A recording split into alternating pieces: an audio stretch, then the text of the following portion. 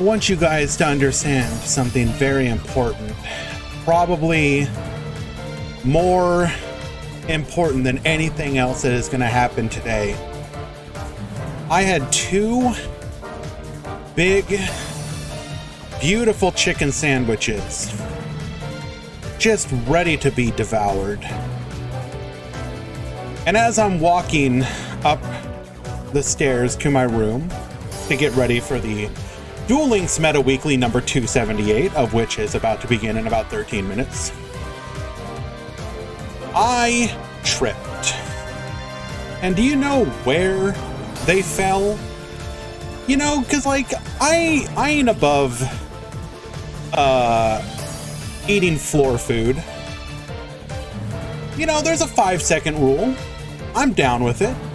I remember my roots. But do you know where it fell exactly? At the bottom of my stairs is where I keep the cat litter box. It didn't just fall on the floor. They fell directly into the cat litter box.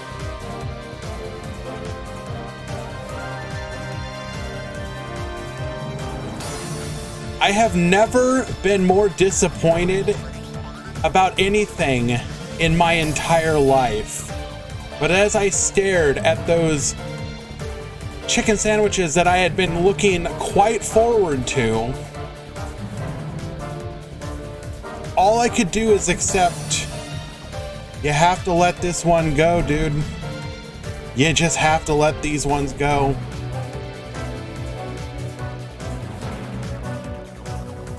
And that's the story of how I am eating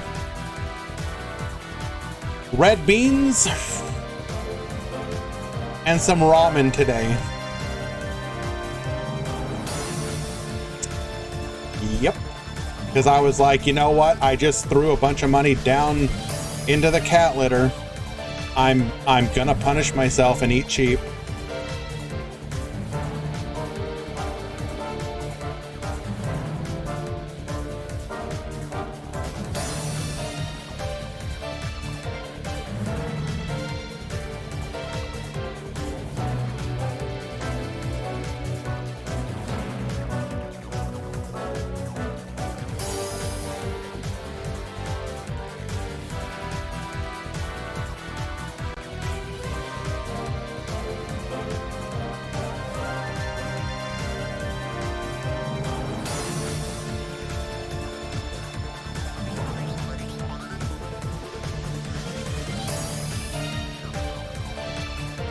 You dropped a $19 chicken pot pie in the parking lot of the grocery store last week.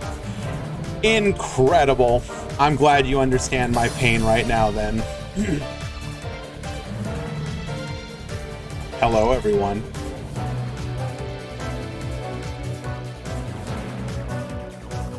Cue the Foxy Coon. Are you talking? Oh, yeah. I do have to leave comments every once in a while. I shouldn't, but I do. I'll tell you right now, I think it would be incredible to actually see Joshua Schmidt compete seriously in our little game here. And I want that video was hilarious because it was just like the it's not FTK, but like BS Ultra Orcus combo line with Elements Unite, and it's like, no, please understand this is not actually how the game is. This is like whenever people will post videos like, I summoned all the god cards, and then I summoned all of the sacred beasts, and then I summoned Exodia. And it's like, yeah, you did, but like, that was like a 1 in 1,000 match. Obviously not the same for something like the Elements Unite, but you know.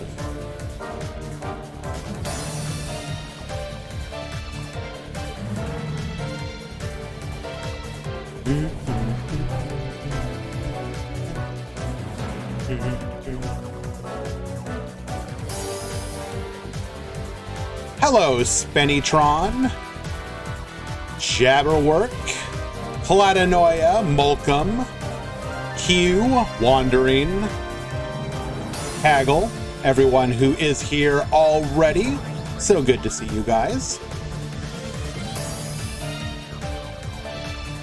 Yo, with Yugo coming early, does that mean early mini? I mean, I would like to think so. It would be really weird if they give us access to Yugo and then made you wait like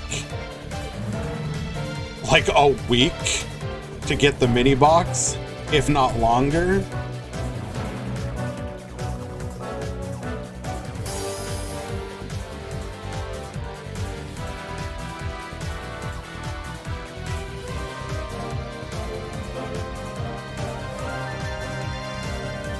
Welcome everyone though. Does anyone have a Kodaris deck list?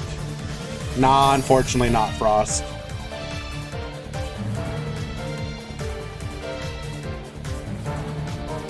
You're correct that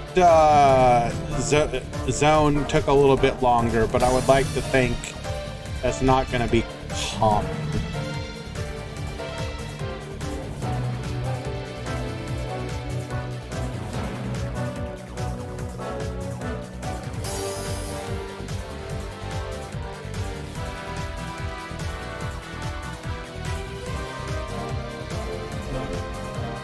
We're about 5 minutes to go from the launch of the tournament.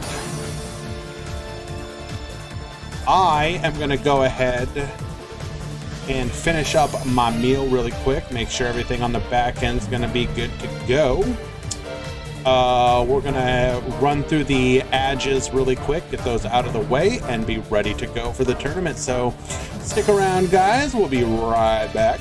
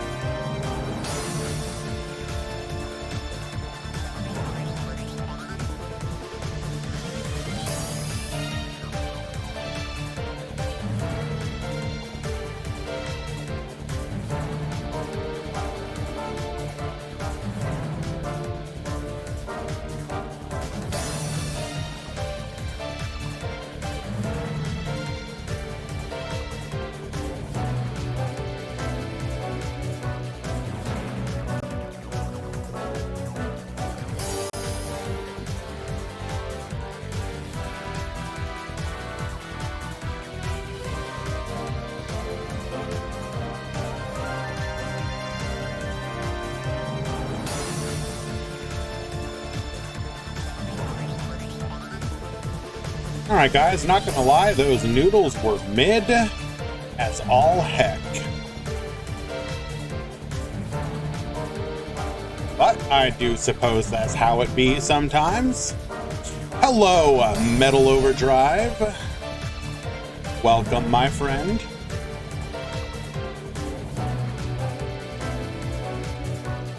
Just a couple minutes till the start of the tournament. Let's go ahead and transition things over.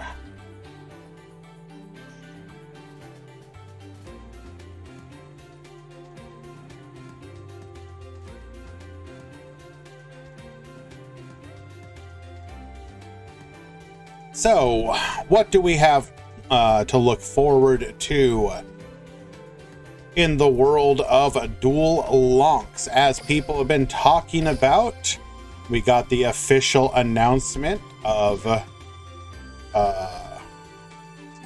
release date of Yugo. So the event will start on the 28th. So that's 3 days from now. Or not 28th, 18th, excuse me. We can figure to get him within a couple days of that. The 72-hour sale is interesting. A lot of times new boxes do come out after a sale. Although I would be shocked if they... This is probably going to be like a sale, then one more sale, and then the new box would be my guess. I would not imagine we get... Actually, maybe we do, though, because this is for the upcoming WCS, so it would make sense to put the new cards out for the WCS stuff. Although, isn't that a little bit later? Is that...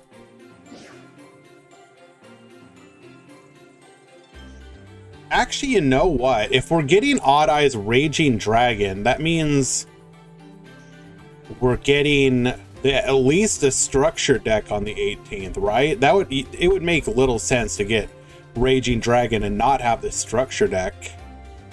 Huh.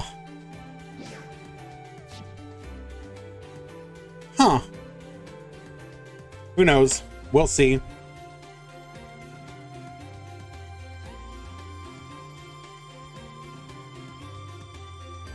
All right, everyone, we have reached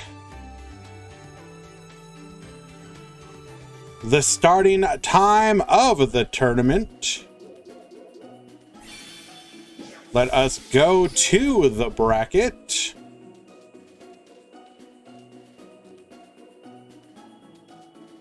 We're gonna go and get things started.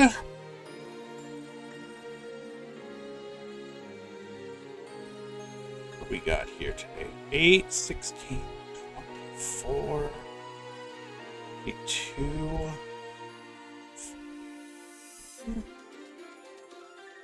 I'm gonna click the start button. It would make people ragey. Odd Eye's Very Angry Dragon. Will it break the hold that Orcust has on the meta?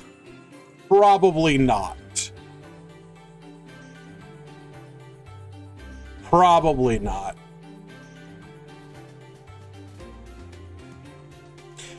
Well, hello, Puzzling Valk. You wanted in on a little bit of this action, perhaps earn enough points to get yourself a spot on the TPC?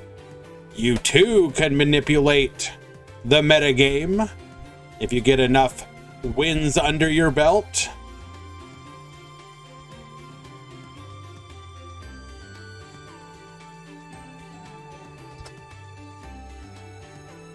Alrighty. Once again, a big shout out. Looks like a little bit smaller this time, Valk, but yeah, around 50 is what it's typically been doing lately. I think it's a little bit smaller today, though. I think I counted like 50 or 43.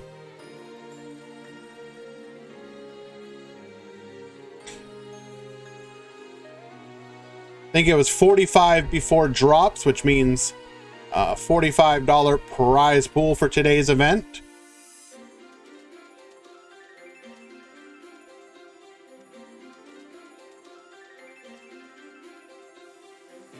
Alrighty, but more importantly, we're all here, guys. We're gonna have a fun time. I'd like to think so anyways. After I get a match going, we're gonna go ahead and double check how many X2 will top today. Actually, I guess I can do that right now. Doesn't take very long. Top cut calculator. 4 rounds. Top 16. Looking like 2 to 3. Okay, that's not too bad. Who's that on the back of the bike? If I'm not mistaken, that's Rin, the Wind Witch synchro duelist.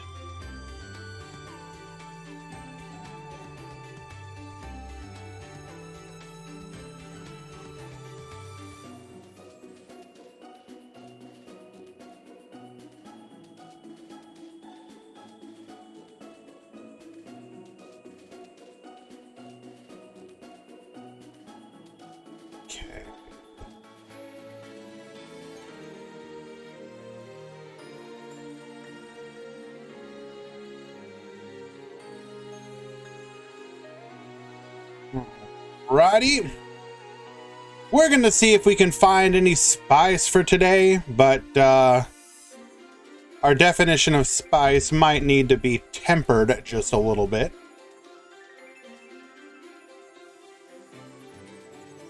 We should all be ready for and accept a whole lot of Orchist.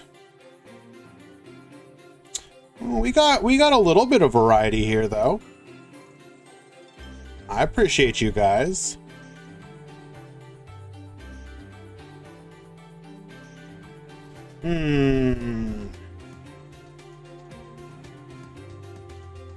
Let's get a match ready to go.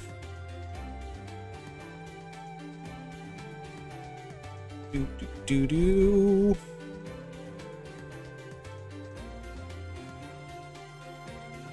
Okay, here we go.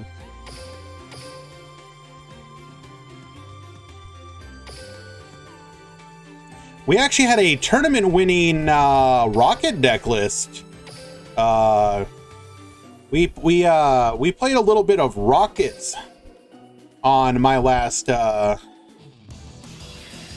just vibe and chill stream, and now we were actually doing incredibly well. For all the joking around that I actually did about hating what I was encountering, it was actually a lot of fun.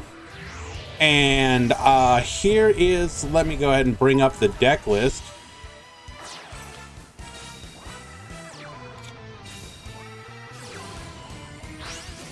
Starting off with a Cosmic Cyclone.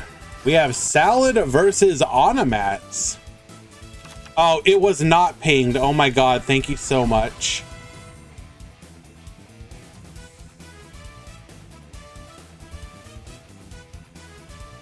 I did not ping. I'm doing so now.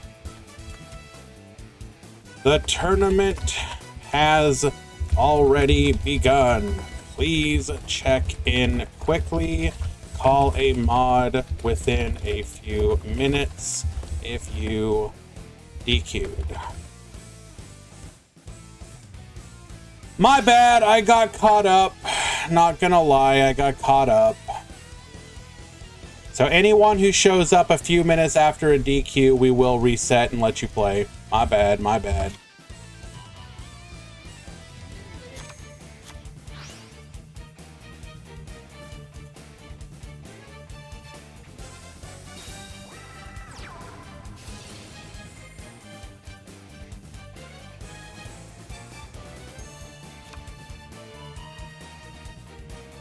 Okay. Thank you for the reminder.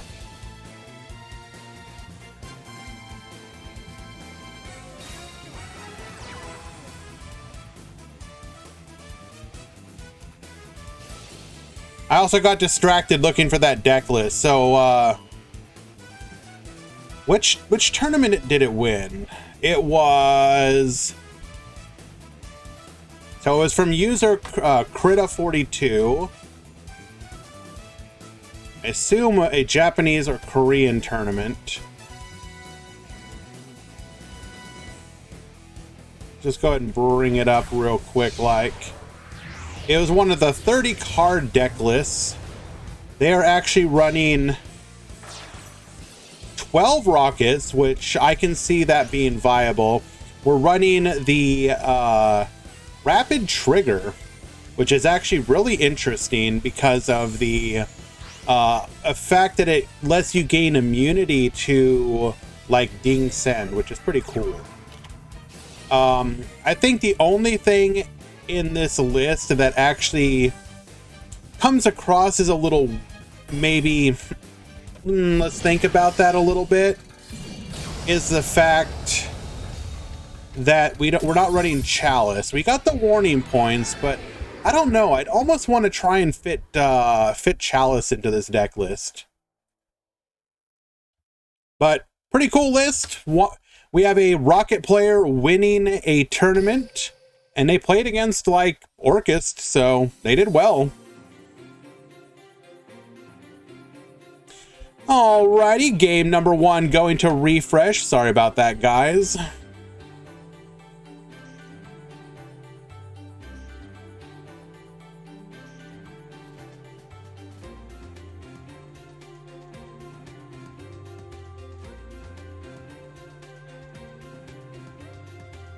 Game number 1 to refresh on Amat. Any raid raptors? So currently today we are, or rather Metal Overdrive is doing the deck breakdown for me. I would not expect actually either of those decks, unfortunately.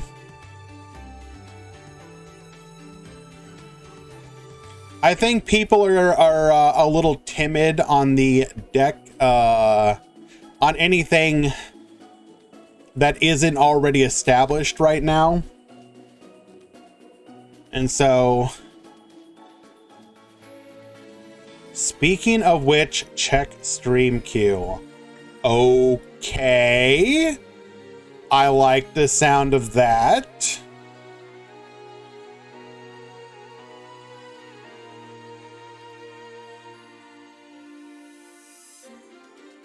What are you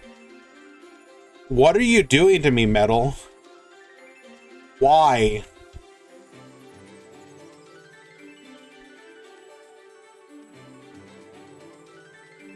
We will go watch that one after this match.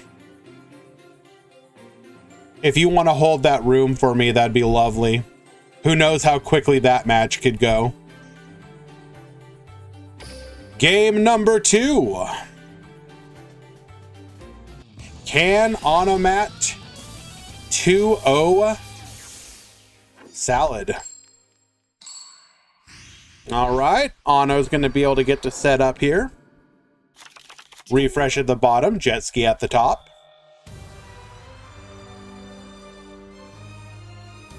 Onomats, one of those sleeper decks.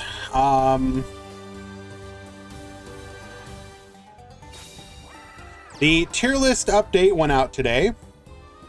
I do believe nothing changed, and the TPC does have Onomats as one of the tier 3 decks, one of the correct. Well, okay then. What kind of unplayable did we open?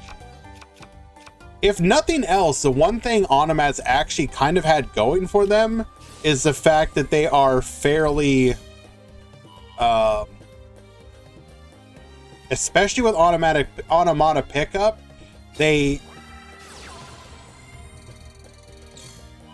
we really want to make sure that we can seal the tombs here. Can't we just lethal? Hello, Leroy. There's no way you can't get lethaled here, right? Maybe we have like a hand trap. Maybe we're running like Kite Roid or something, but I doubt it. But yeah, with Automata pickup, like the consistency of Onomats able to make their plays is like through the roof. It's like having your skill back. But we've somehow managed to find a way to brick. I'm aware that nobody's playing Kite. There have been some spicy people playing White Princess again. Well, okay. Yeah. Somehow managed to find a brick in a uber consistent deck list.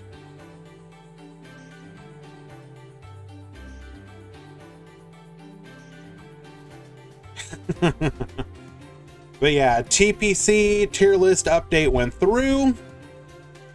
No changes. We still have Orcus as tier 1, DDD as tier 2, Chronomaly, Heroes, Automat, Phantom Knights, Resonators, Sulfachord as tier 3. A couple TPC members making some comments about the inclusion of some decks like Phantom Knights. I'm going to quote Hans here. In my personal opinion, it feels like Heroes and Phantom Knights are waning in power and representation and might be overstaying their welcome.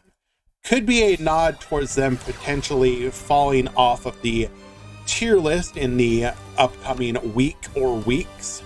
Although, with whatever box we will be getting coming out, who knows what will happen? I mean, so the the one thing that people have been kind of hinting at, by the way, is that it is entirely possible that the upcoming Speedroid box may okay, and here's some hard, this is some hard copium from people, right? There are some theories based off of the leaked skill for the Gearfried that Infernobles could be in the box in some fashion, which would be wild. Absolutely wild. If we got a mini that was both, how does Infernoble work? It's a synchro deck. It's a fire-based synchro deck.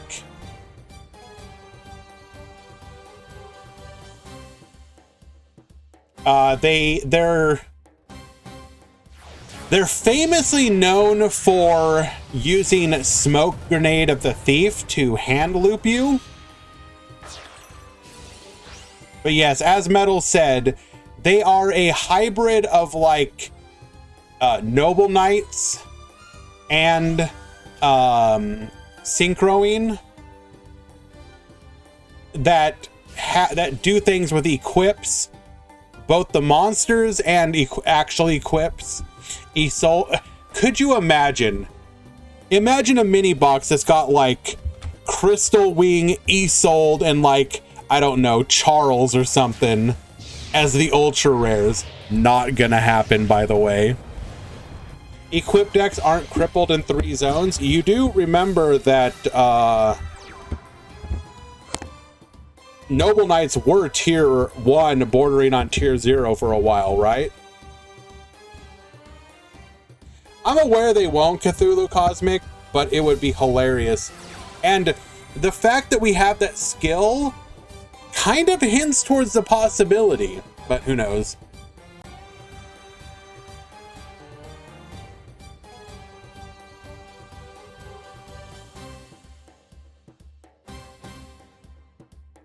And I'm sure you could absolutely release a version of Infernoble Knights that aren't busted. Alrighty, so we have built a board. We got ourselves our Abyss Dweller. We got Beatrice, who can we can lock down the graveyard. We can remove a monster or flip it face down. We got 2 back row. Can probably figure 1 is a cosmic of some kind. You say that, Mavco, and yet Didn't we get pretty much all of Orchest? Outside of like exactly like Crescendo?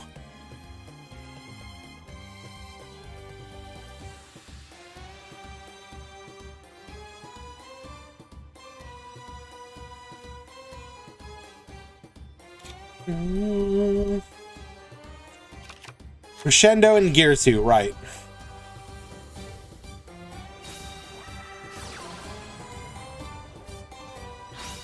And I guess with Girsu, technically Ib, the Justicar. That's not Orcus specifically, but it would work better. Like,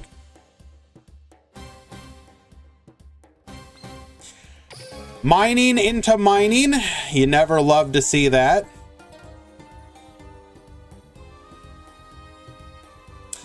Charles is actually kind of hard to put into Duel Links, to be honest. It has, if it has multiple equips, which isn't hard, it's kind of drop book or else. We're gonna start working on that back row. No, we're just summoning the foul.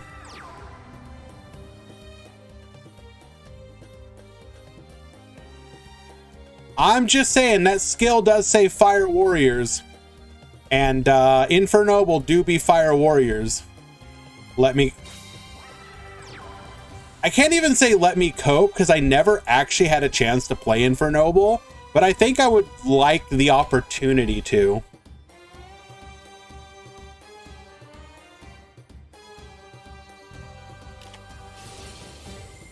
Cosmic Cyclone. Go ahead and take out that back row. Unlucky.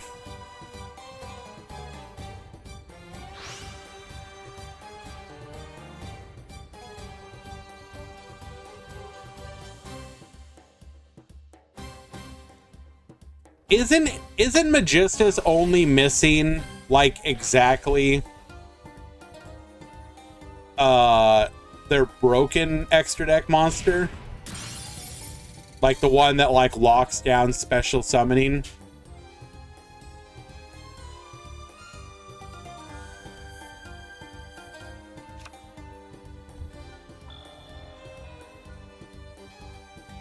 Hello, Fan Luna.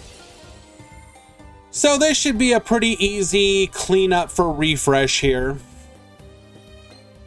Jetski was locked down by the Dweller here, and yeah, we should be able to just OTK here. Or not. Holding on to the Crow. Crow is gonna get yoinkin on the Zubababancho Gagaga coat. Goodbye. Farfa, gonna go ahead and banish here. Can we still put lethal through one monster? We've got 700 damage here. Utopic on Onomatopoeia. We can bring back the glove. That can be a yeah, this is still lethal. Doesn't matter. Well, maybe. It depends on what we're playing, but surely we're playing a certain line. Come forth, Utopia. Yes, we are.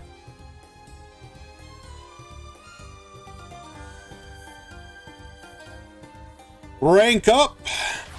Shining Xyz Evolution. Utopia the Lightning.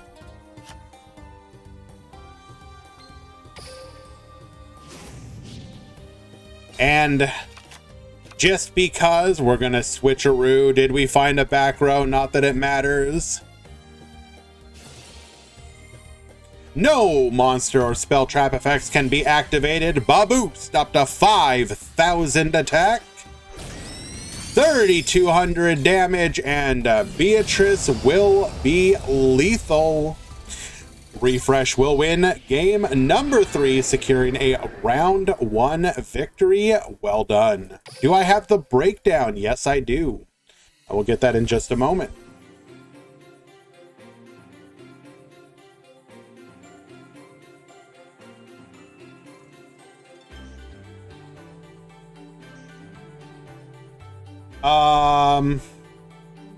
Metal, did you hold the room that I asked you to?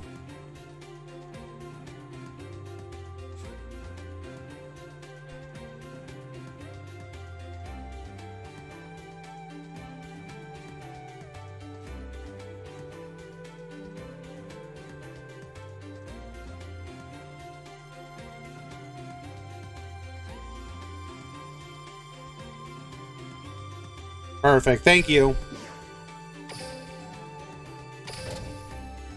Hello, Rongo Miniad. What if he didn't?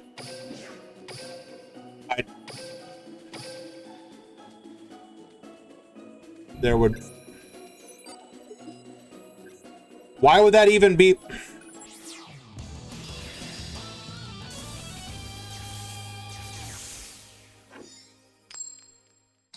We're not going to talk about that.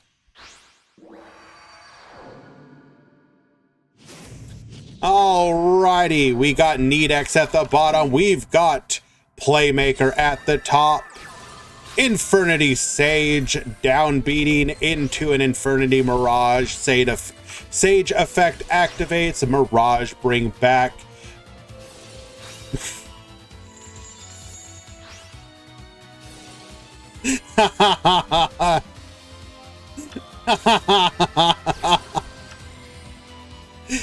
My guy out here playing Infernity in a meta with Crow.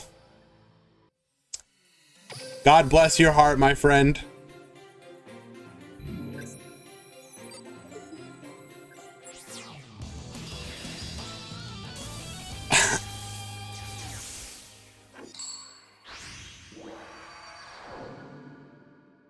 Hello, by the way, Zaid King. How are you doing, my friend? Duel.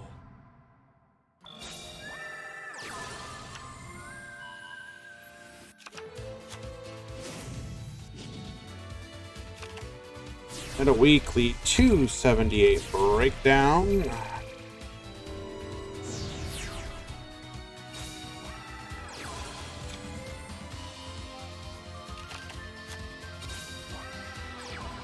Oh, you're either the sweetest thing or you're gaslighting me hard, maybe both. Regardless, I appreciate...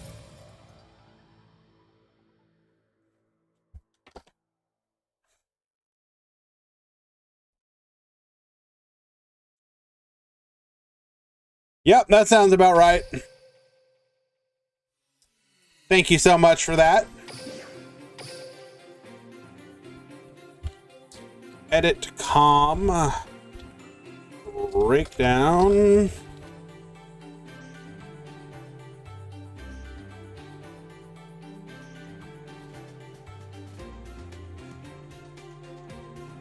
Let's go ahead and bring that up. I don't think there's going to be any big surprises here today. Meta Weekly 278. We've got 15 Orchist, one of which is Gandora, 4 Chronomaly, 4 Onomat, 3 DDD, 3 Trickstar, 2 Hero, 2 Sulfacord, then 1 each of a Block Dragon, Dark Magician, Harpies, Infernity, Odd Eyes, Rose Dragon, Salamangreat, Code Talker, 6 Samurai, and Darkness Light on a Warrior E to 10.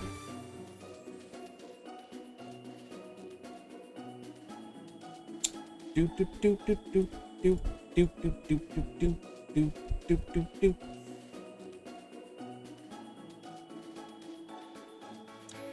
Are any of the Trickstars still playing, is the question.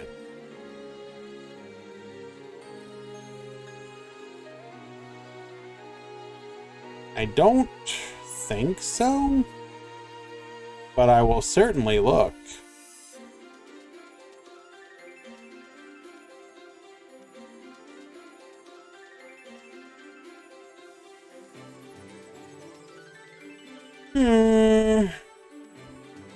Looks like their matches have finished.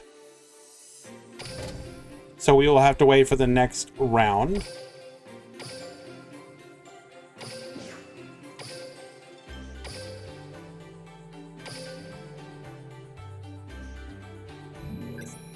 It really would be nice if Konami would actually go back and review some of the characters more often for their skill updates. Like, I think it really goes without saying just how much ingenuity they put into some of the speed duel skills. Like, for example, I had a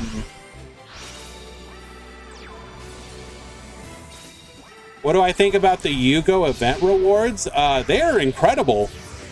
We actually didn't talk about that at all. We'll go to that one first before I talk about my little side tangent about speed duel skills, because I actually saw you know what? I don't even know which order to do this.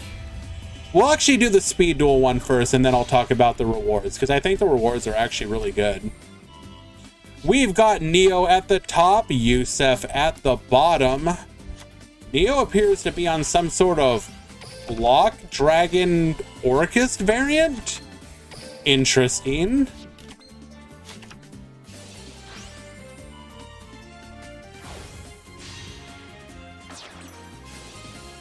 That is a really nice looking board, although, okay, Cosmic Cyclone is a little less nice now. Activating Dweller here. We're gonna seal the tombs and pass the turn. Come forth Nightmare Phoenix. Nightmare Phoenix get discarded. It is a compulse. We're gonna target the ding here. Wait, we really couldn't make any plays here?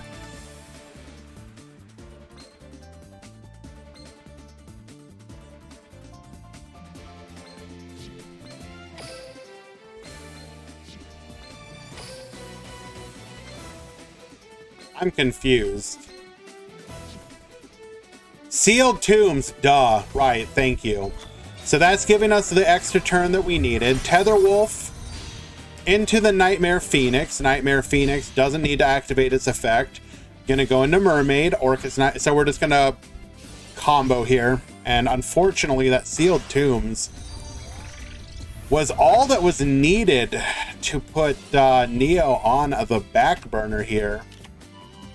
But yeah, let me, where's it at? Where's it at? Speed duel.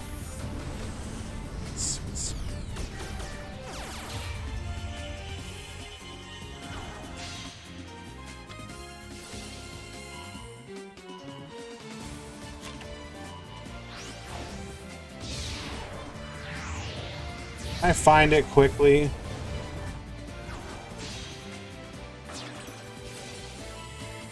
Okay, well, I don't know if I'm going to be able to find it right away.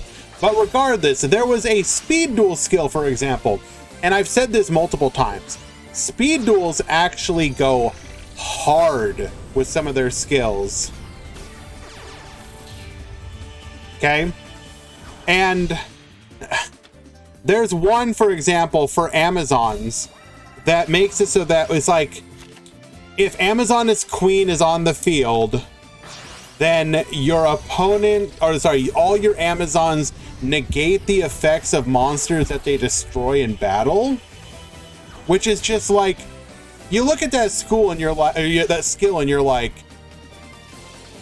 sure, why not? Still able to lethal, even through the Linkuriboh. Unlucky. Yusef winning game number 1.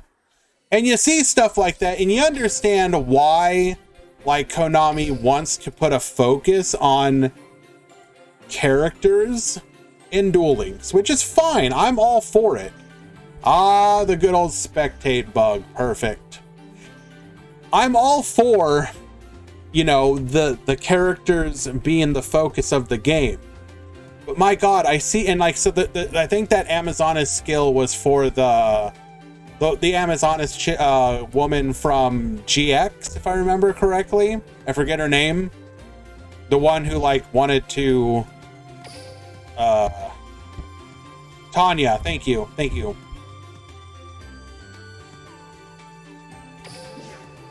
The duel is ending. So we have a replay. Okay, cool. Thank you. And it's like, if they're not going to give that to us anytime soon...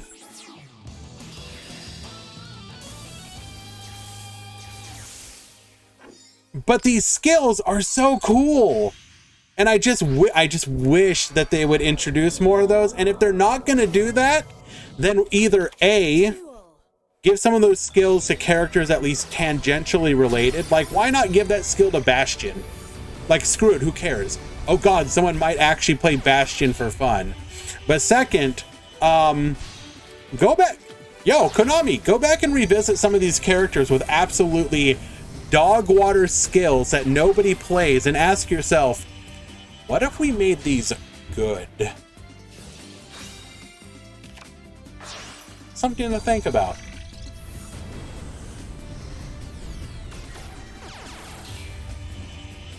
Gravekeeper needs a good skill? Sure, why not? Let's do it. Give Gravekeeper the magician, the dark magician treatment. Find a way to like get rid of the toxic part of Gravekeepers, but make them good. I don't know how. That's for you to decide, Konami, but it's Brad as HD, our boy Brad, did a video, and in it he talked about how the fact that like the dark magician skill was actually really well done as a skill,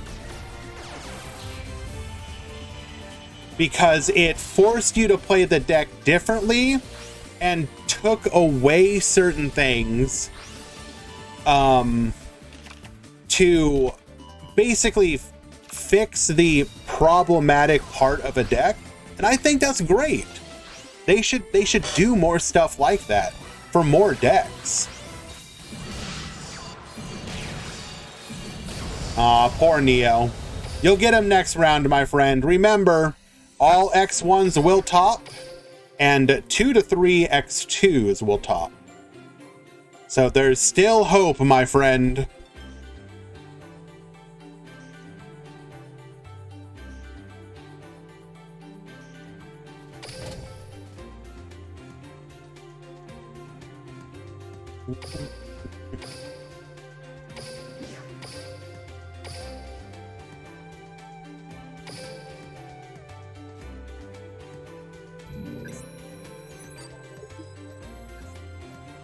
Give Mako a skill to change his vanilla monsters into their... So you want to like... You want to summon Kairoshin and then turn it into the like floodgate version of Kairoshin? Is that what you want to do, Molcom?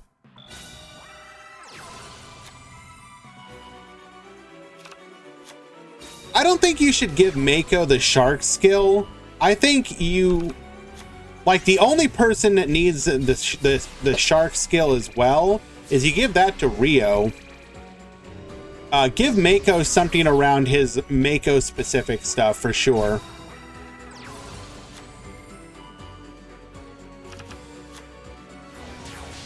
Alrighty.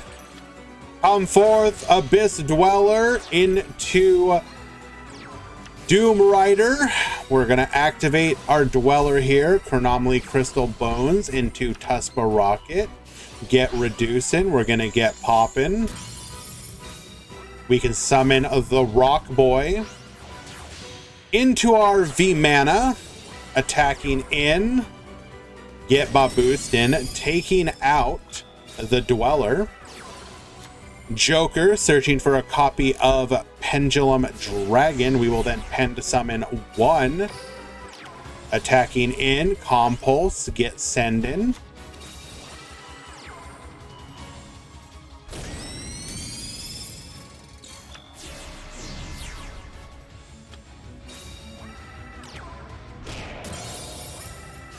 Enemy Controller to get Baboostin. We're gonna Compulse here. Sending our own V-Mana away. Wow. I mean, I guess we had to, huh? Enemy Controller.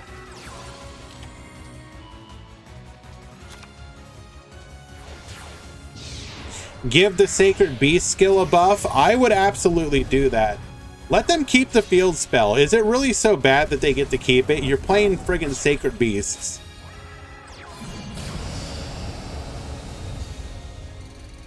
All right, Josh is going to win game number 1.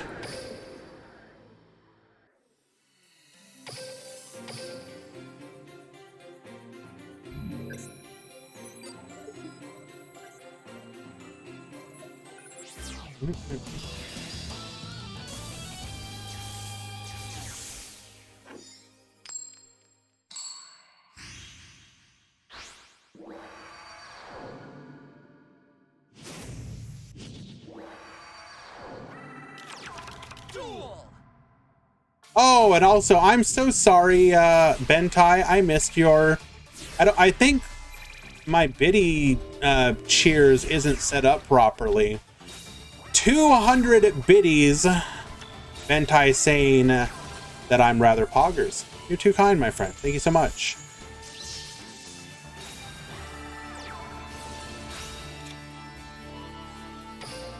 Negating the crystal bones, but that's okay. Gateway to the another dimension. Come forth, V-Mana. We have another Moai. We're going to be able to go into a second copy of V-Mana. We're going to attack in, get Baboostin. Taking out both of the monsters, passing back to Josh. We are going to Barrage Blast. Wipe absolutely everything.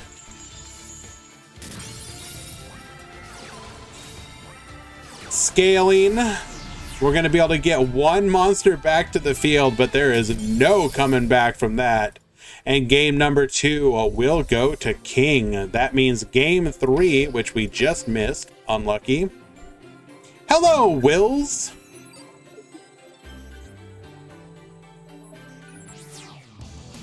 Why he plays Odd Eyes when in 3 days? Orin, Josh is this is like the only deck he plays. If there was ever a poster child for somebody who plays exactly one deck and actually does relatively well with it, it would be Josh on Odd Eyes. And I can respect it. I think it's a good example of somebody being able to find a deck that speaks to them and do well with it. Why would you ever put your monster in defense position? And 1, 2, oh, because we're going to activate Barrage? Oh, I guess we can't Baboos Lance? Oh, because we were going to Lance ourselves. Okay. Joker effect. We're going to negate here. Could we not negate with the Jean K, though? We just choose not to. We're going to go for the Malevolent Sin. Barrage Blast to get wiping, taking out everything. Absolutely incredible. Holy. Oh, incredible. King winning in a commanding game 3 victory. Holy Rhymony. I love that card so much. I love it. I love it so much. Unironically, I'm not even mad. That is beautiful. See, the thing is, Barrage Blast has like an incredible downside of Book of Moon, the damn Xyz, and that card suddenly does nothing. But when you actually get to use it to control the match, incredible. You feel unstoppable. That's what Spriggans wish they could do. True.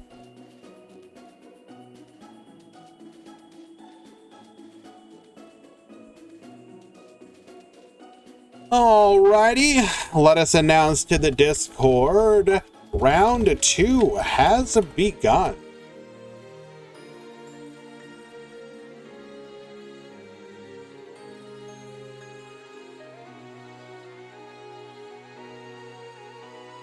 Valk, King got to Barrage Blast for like 2 games in a row. What more do you need to know than that?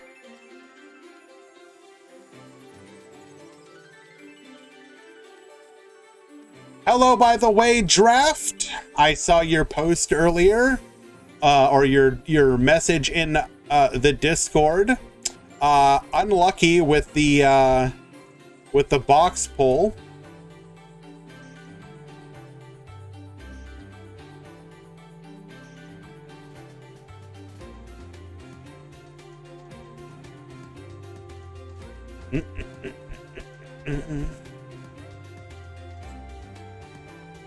All right, we are officially in round number 2.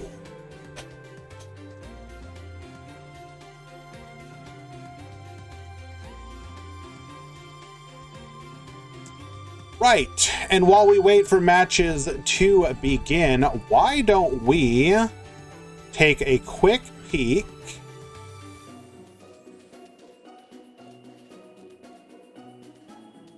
at the in-game award or announcement once again.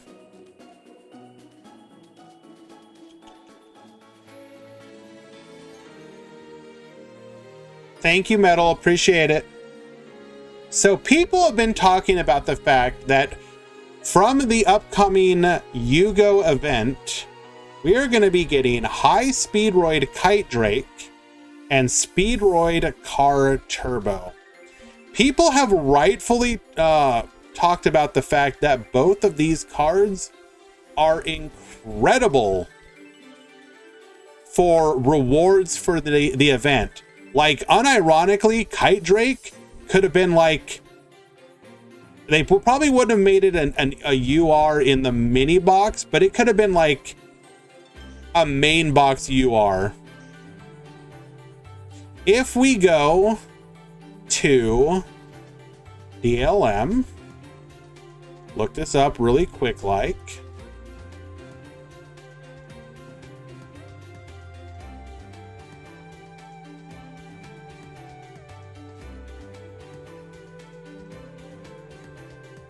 It should be noted that Kite Drake will actually be incredibly easy to summon for the deck. So that should also be noted.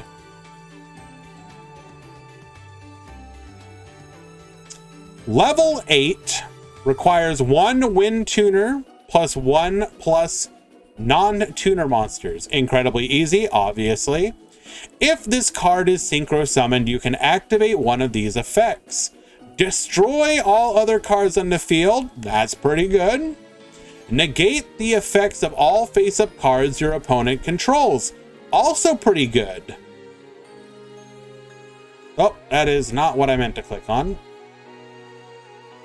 If this card in your possession is sent to your graveyard by an opponent's card, you can add 1 Speedroid monster from your deck to your hand. That's really good. You can only use each effect once per turn. But yeah, so level 8, incredibly easy to summon. There's a skill that will actually make this even easier to summon. I think it's skill number 9 in the leaks.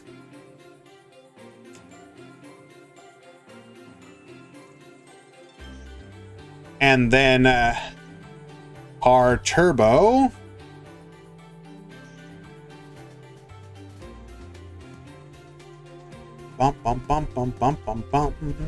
Level 3, Machine Effect Tuner. If you control a wind monster, you can special summon this card from your hand. Also, you cannot activate monster effects for the rest of this turn except wind. You can banish this card and 1 Speedroid card from your graveyard. All wind monsters you currently control gain 800 attack until the end of this turn. Yeah. This is incredible. Level 3 Tuner, free special summon, locking yourself to wind, but you're playing Speedroids, so who cares? Both of these cards being event reward is amazing and bodes extremely well for Speedroid to actually potentially be a fairly free-to-play friendly deck. We'll see. We'll see.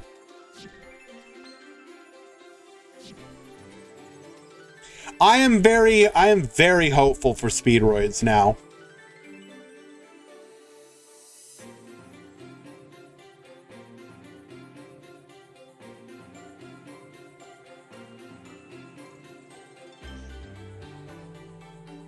Alrighty. Metal says he's going to have some stream queue for me, so let us go take a quick peek. Bum, bum, bum, bum, bum, bum, bum. Metal, could you hold the first room for me with Judai? I'm going to go to room number 2 first.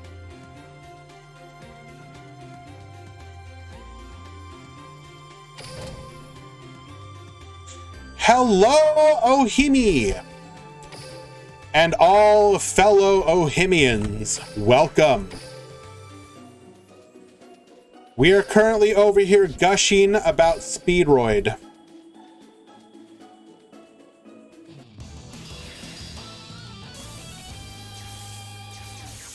Big shout out to my boy, though. Appreciate you, my friend. Hope you had a good stream. Did you hit King of Games?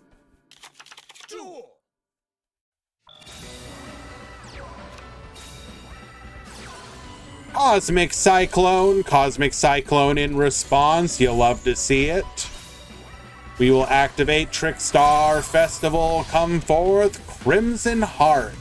Activating 3 effects. You were too...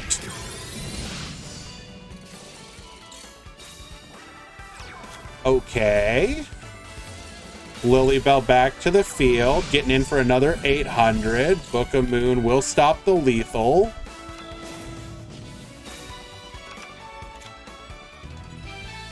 And we find nothing. Okay. Did you, in fact, see the tournament-winning deck list?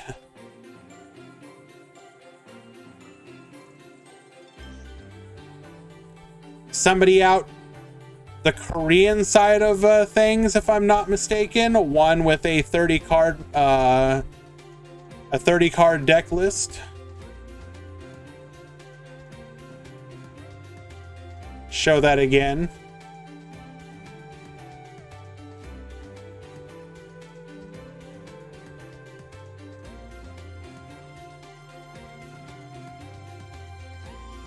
Looking nice.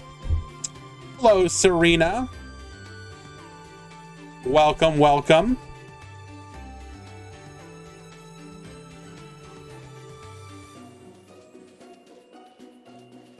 Tier 1. Okay, look.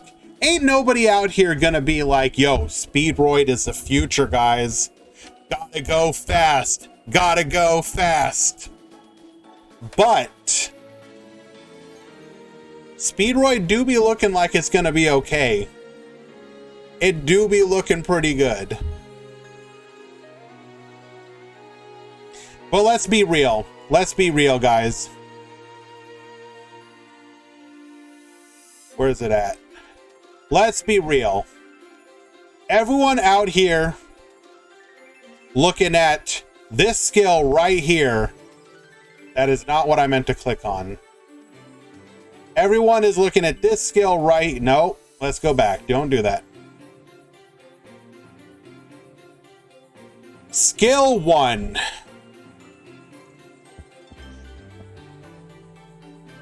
Skill number 1. What in the hell? I don't know what you're talking about, Cole. We are totally getting Infernobles in the mini box. Trust. Trust.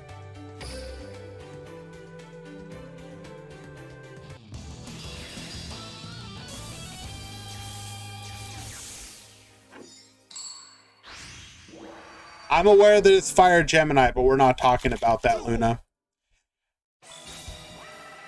What are Infernobles? Synchro Noble Knights. but with more cancer.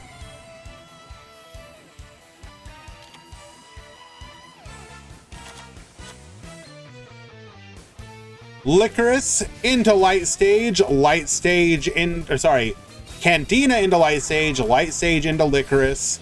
Licorice, bring back the Candiner.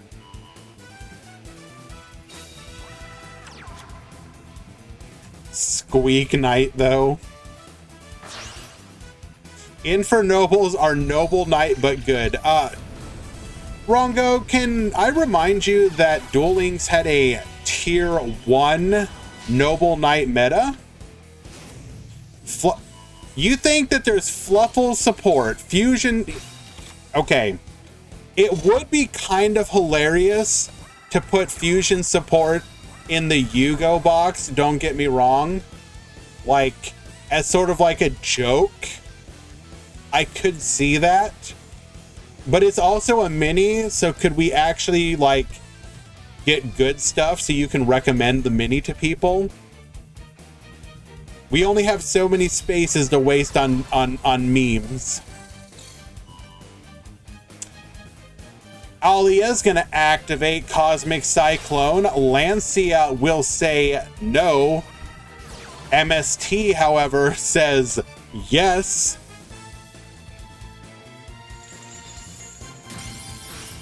Taking out the Compulse.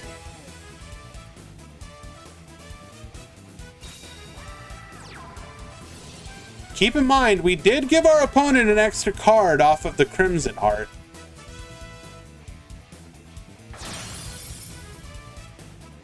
You're expecting some random pen to support to go with this? I mean, maybe. Let's hope not. Let's hope not.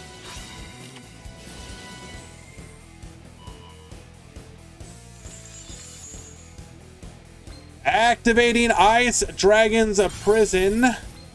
Yoinking the Orcus Nightmare. Cannot banish here as we are a fiend and a machine.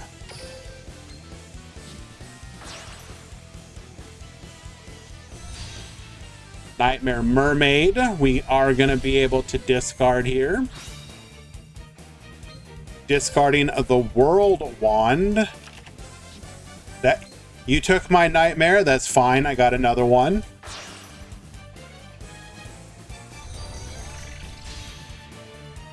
Galatea to the field. Galatea can be the target for the Orcus Nightmare effect here. Spiral Flame Strike in the starter deck. That would be nice.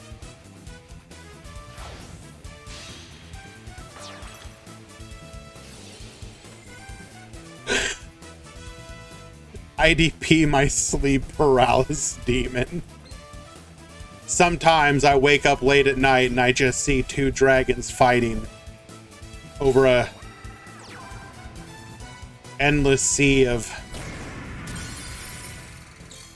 white.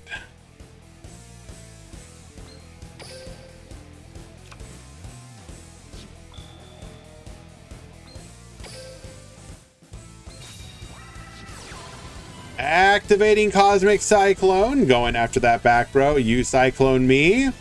Only fair I cyclone you. Gemini Ablation in the mini box. Gemini Ablation, isn't that the one that summons a Gemini from the deck? It's like the trap or whatever. It's like a continuous trap.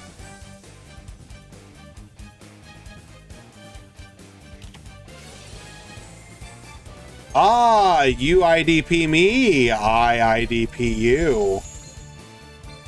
I'm gonna go ahead and yoink that Lancia.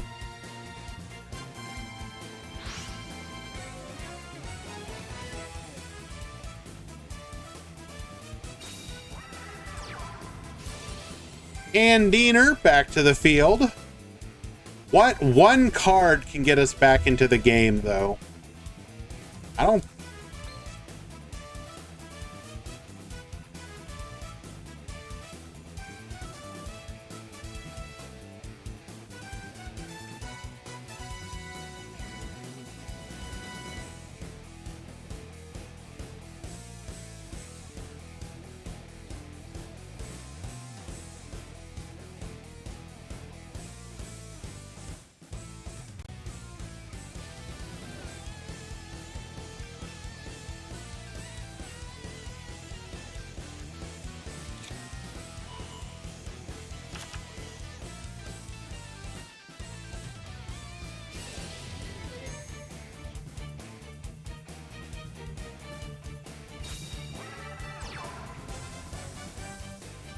Speaking of, do we have Cosmo today, Grand? Elmaz, why would you expect that?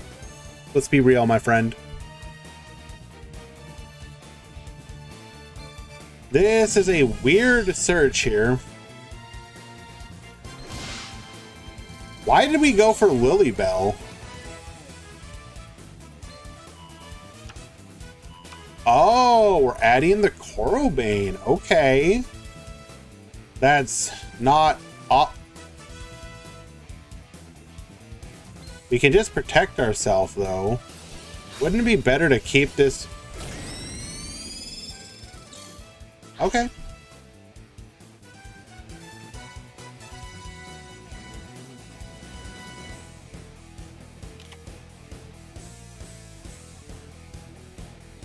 Let me message.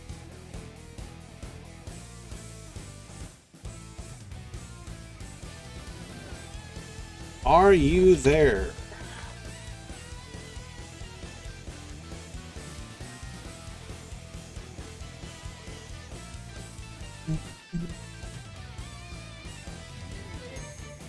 I'm sorry, Elmaz, but I think anything like Cosmo, is going to be on the back burner until either exactly some new support or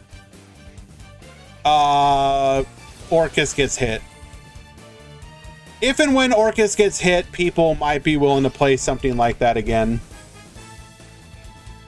It's just...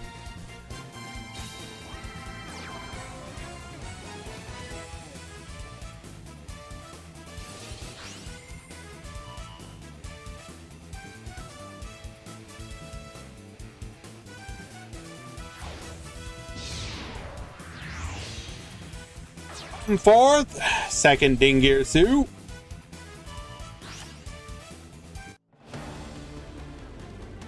Lethal on board and nothing Chagas can do here.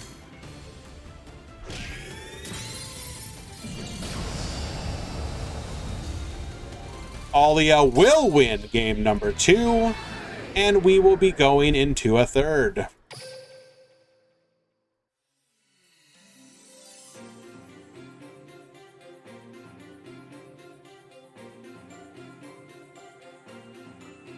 Ailman, you are correct, at least in my opinion. To be fair, though, if you had done that, it kind of didn't matter because realistically, you could just send the Candina, and what do they do then? You're boosting your 800 attack up to 16. You're still kind of dead. I don't think it mattered.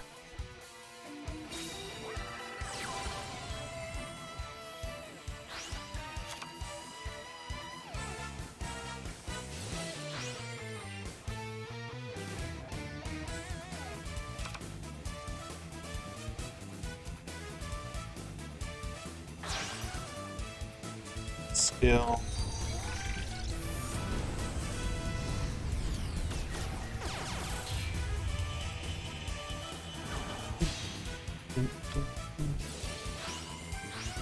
Okay.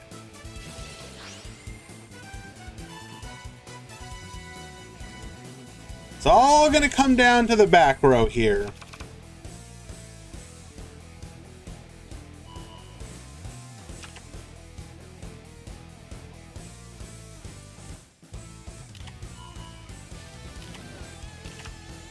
So we have the release, but you always know where the release is, so there are ways to play around it.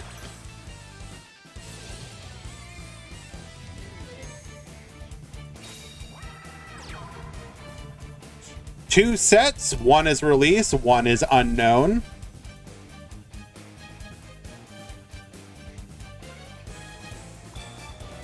IDP is way worse than Ding. Is that true, though? I think a lot of us have gotten used to IDP. It's annoying, but you can, play around it to a degree. And like Cthulhu said, there's a lot of decks for which IDP kind of does nothing. What does release do? You contribute 2 of your monsters to resummon a monster from your graveyard machine. So you will tribute your Harp Horror and your Dingirsu, resummon the Dingirsu to interrupt your opponent on their turn.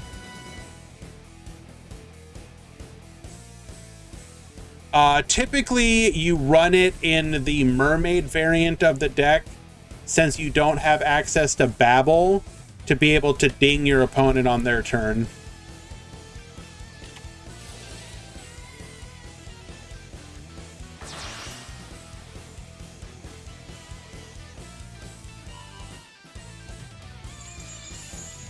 We will still get the search here before the send.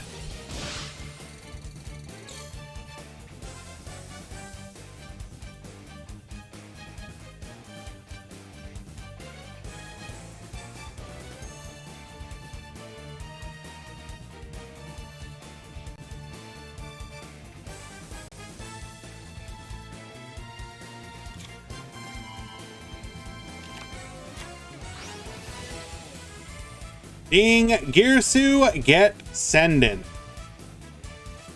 Question is, are we going to send the Candina or the field spell? We go for the field spell, recognizing its ability to hit our back row there.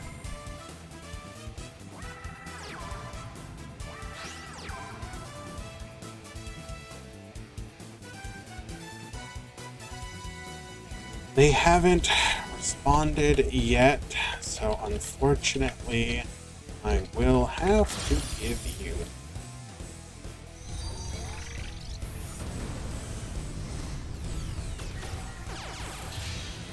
All right, come forth.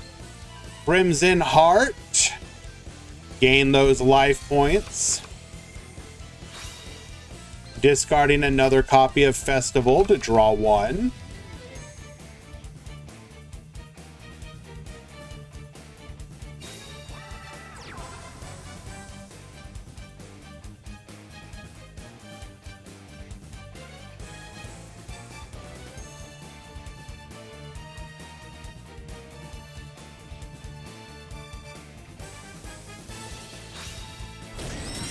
Boost, allowing us to take care of the Dingirsu. We're going to go in for 2,000 damage on top of this. Only 1 back row, though. That's kind of... yikes. What is your hand that you're, like, that stacked?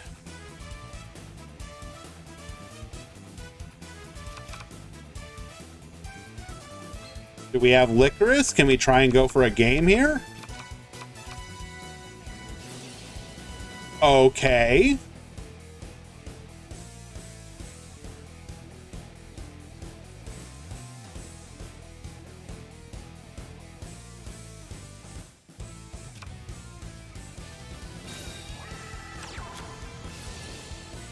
So this will be another 1,600. They'll burn for 1 on the draw. So our best hope is that this is like a Book of Moon. It is IDP, so we will be able to both stop this attack and remove a problem from the board.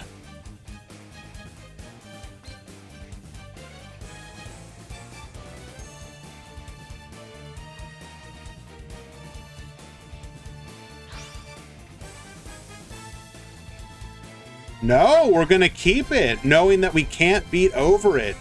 Interesting. Smart, smart.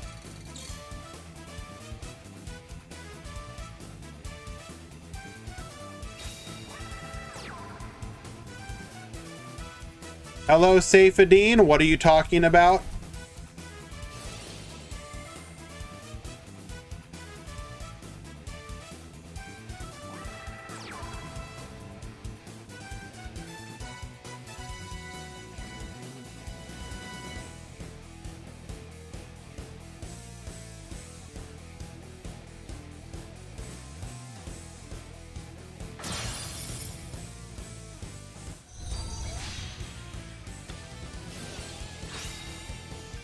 Fourth, Nightmare Phoenix, discarding the symbol Skeleton. Skeleton's going to be able to resummon the Ding. This is a yikes. What is our best bet here? Is it like That's a... Ooh. On the Nightmare, why not send the Corobane back to your hand? Unless we have another Corobane available to us.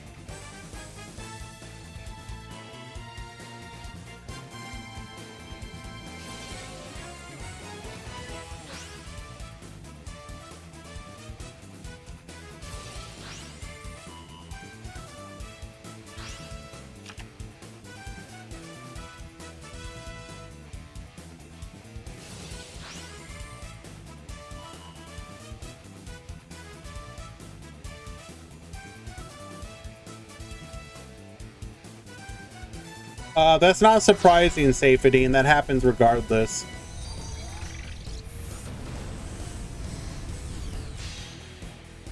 Come forth, Galatea.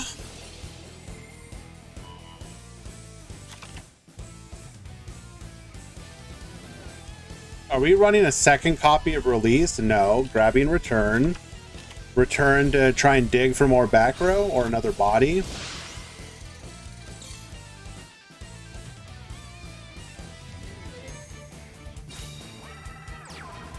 Well, of course Orcus is going to get hit. Triple back row. Wow. Okay. You're big chillin' here.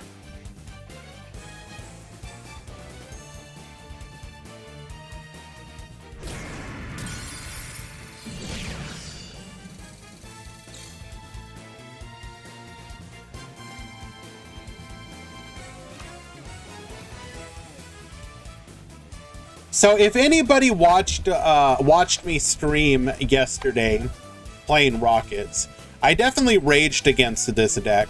And don't get me wrong, like, I understand people's frustration. I think everyone just needs to put it into the perspective of... Okay, how to put this? You would like to think that Konami has learned their lesson. We know that they actually haven't. That's a terrible hit, by the way.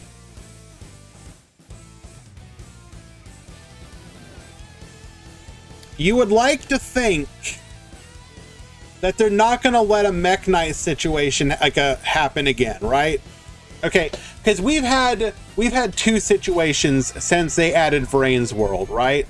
Situation number one, what was that? Well, they made Salamangreat tier 0 because of they gave them cards that they shouldn't. They learned their mistake from that, you'd like to think anyways. Mistake number two was Mech Knight being allowed to flourish full power for so long. They baby tapped it over and over.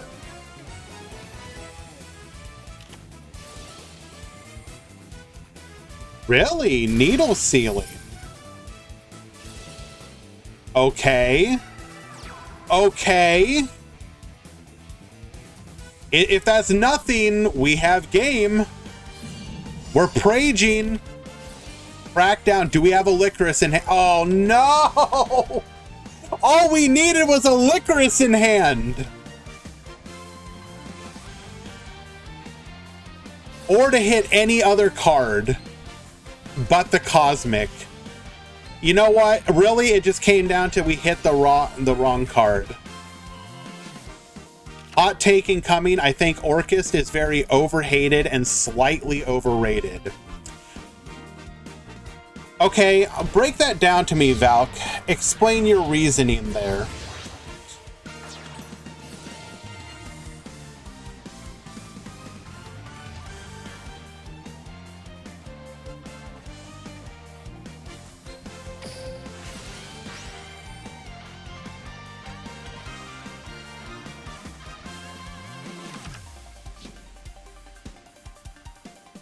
There is nothing to keep us from getting OTK'd here. Unlucky.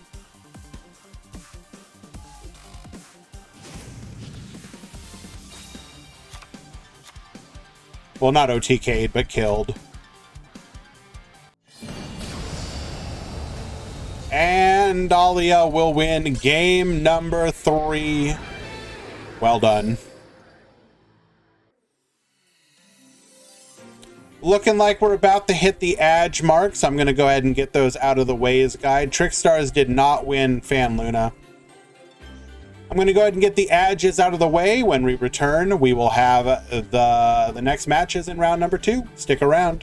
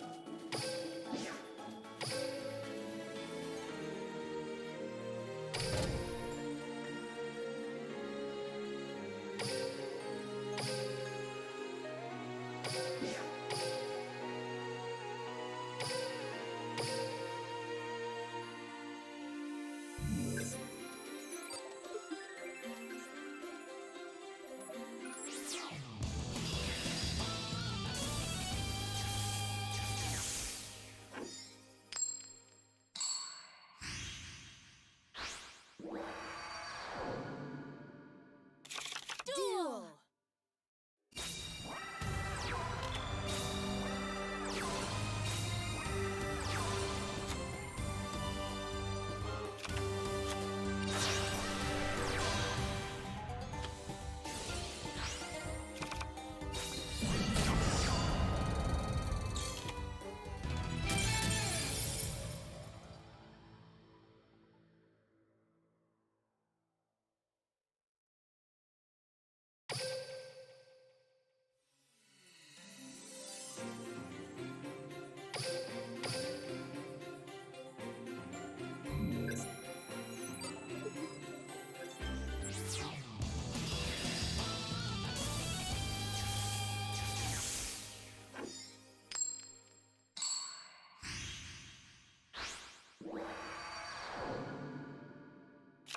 Duel!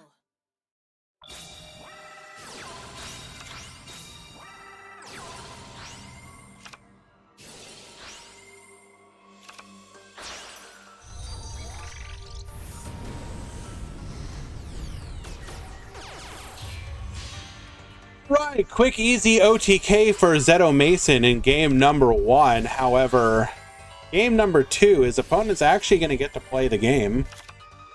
Let us see what he does here.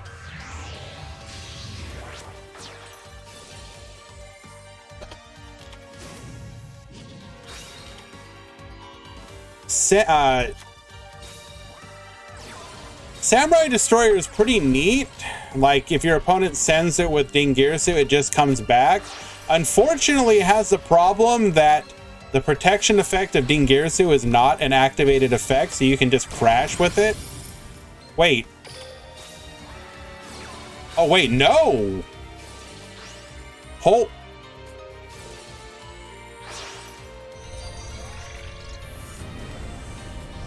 The protection is actually an activated effect? I thought it's a replacement effect.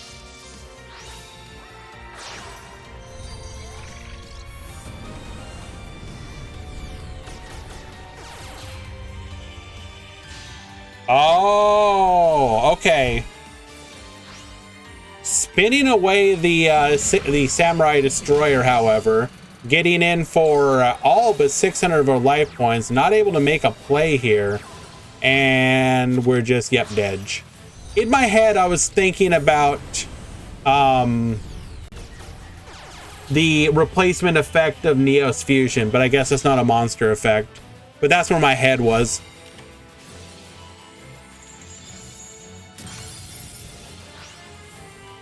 Bring back the Galatea. Galatea is going to be able to just ding here again. Chalice effect, negate, but come on, dog. Come on, dog. Yep.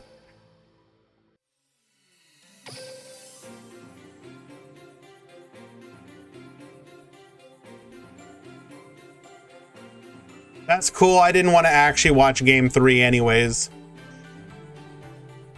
I will say though, I stand by this. The easiest way to fix Orchest is to stop it from being an infinite loop. Or at least make it much more difficult. Just remove one piece of the puzzle.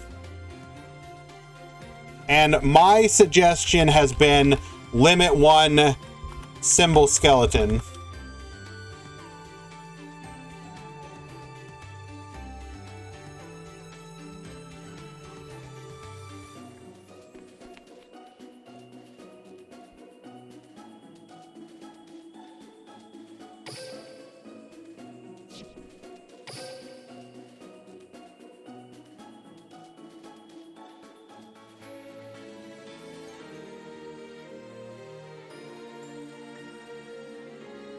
The issue isn't Orcus, the issue is that the meta keeps falling down for a year because of the nerfs. Curry, what do you even mean by that? We're back to the power level from like 2 years ago. That is the biggest load of cap I have ever heard.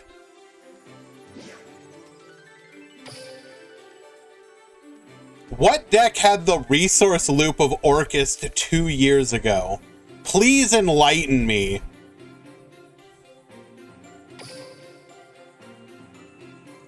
How is he right? What deck?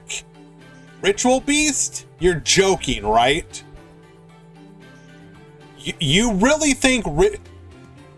You know what? Okay, let's play full power Ritual Beast versus full power... We'll go no banless dual room. Orcus versus Tellers.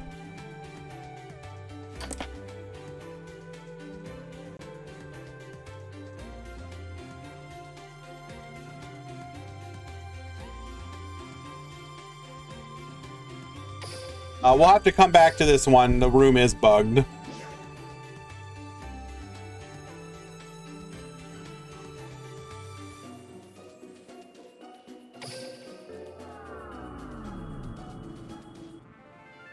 Sorry, guys. I need a dual grandpa.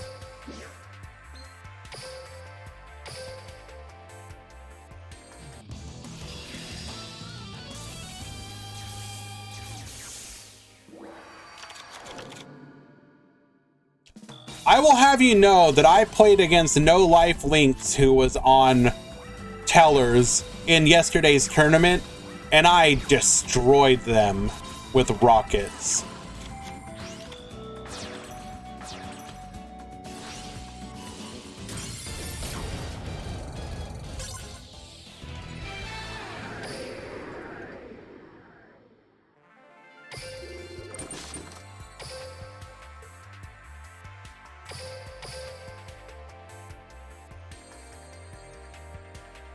I'm still waiting though, Curry. What are you talking about? What deck 2 years ago? So that would have been so that would have been Zexal World. What Zexal World deck was the power level that we're at here? Please, I'm still waiting.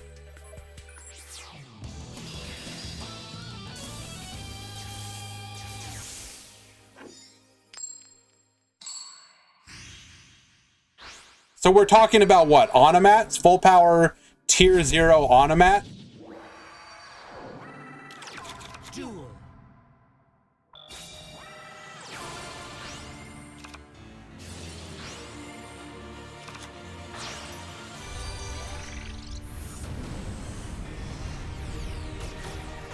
Because...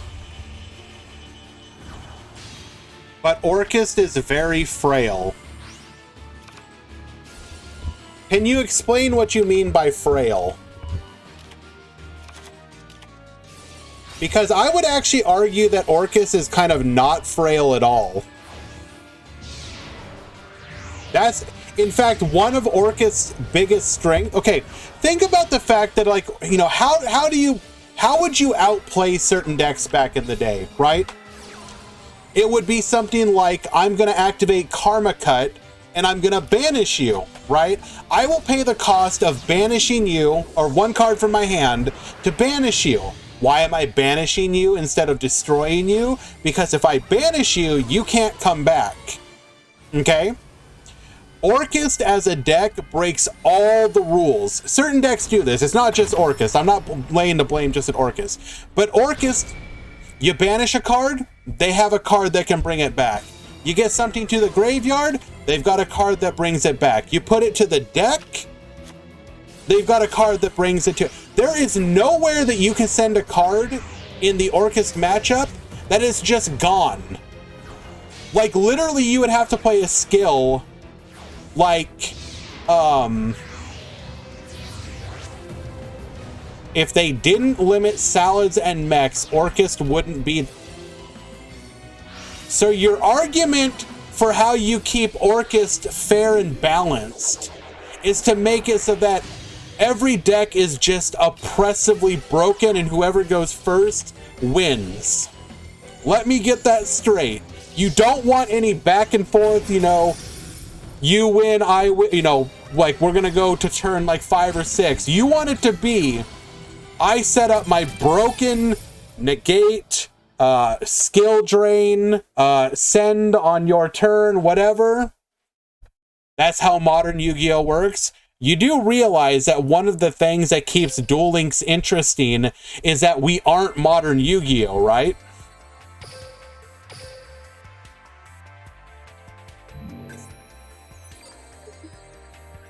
Curry, I'm talking about the fact that if you played against Salad and Salad went first, you would go, well, cool, guess I lose.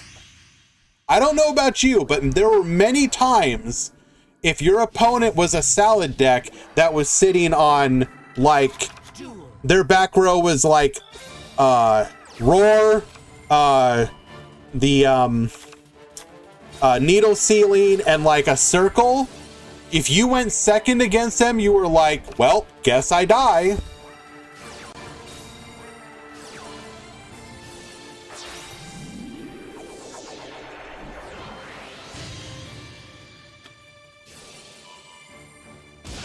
Like Giorfio, even something like Mech could push through Salad set 3.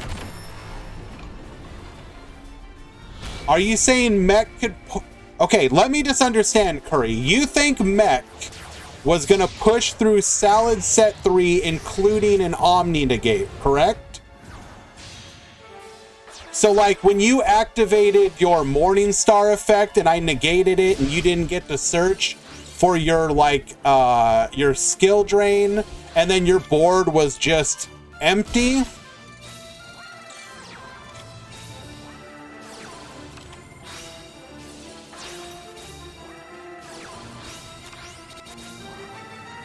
Well, congratulations for topping in Tier 0 Salad, but I would like to point out that Salad got hit for a reason. Salad has been immensely more fun both to play and play against ever since they removed Roar from the deck. I hated Salad, but I enjoyed what Salad became once they hit Roar. Game number 2 to Mako Pin, well done.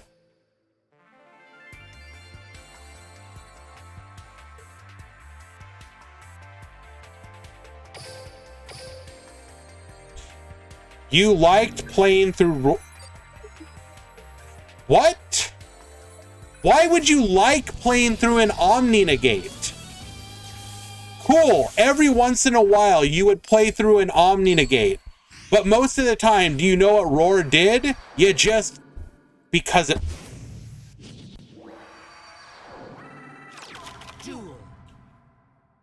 Okay, and what happened? What did you do? Okay, Valk, when you went up against Salad, and they when they activated that Omni Negate, and you looked at your hand, and you realized you had literally nothing, Did you go, well played, sir. Excellent Omni Negate. You deserved this game. Please tell me that's what you did.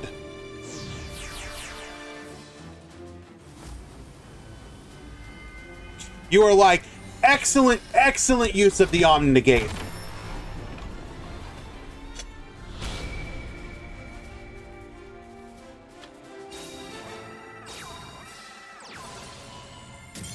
Surely the times they played through Roar made it worth it. I guarantee you that you lost like 5 times as often as you won playing through Roar. If you're telling me, oh, well, going second into it, I won like 80% of the time. I was just that good of a duelist.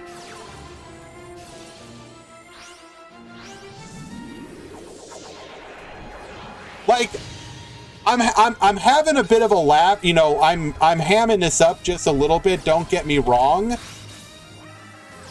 I'm not that mad that a deck like Orcus is meta right now. Is kind of whatever.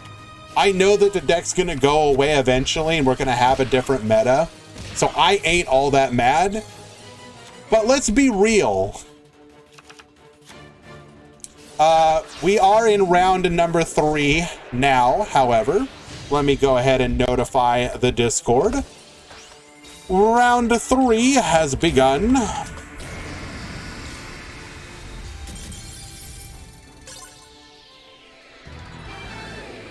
Well done, Mako Pin. And for anyone wondering, Aaron did win game number 3 against Zeto Mason. We weren't able to watch that due to the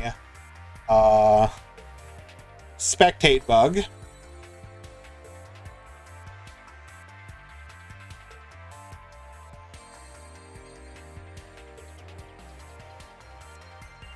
Like, I'm gonna reference yesterday's stream that I did a bunch today, and I do apologize about that. But I was playing Rockets yesterday. Like 7 or 8 of my, I would say on average about 6 to 7 of every 10 games was against Orcus. And I won a good chunk of those. I probably won like, I don't know, 7 out of 10, 8 out of 10 on average. So I had an exceptional win rate, or I was doing very well, right? But I will say the one thing that was immensely frustrating is that it really felt like Orcus would be a perfectly fun, fine, perfect deck if they just had, like I said, one piece of the puzzle removed. Just remove one piece of the puzzle. Make it so that there's counterplay against the deck. Because like right now, the counterplay is, you know, grab onto the bull. If you can survive one turn, pray to God you can kill them on the next turn. Because if you let them get a full next turn and they get every single one of their effects again, you're just like, okay, well, they get to activate like 7 to 10 effects this turn. Like, hopefully I can disrupt it enough to win. And again, the effects that they're activating each individually is not broken. And please, again, this is not me ranting against the deck. I'm not out here saying nerf the deck now, completely gut it. This isn't anything. I just think that it's a little too good. How is Orcus bland? I think what they're talking about with that one is like stuff like Gandora Orcus is interesting. Stuff like Crystal Beast Orcus is interesting.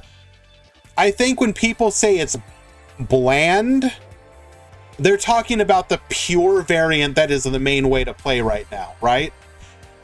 So like, for example, if you were to go the Firewall Dragon is not the problem card route, and you were to hit, say, Phantom Sky Blaster, the Mecha Phantom Beast, Tether Wolf, like if you got rid of those cards, the one, or even better, you get rid of Mermaid, I think people would have less complaints about the deck. The deck would still be insanely good, right? But I think it's specifically the I summon Phantom Skyblaster or I summon Scrap Recycler, and you're like, oh, here we go again.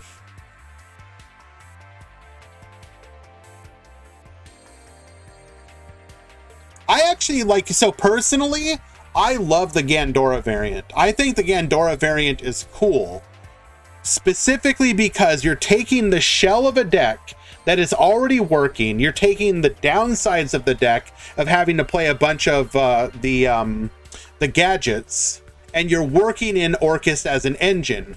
I mean, it still technically becomes like the main bulk of the deck, but you still feel like you're a Gandora deck, right?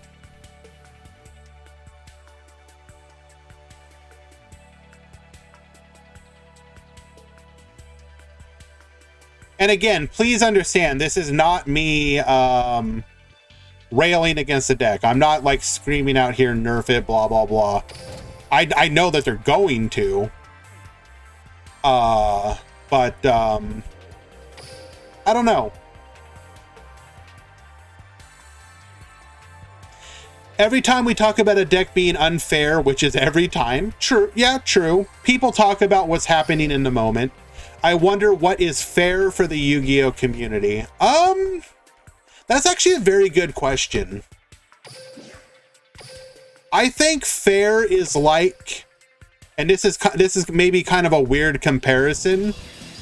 Fair is like, so where I live in the United States, there was like a famous legal case about obscenity, and basically the Supreme Court said that obscenity, i.e. like pornography, is a, you know it when you see it, right?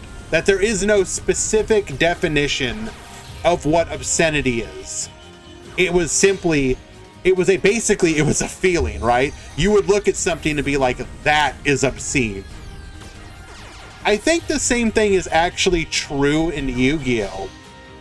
Because the meta changes over time, and all the different decks, how they interact, changes over time, fair is a feeling.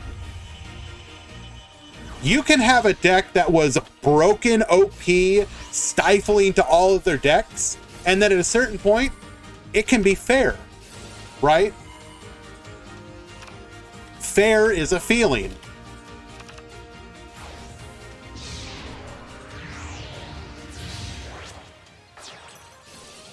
Both of these duelists are undefeated 2-0 right now. That's right, Cole.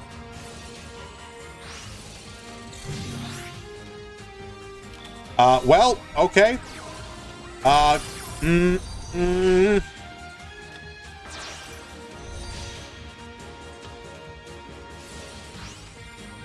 Did you just go first, Cole? What's going on here?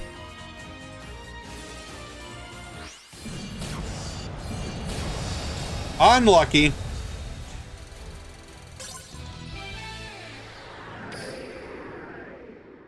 Yeah, that was a pretty unlucky hand. If we go back and look, what did you play against Cole? Ooh, Metal, you put some good ones in here.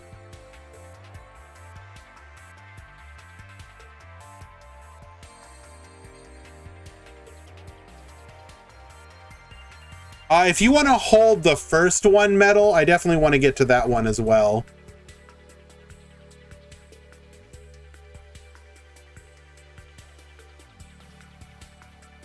Fair is a feeling. Valk versus Hans.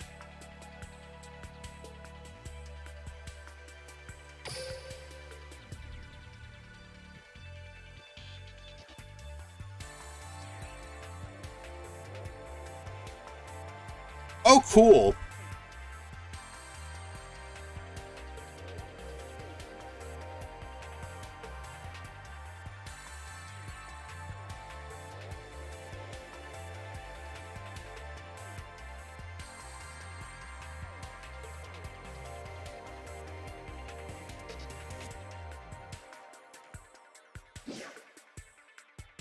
Konami, please fix your game.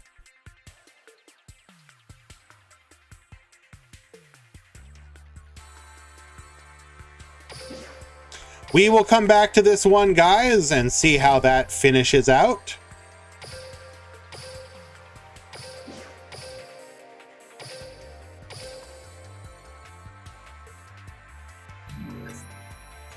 Inari, I apologize, but I absolutely need my Hot Pockets. Didn't I tell you that I lost my precious chicken sandwiches? I won't lose my Hot Pockets too. Duel. Alrighty, we're gonna start things off with Tuspa Rocket into our Nebra disc by going first. This is an extremely safe play outside of Crow. We're gonna set one back row and pass. Unlucky. On a mana pickup, we're gonna activate Barrage Blast, get Destroying. You will not search here. Triple setting the back row. Barrage Blast, just wipe the whole field. Crackdown, it don't even matter. Get it back. Chronomaly Technology, finding Nebra Disc, adding a copy of Crystal Skull, adding a copy of Nebra Disc for the following turn, but that's okay because we have Moai activating our skill here, going into a Chronomaly V mana. We're gonna attack in, get flipping down, but I don't think so. Negate, double Bob boost off of the Vimana will be lethal. And Falk will win game number 1.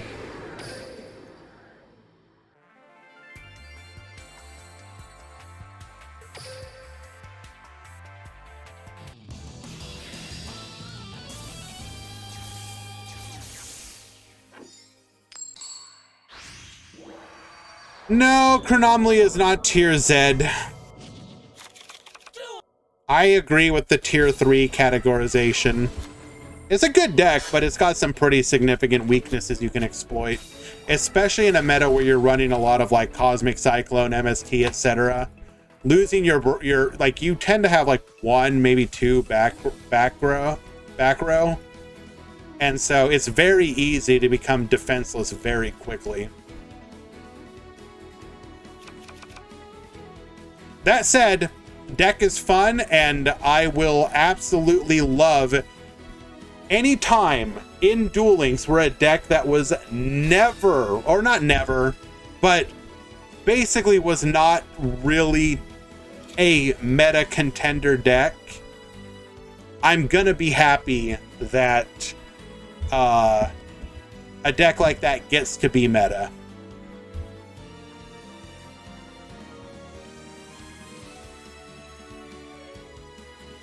Like Phantom Knights, I mean, Phantom Knights have obviously been meta in the TCG before, but when they were meta in the TCG, it was different from how it was for us in Duel Links. Ice Barrier, well, just get somebody to be the Ice Barrier main character, and maybe someday they can... What am I joking? Ice Barriers will never... They will never be good. Sad.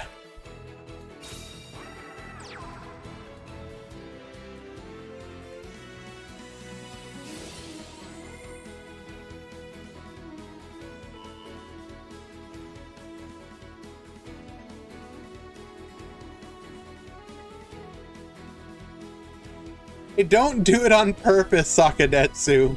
Please understand. Can we please remember that they literally made an Ice Barrier structure deck and completely, like, well, not, let's be honest.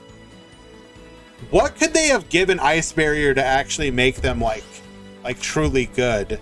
Because we've obviously seen structure decks make a deck good before, especially, I mean, obviously in the TCG. Like, Trap Tricks is probably an example of a while the deck did not propel itself to, I'm not talking, well, yes, obviously a skill, but that's extremely limited. But what I mean is like, so in the TCG, certain structure decks made a deck meta, or at least propelled it from being like fringe to being like having an identity that can compete. And like, I actually think that Trap Tricks specifically was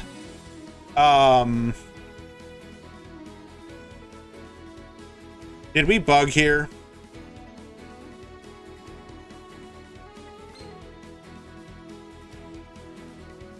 Konami!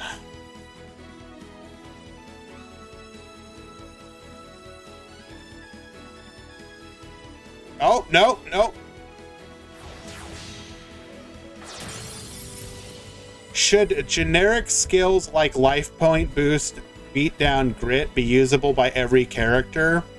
Probably. I think that there should absolutely be a subset of skills given to every character. So for example, I think ties that bind should be given to everyone.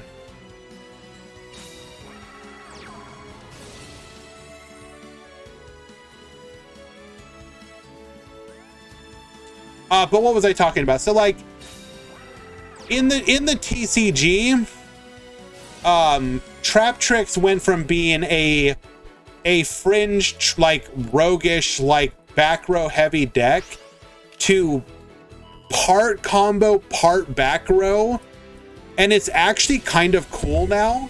Like, they didn't completely give up on the back row identity, but it gave the deck a way to play in the modern metagame. I do think that some decks that have gotten a structure basically didn't get that, and Ice Barriers is one of the classic examples. And I will, to this, remind me, Sakadetsu, Rongo, Miniad, was Ice Barrier the one that won that the bots were used for Valkyries? Was that the same one, or was that a different poll?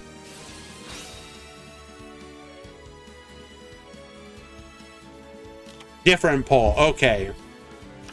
Because to this day, unironically, I really wish that Valkyries had been allowed to win that one, even with the bots cheating. Give Valkyries new support. Make it happen, Konami, you cowards.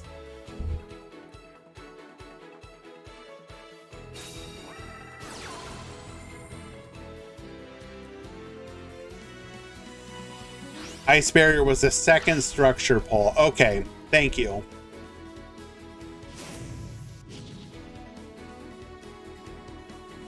Activating our skill here. Still a back row for us to worry about.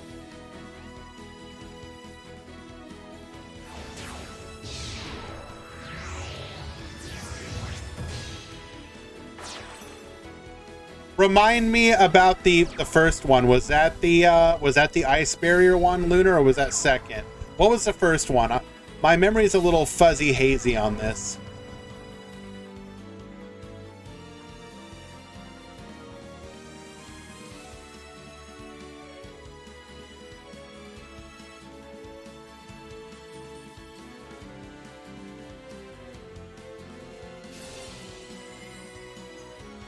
The Charmers, right.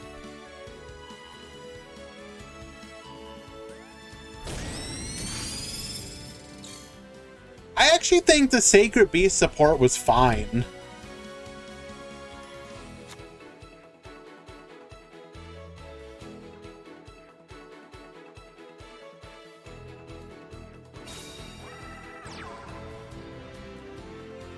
I am shocked to hear that you voted for Ice Barriers, Sakadetsu. Shocked.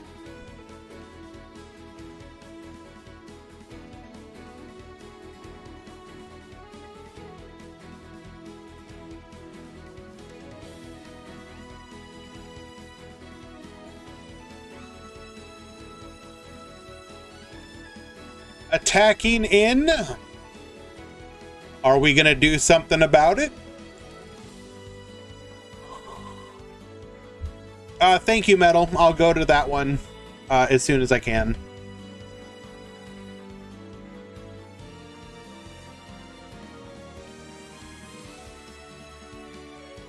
Ice Barrier just needs circular type legacy support.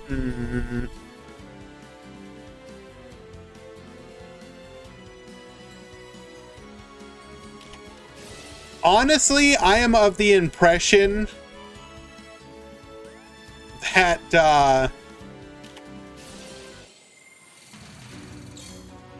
they should probably just retrain like the vast majority of the Ice Barrier cards. Because let's be honest, Ice Barrier is an archetype with like 50 monsters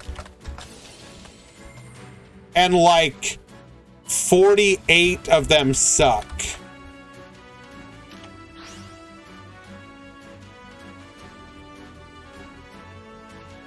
Hello, Buggin' Head.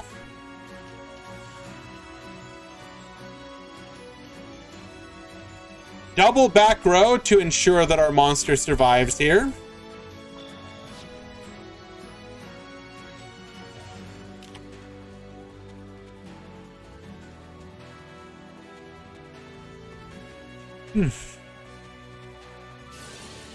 Activating Nebra Disc. This does mean we will be locked out of using any non-chronomaly effects.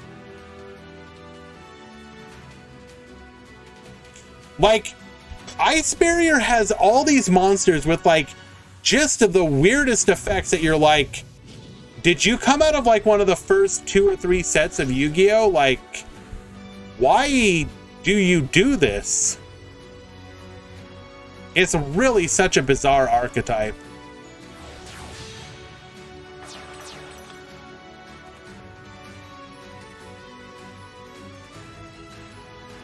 Which is actually ironic, Luna, when you consider that specifically in Duel Links, the only time Ice Barrier saw any competitive success was as an OTK deck using Triangle.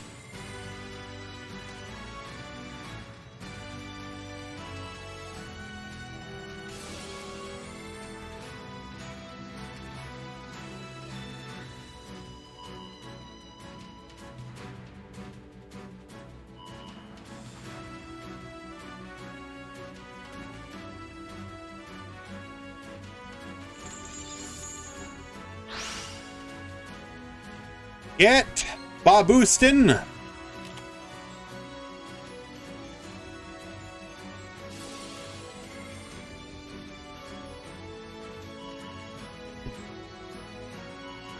I've still only pulled one of those dang cards, by the way.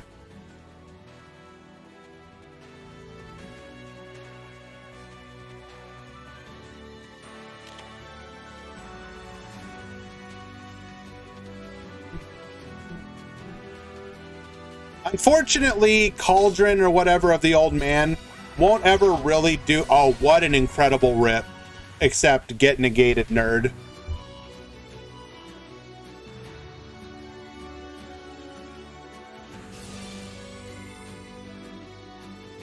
You joke about it, but Mystic Mine wouldn't even be that bad in Duel Links. As everybody just runs back row hate. The whole reason that Mystic Mine isn't like was a broken card was everybody in the TCG OCG refused to run anything to out it. They were just like, oh my god, they played a spell. What do I do about it? Where are my... Oh, I can't use monster. What? How do you out it without your monsters? And it's like, did you ever consider playing anything that could like a spell trap that destroys a spell trap? And they're like, those exist?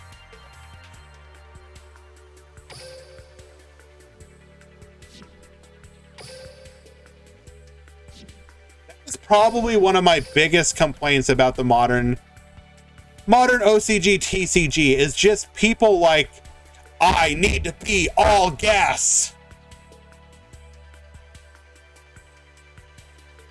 No, it's not the draw the out argument. First of all, technically speaking, Dr. Stupid, it is always a draw the out argument. If your out is a monster card, you need to draw the goddamn monsters. Do you just manifest the monsters from thin air? Are you just like, appear, monster, come forth? No, you have to draw cards, i.e. the out, that gets you to the monsters that are the out. It's always a draw the out.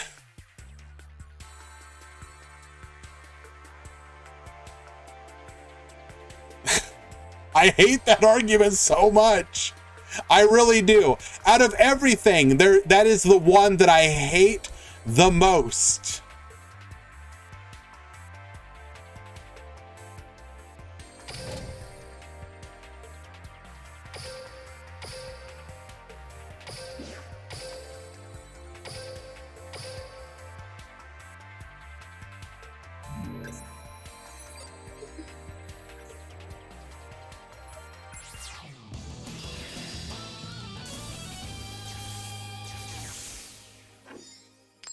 A lot of outs, especially monsters outs, you can search though. Counterpoint, Dr. Stupid. A lot of people play 3 copies of a monster in their deck expecting to be able to see it, right? Like if you look at the odds of drawing outs, quote unquote outs, your odds of drawing them are fairly high. And if you play like more than a single copy of like Cosmic Cyclone, guess what? You're probably gonna see it at some point. But people were like, no, I refuse. All gas, all gas. Excuse me. Nothing but gas. The all gas mentality is the type of Yu-Gi-Oh! That I personally don't like.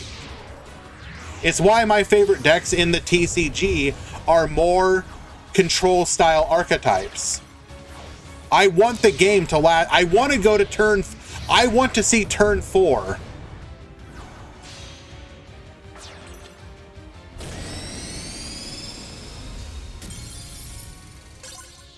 I enjoy the TCG as well. Just I have to play a deck that doesn't like lose. That I want to see more than turn 2. I don't know. Turn 4, Monka W. Oh no, we're in uncharted territory. Like one of the arguments that I've been enjoying lately is the renewed discussion brought up. No. Don't please understand, Rongo. I am a stun player. I will. Okay. The closest to a stun deck that I've ever played is the Umi Control, which is kind of a stun deck-ish.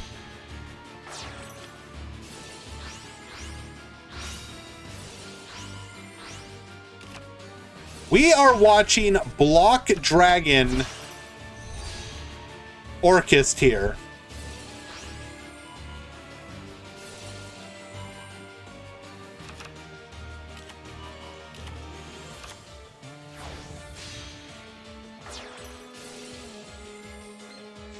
So we have orchestrated release. We have Block Dragon protecting us. When it goes to the graveyard, we'll be able to get some Rocky Boys.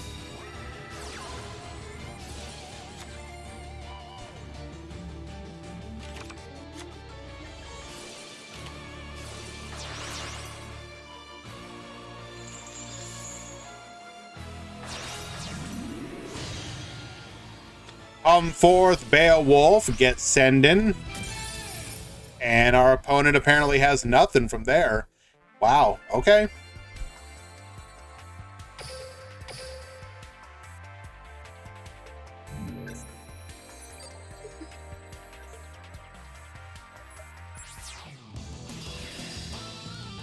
Alrighty, guys. Does look like we are in round number 4.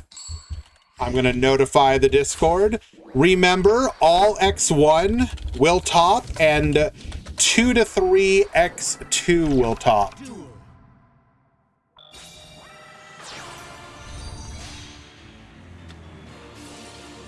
Dot Scaper into Nightmare Phoenix into Mermaid.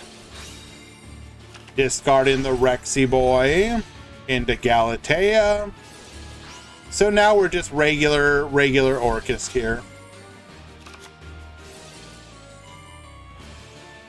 Wasn't the problem with Mystic Mine that you had to draw the spell? Okay, so the evolution of Mystic Mine into having the protection was actually fairly late in the Mystic Mine lifestyle. If you don't remember, like when Joshua Schmidt played Beat Cop Mystic Mine, that was like, what? That was Nationals of 2022? 2022, right? No, 2021.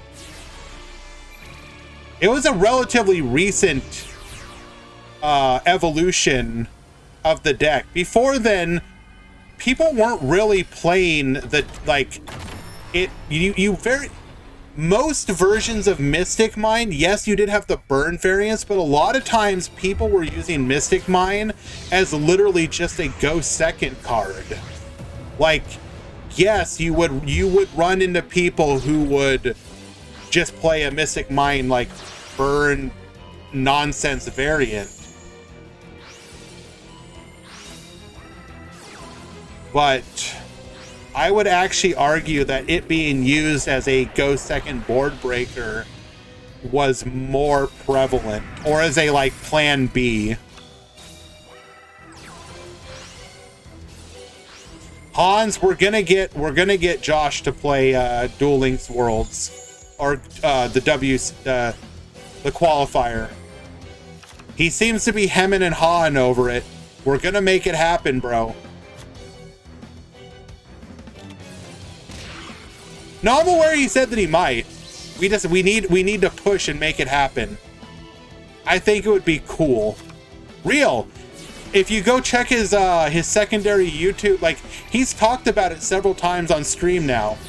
He wants to basically try in all three areas. He wants to do Master Duel, TCG, and then he's thinking about doing it in Duel Links as well. Activating Destiny Draw, was that correct? Monster Gate, get Millen. Bring back the Block Dragon, bring back the Giant Rex into the Nightmare Phoenix.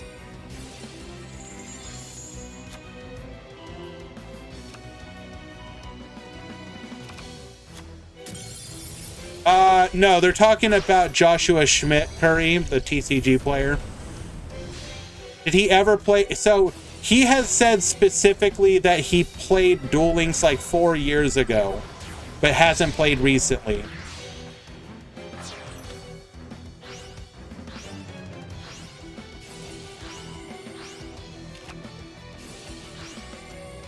But boosting the Block Dragon up, bro.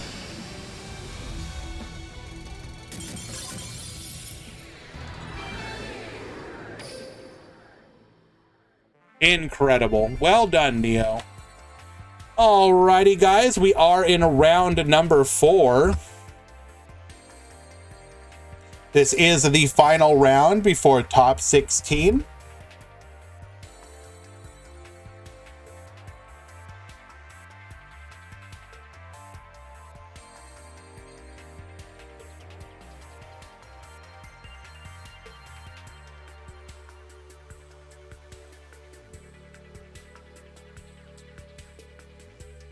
We are witnessing the new Tier 0 being born.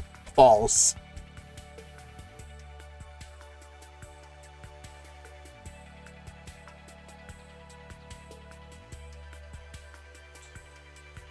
All X1 and 2 to 3 X2 will top.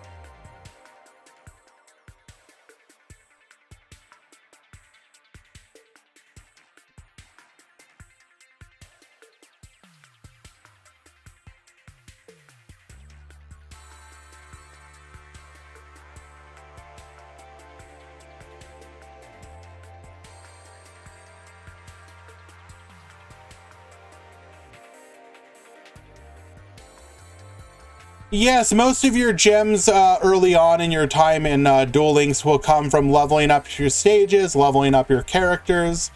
You want to level up original DM to, what is it, level 30, 39, 40? Something like that to get maximum standard duelists.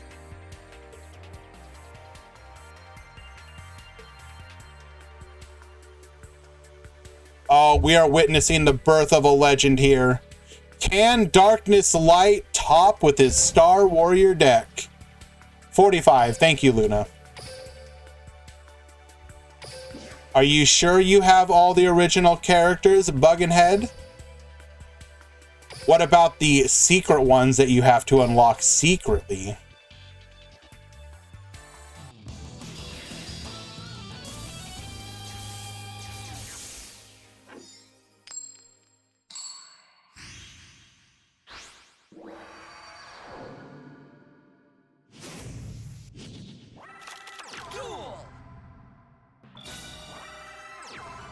Ah, yes, set 2 pass.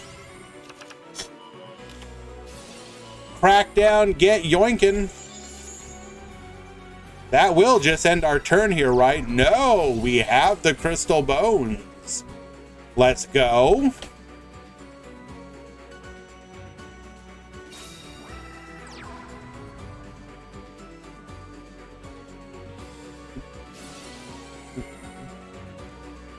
Fourth, Nebra Disc.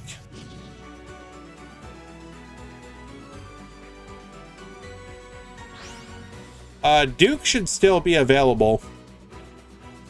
He should just be permanently unlockable. Check your lifetime missions.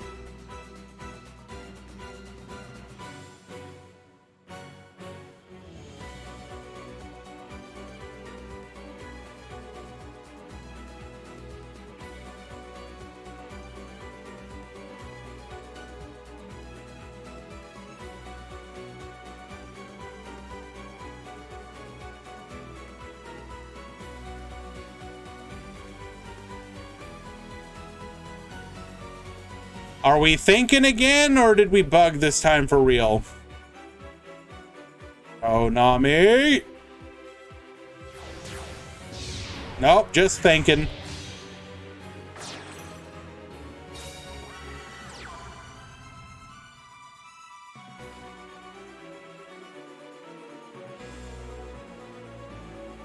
Attacking in, we are representing... Aren't lethal here, I don't think. Yes, no, wait, no, wait. This will be lethal, isn't it? Yes. Darkness, not light, not like this.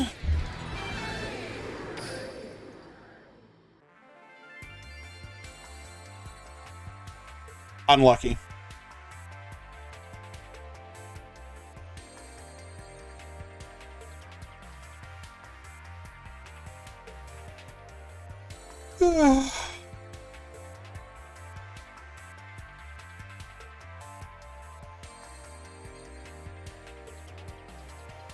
What does Star Warrior do? It's like a level 5 based fusion deck.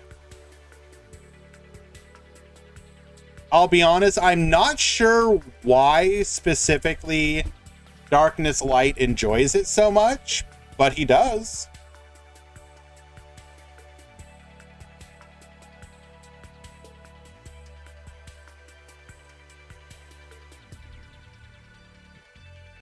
Did you miss something cool?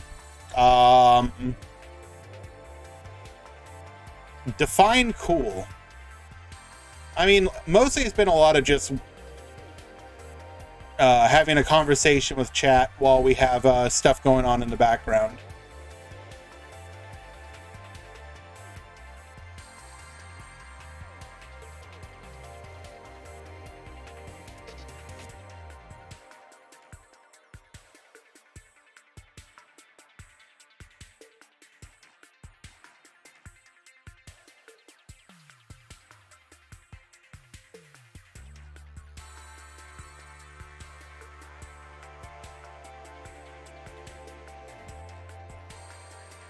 Waiting for game number 2.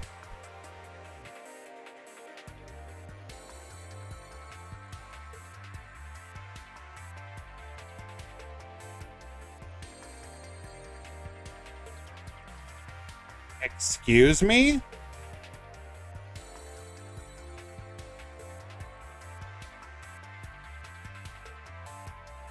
Sometimes I feel like I need to go back and look at some of these people's matchups. Yo, how did you win, my guy?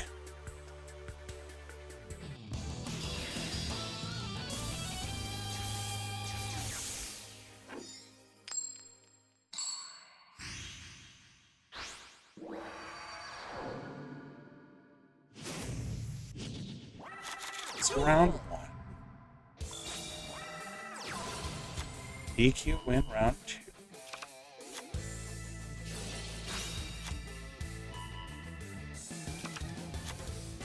Get 2-0'd round 3.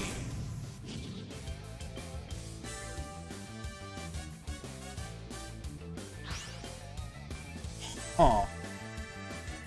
That is wild.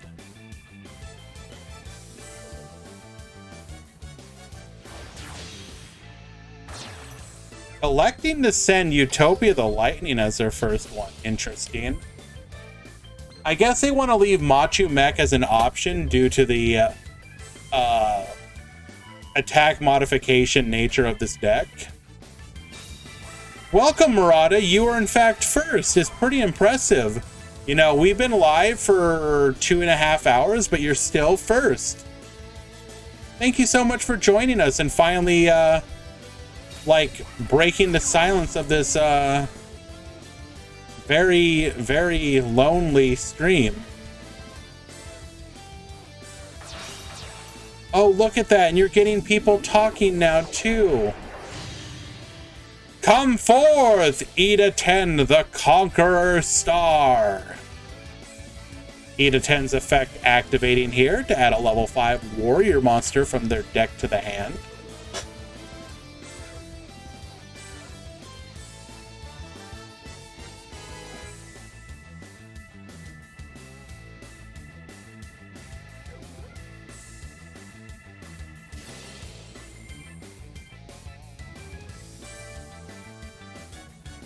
We will activate our negate here. You will not get searching.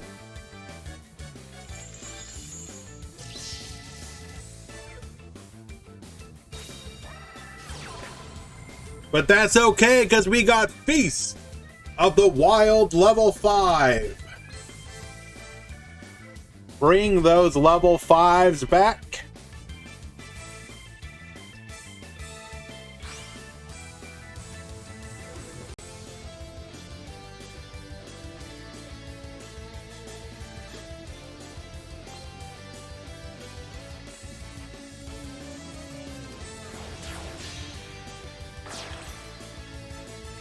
You have a V mana? Well, I have a V mana.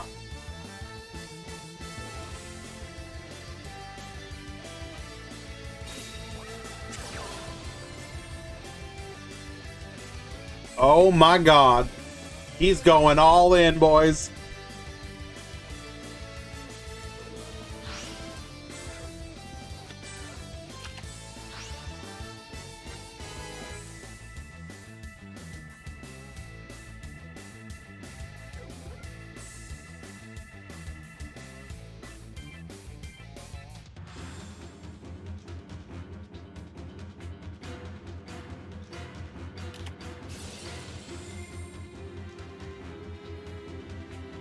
Activating Canadia.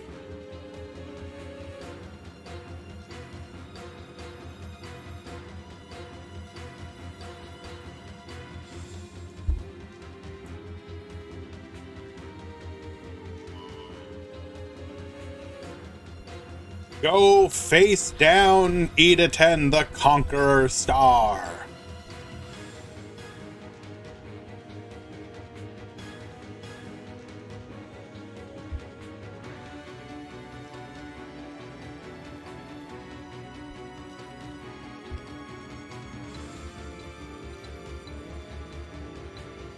We play Canadia because if we bring it back, then we can level modulate it for a synchro summon.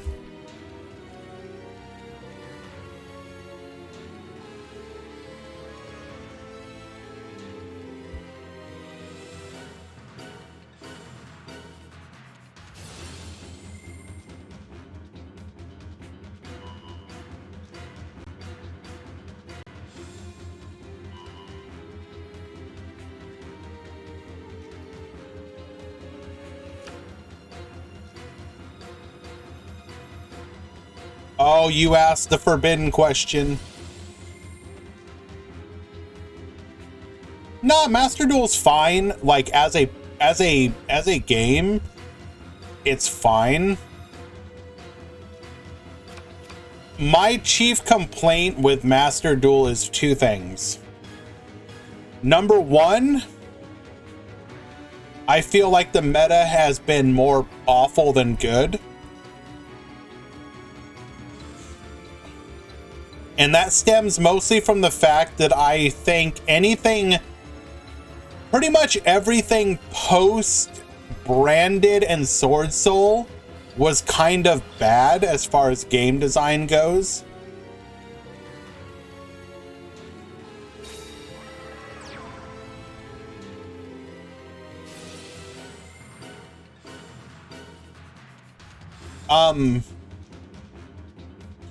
But my second complaint with Master Duel is that it feels like how do I put this? It feels a little soulless, like lifeless. Like, I have always enjoyed everything about Duel Links as far as, like, I enjoy logging in, having something to do. I really liked Branded, by the way. The Branded meta, playing Labyrinth against Branded was some of my fun favorite times in Master Duel. It's just everything that came post to that was just awful. What was I saying though? Like in Duel Links, again, I understand people don't like the events, and for some people that's like their chief complaint is like, I don't want to sit here and play like a raid event or a roaming duelist. I like having that random stuff to do. It's enjoyable for me, right? I actually unironically enjoy that kind of stuff. I understand why people don't. I love the fact that decks that never got to be meta get to be meta. Like, go try and play Chronomaly in Master Duel. Let me know how that goes for you. Spoilers, it's not gonna go very well. Like, I've tried building my pet decks. Like, I built one of my favorite decks in the TCG is Harpies. I love Harpies. I've played that deck forever in the TCG. I'm aware that the deck is not great, but it has enough to it that you can win some games sometimes, right? At least in some of the older metas. Like at beginning of Master Duel, I could win with Harpies. You play Harpies now into stuff like Runic or Sprite or Tier, you're just gonna get destroyed. And I accept that that's the case. But that means that now I have to play decks that I don't like, right? Like, of the meta post Sword Soul and Branded, the only decks that I have enjoyed are exactly Labyrinth and Umi Control. There isn't one other deck that I've enjoyed. Okay? So you combine the fact that there's a meta that I'm not a big fan of, plus, like, if I log into Master Duel, there's exactly one thing that I can do. I can go on the ladder and play ladder. Do you know what's on the ladder right now in Master Duel? Tearlament, Stun, Exosister, Fluundereeze. That's a fun time. I think I'll pass.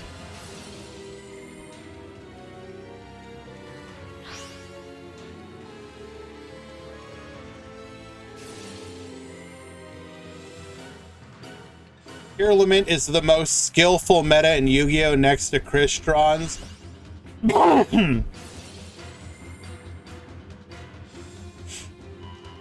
Luna, I will have you know I literally went on to Master Duel when Tier Limit came out, right? I bought the Tier Limit deck because I had the gems for it.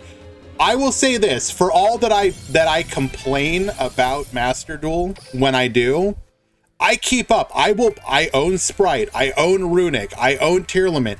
Hate every single one of the decks, but I own them. Okay, I own them.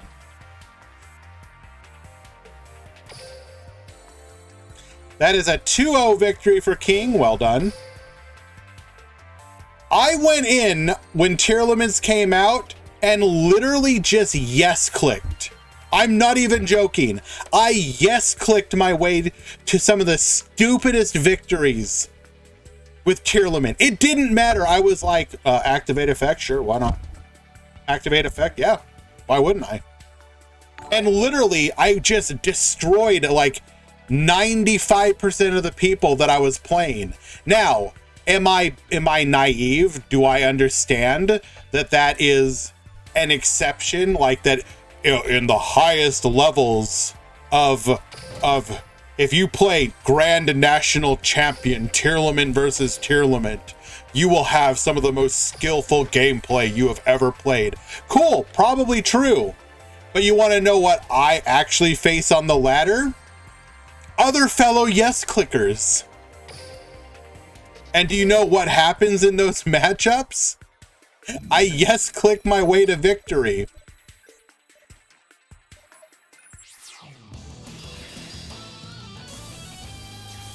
So, and here's the thing. People are waiting for the Tier Limit nerf, and it's like, cool, yeah, Tier Limits are gonna get nerfed into bullshit Zone Lock Turbo.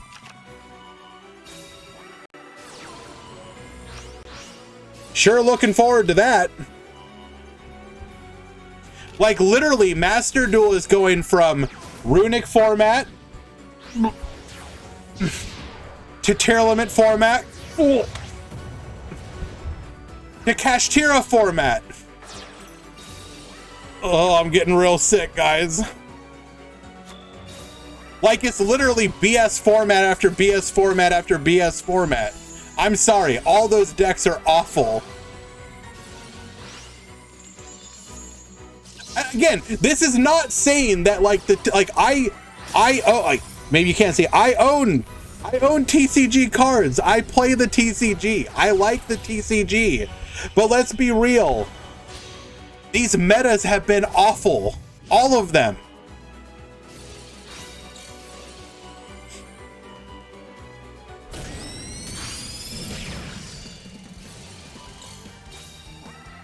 And then not only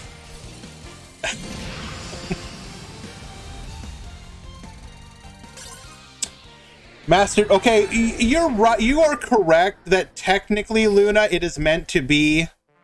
Am I ready to start the Max C discussion? What about it? Ban that stupid card. Max C is like literally the dumbest card ever created, bar almost none.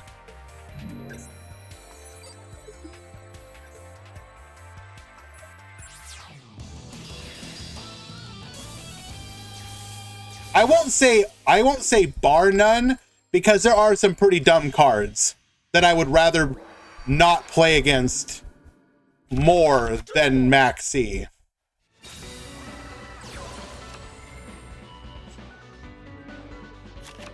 Actually, so Siak, it's actually interesting that you mentioned that. So I am a moderator as well in the Duel Links, the Master Duel Meta Discord, right?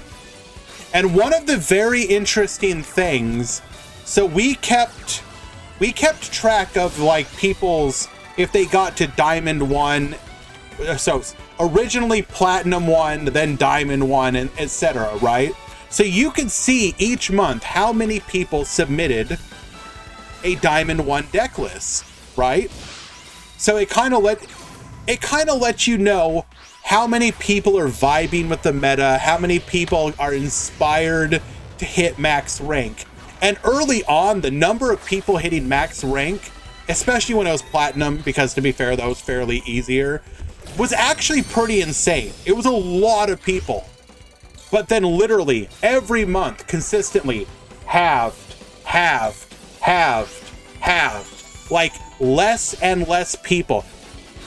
The last time that I looked, how many people, let me look right now. How many people hit Diamond 1 last month? I can check that. We deleted a bunch of this information because we consolidated them all into one roll for that year. But Diamond. So right now, Diamond 1 for the last season was 567 people. That was season 16 Diamond. That was last season. In a Discord of over 80,000 people, 567 reached Diamond 1 and submitted a deck list. I want you to think about that. Not 800,000, 80,000.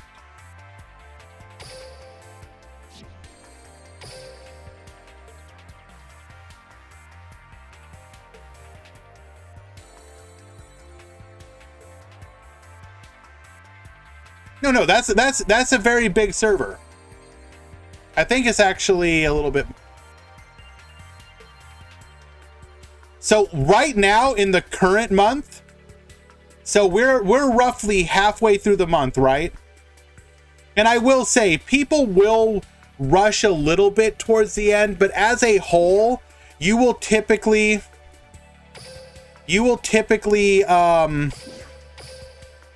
you get like an even distribution throughout the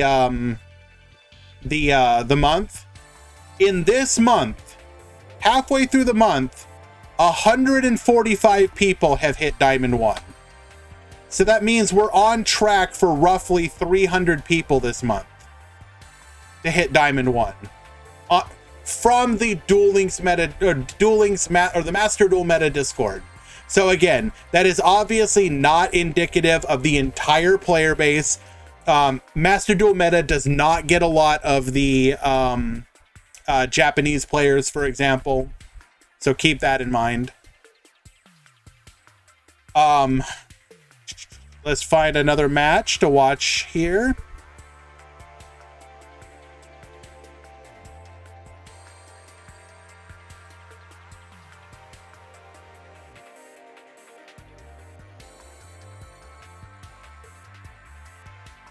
You know what? Not the most exciting, but we've kind of been avoiding it, so we're gonna go ahead and watch an Orcus Mirror. How many players hit max rank last year? Early on, it was in the thousands per month, and that was with much less people in the Discord.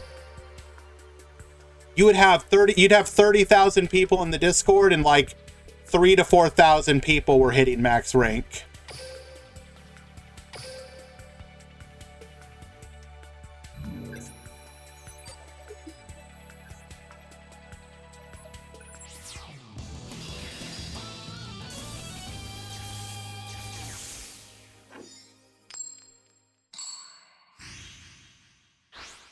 I can actually compare, let's compare that to King of Games.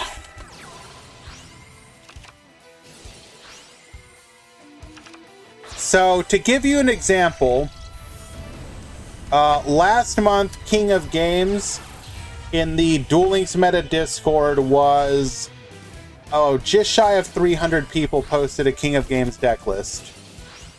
This month we're about 200, so we're on track to be about 400 King of Games deck lists.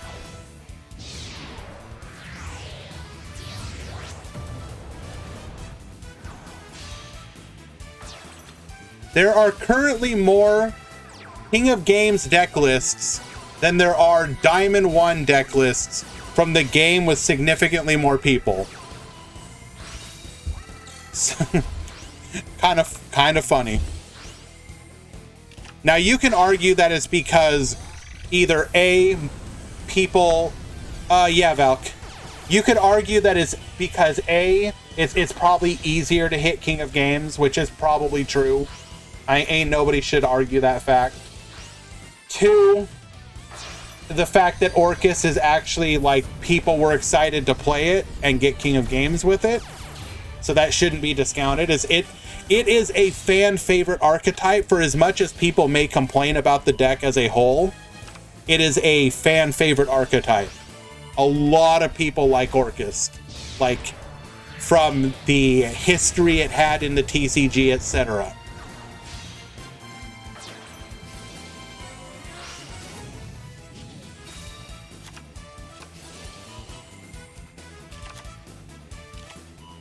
Turn 2 OTK. Attack what? Oh no, we have the Kite Roid. Okay. Here comes the comeback. The Kite Roid is real. Orchestrated return, get drawn, Cosmic Cyclone. We're gonna hit the Chalice. Symbol Skeleton, bring back Galatea. Galatea effect. We're gonna set ourselves an orchestrated release. Come forth Dingirsu. Dingirsu gets sendin'. We'll take out the Galatea and pass back to our opponent. Release, draw 2, Tether Wolf to the field. Come forth Nightmare Phoenix. We can force out that back row. Orchestrated release, come back. Oh, and we get to summon... Bro!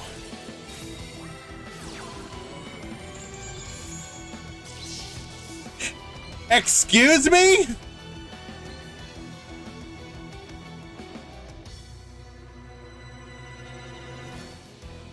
You can only special summon Dingirsu once per turn. I laugh at your rules.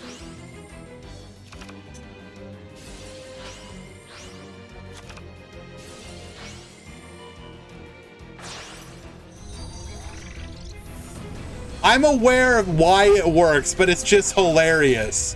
Konami!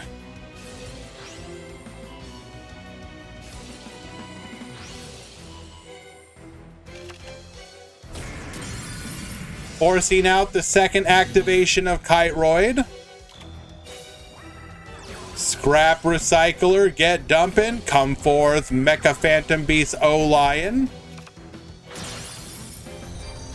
Link Summon, Link 3, Nightmare Unicorn, discarding another Kite Roid, bro.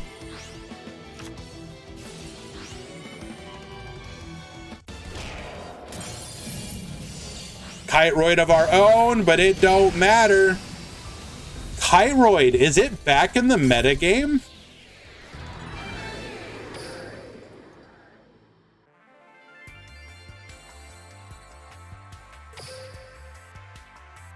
That was game number 1.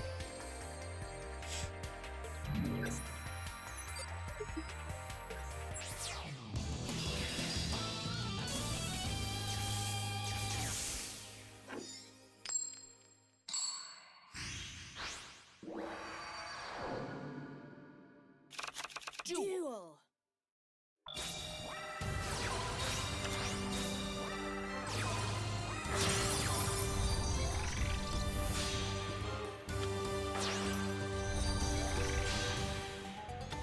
Oh no, Valk, what if your deck doesn't allow you to run it? What then? Maybe like you're skill restricted from running Kite Roid.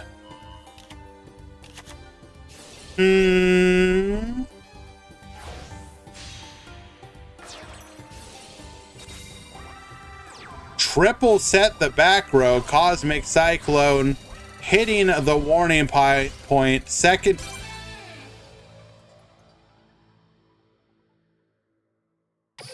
Apparently we had nothing.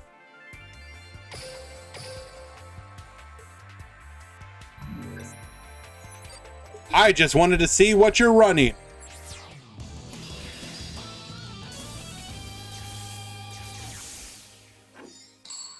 Mel, no, not like this. Duel.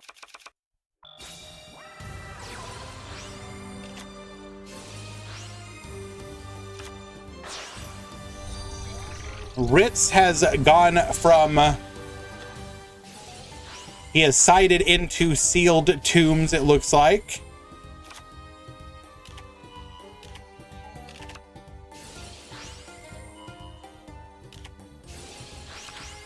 Return, get sendin', come forth, Dingirsu, reattach, set 1.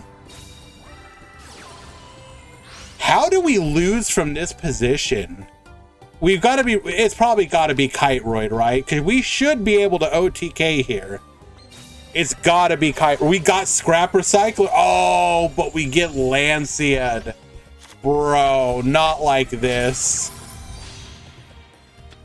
We had the O-Lion, though, so we can continue.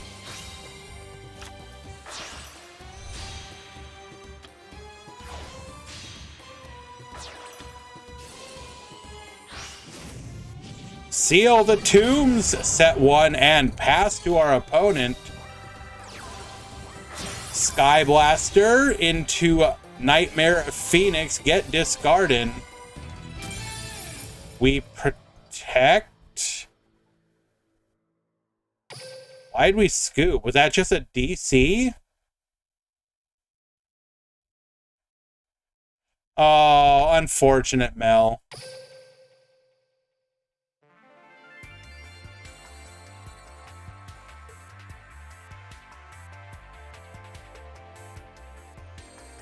Are people liking that side deck is back? Well, keep in mind that the Meta Weekly, hosted through Duel Links Meta and Decade, we've basically always been side deck. There was a short time. We typically don't do side deck during like KC Cup, but other than that,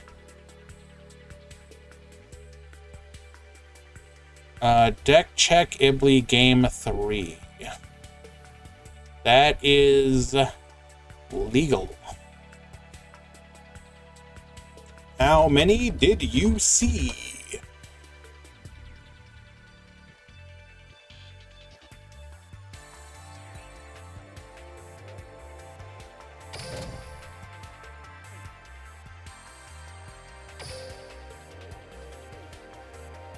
They won't emergency.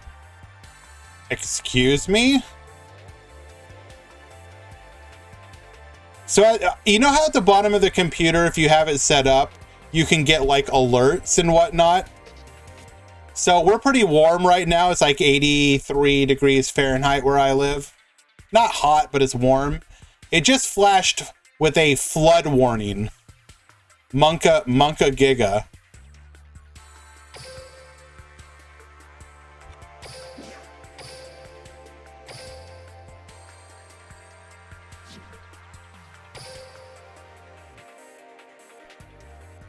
Legal.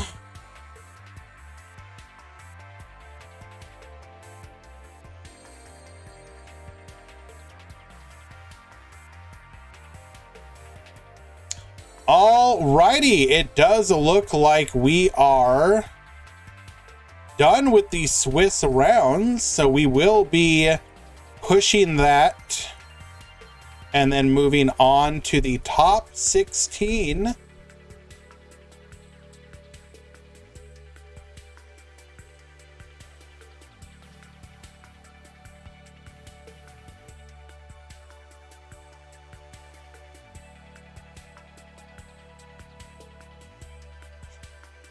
Okay, let's go double check the standings.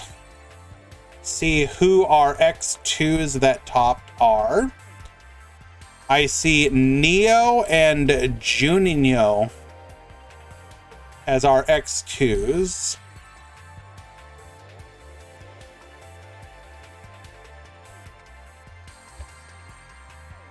You topped X2.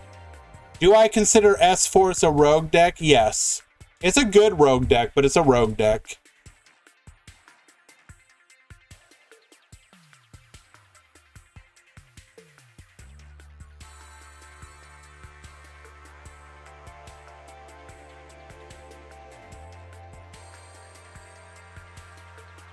Alrighty, guys, give me just a couple minutes. We will get the top 16 started. We will have the top 16 breakdown for you.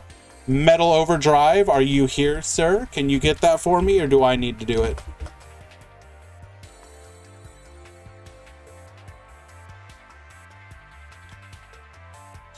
Top cut has begun.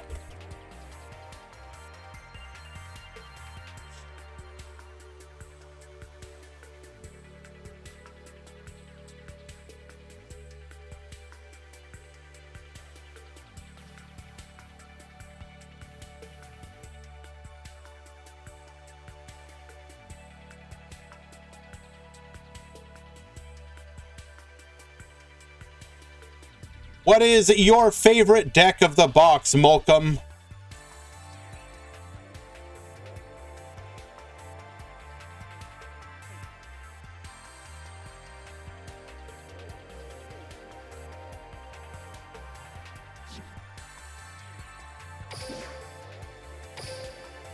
Magistus.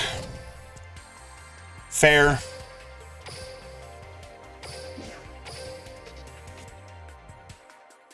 All right, we have our first match for the top 16, waiting for all the duelists to show up.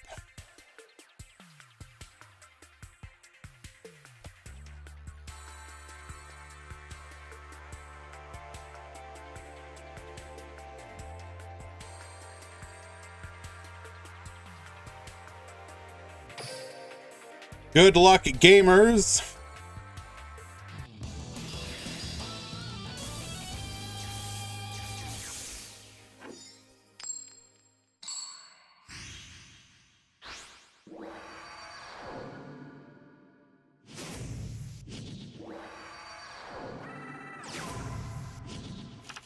Duel. Alrighty, we have David Magri at the top on Onomats. We have Needex at the bottom. We watched them earlier. They are on Pendulum, United Pendulum, so that is going to be most likely Sulfur.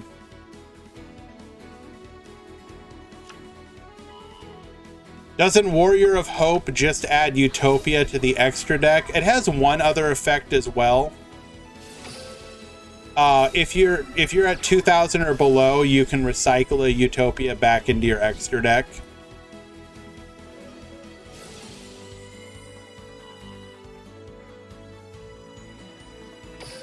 But the real reason you play Yuma with that skill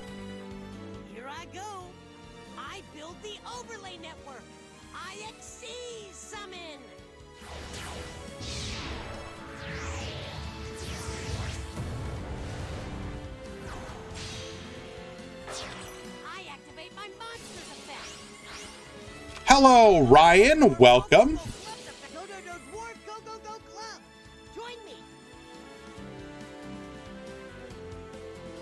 Let's go. I build the overlay network. IXC summon. Come for the Giant Hand. So we have Giant Hand Negate and Beatrice Interruption.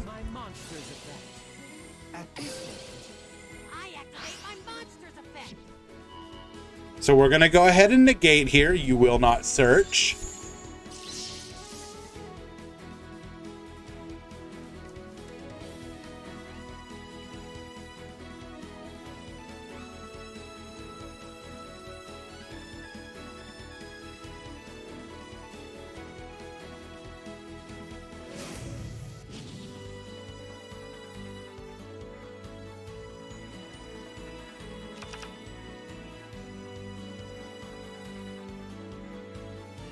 Oh no.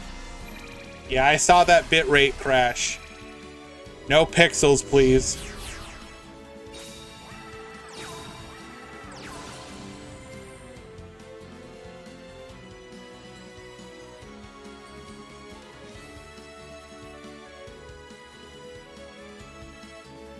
How do you customize the background? That is a feature of the Duel Pass. It allows you to choose your background. It allows you to choose your music, etc.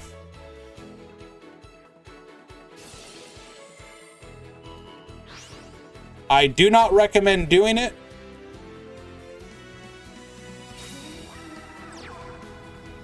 But if you have the money or gems and you really want to spend it, it's fine.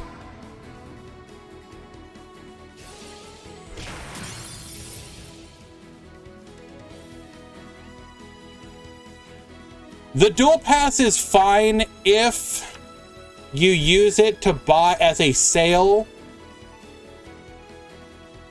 Like, if you use it to just get packs for cheaper if you spend money, then it's fine.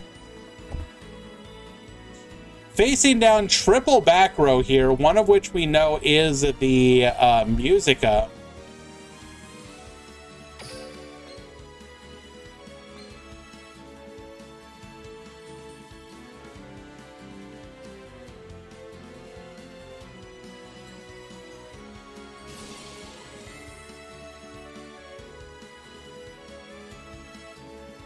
How many packs does a Duel Pass give you? Like, I don't know. It's like, what, 15 or something?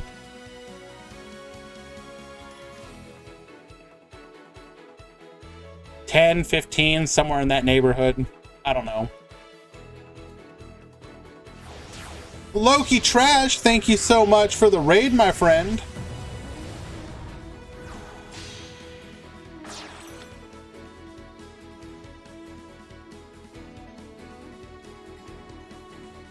You're coming in hot off of Master Duel. What were we playing?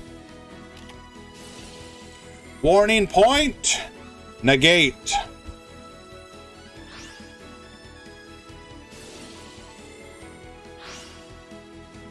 We will still activate just to get those into the graveyard.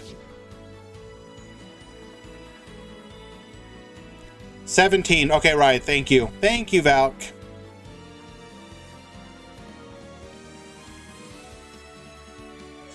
It is in the normal shop. It's like in the special items or bundles or whatever. We have the breakdown, and would you be surprised to hear that Orchist is a large number of them? I know. This is a shocker.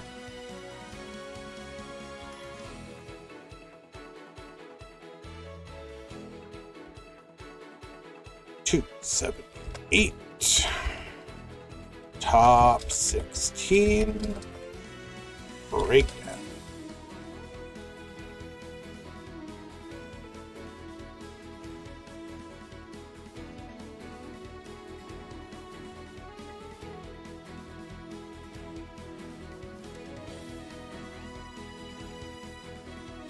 In the top 16, 9 Orchist, 2 Onomat, 1 Block Dragon, 1 Chronomaly, 1 DDD, 1 Trickstar, 1 Sulfa Chord.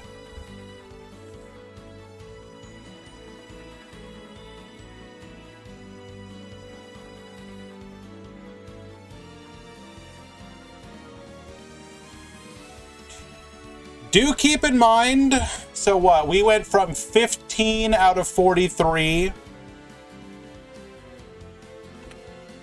Let's bring up the calculator. So 15 out of 43. Also, this might be a broken replay. So that is 35%. And then 9 out of 16 is what, 56%? Yeah. So dangerously close to quote-unquote tier 0 numbers.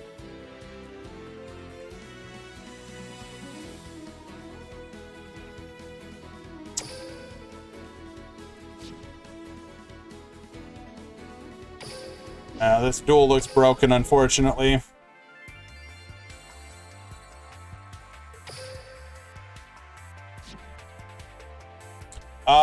So it looks like it did end with a Need X victory in that game.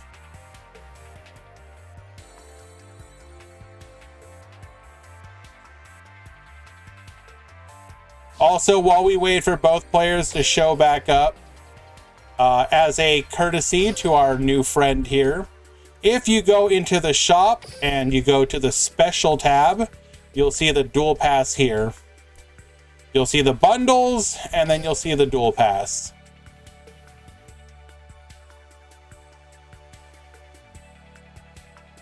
So you will get, if you spend for the big one, you get your 17 packs, the features, the ×5 duelists, and then the skill chips. Again, I would only recommend doing this if you can spend the money. Save your gems, or unless specifically the box is one you would be going to anyways, then it's okay. You get 17 instead of 30 packs if you do it that way. But for some people, the features might be worth it. I don't recommend it unless you dolphin or whale, but it is what it is.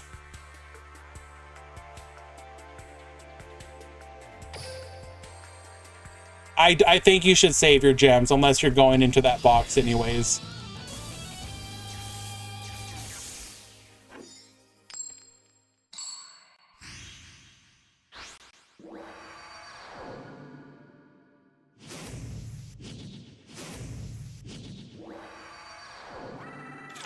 Duel.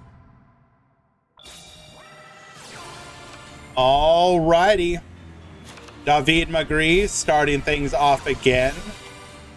We are gonna pick up into Para, searching for Sister and Coat. Sister adding Revenge. Coat to the field.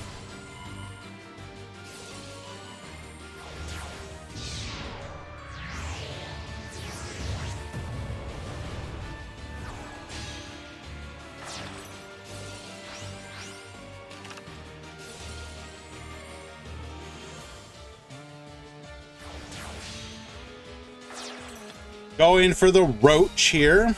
Set 1. Set 2.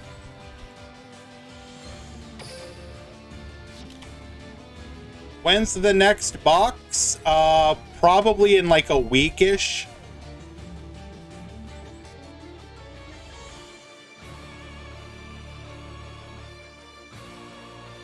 It's probably going to be an early box.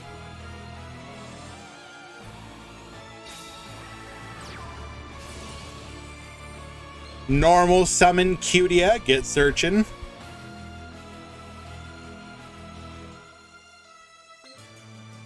Although doesn't... Okay, no coaching. What's the name of the box? We don't know yet. It hasn't been leaked.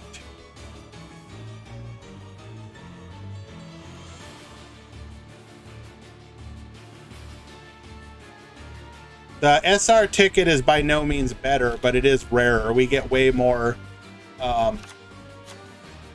We get way more of the UR ticket.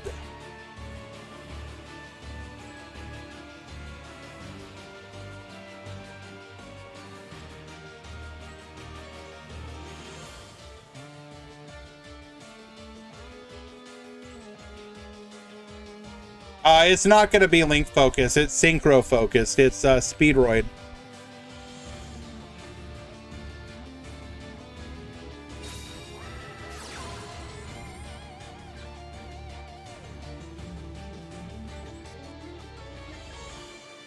Roach isn't useless, Alien HR. It forces you to not use the skill, though.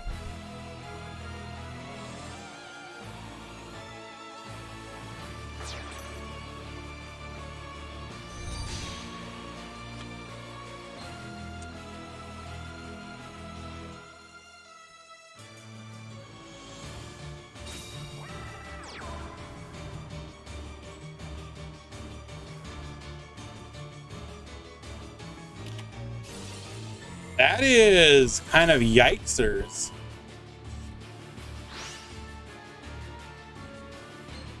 Taking out the Crackdown. I can't imagine we don't OTK here.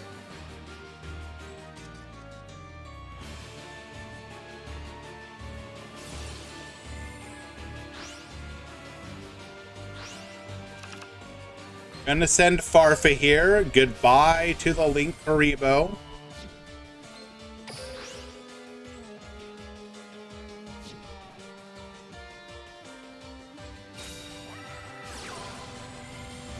Doesn't Utopia the Lightning also beat Link Haribo, though?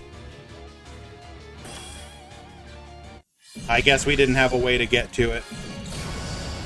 Regardless, that is a quick OTK. David McGree winning game number 2.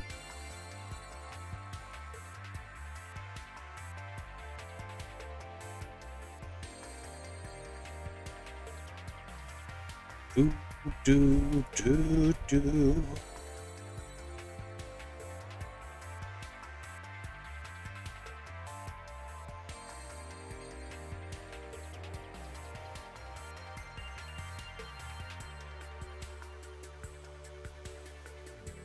The Yugo rewards are incredibly good, BS.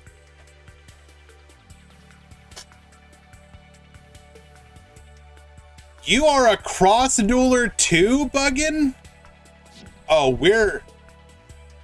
I will have you know that I proudly use my cross duel icon. I heckin' love cross duel.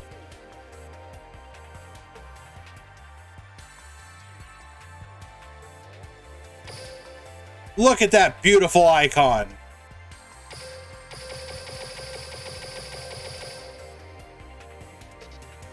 That right there is probably one of the rarest icons ever. Ain't nobody have it. If you a real one, you have it. Actually, this is probably rarer, but still. I gotta rep cross duel out here. I heckin' love Borger.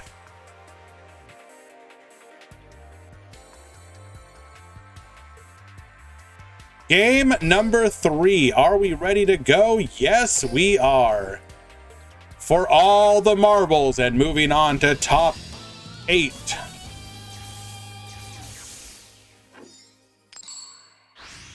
Alrighty, looks like for the critical game number 3, NeedX will get to go first here. Duel. Activating Elegance, sending Ratia to the extra deck. We will be able to Pendulum Summon 1, searching for a copy of Musica. We will set 2 and pass to you.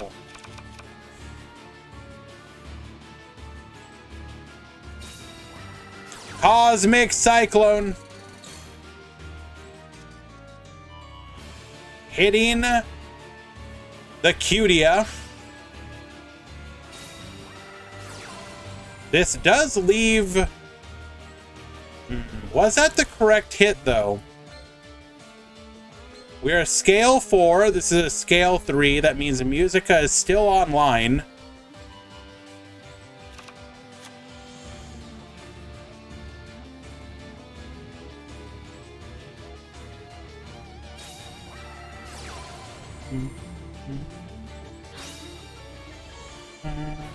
Hello, Mr. Clapper.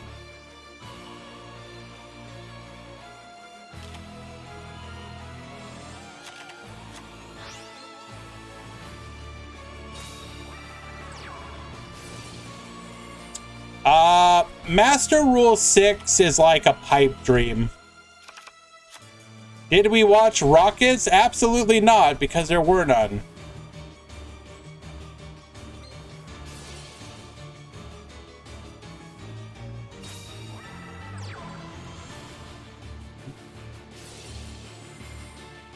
Out effect, bring back the gloves.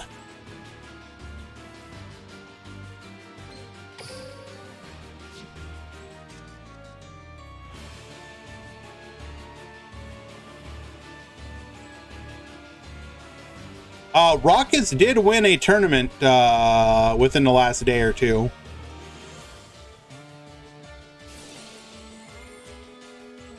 Let me hear it from you, chat. If you were to make one change to the master rule, what would it be? What one change would you make? It can be anything. What would you change?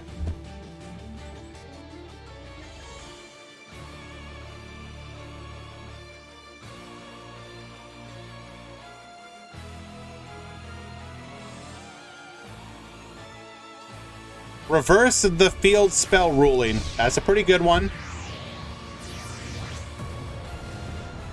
Remove extra monster zone. Interesting.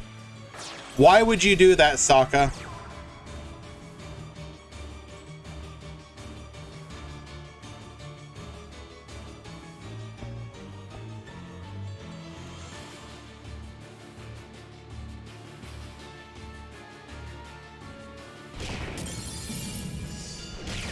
Flip effect monsters now flip up before they are destroyed or targeted by an effect, and ritual monsters now start in the extra deck face up. Interesting.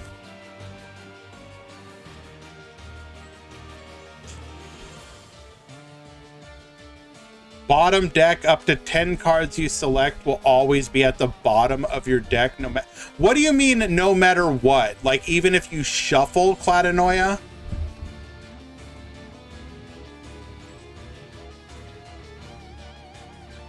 Ooh, Danefont's got an interesting one. You can only special summon monsters up to the number of turns that have passed. Now, I think the argument against that people would make, I like where your head is with that one. The argument that people would have against it is that it unfairly punishes decks like, let's say, Lyrilisk, for example, from the extra deck, not the main deck. Okay, I mean, still, but sure. That's interesting. That is not an awful rule.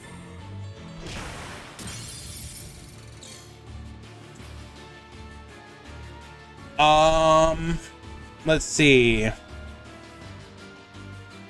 Even after the shuffle, wow. So you just want to, like, never draw your brick is what you're telling me, Cladanoia.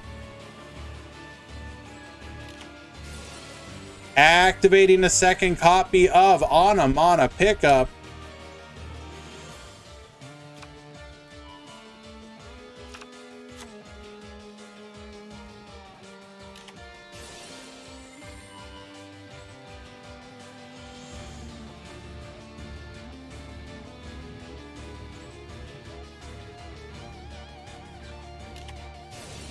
Activating Musica. We're gonna get popping on that revenge. I do like the idea of flip effect monsters being or quick effect rather. Kind of like kind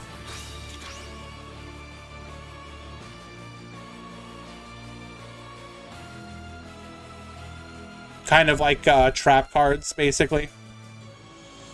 You'd have to go through and like hit a bunch of them just because of how powerful they could be. But imagine how strong like flip effects would become if literally they were like trap cards.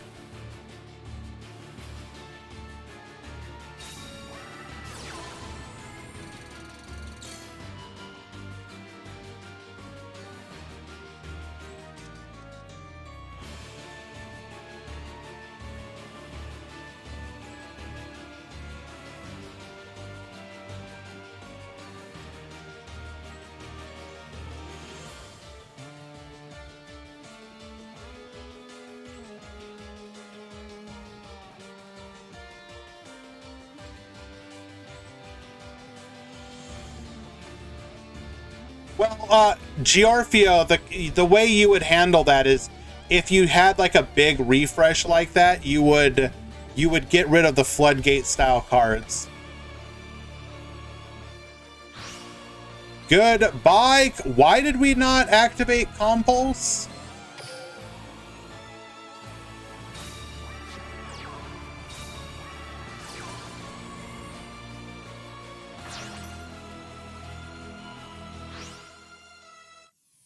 Econ take! Cheese play!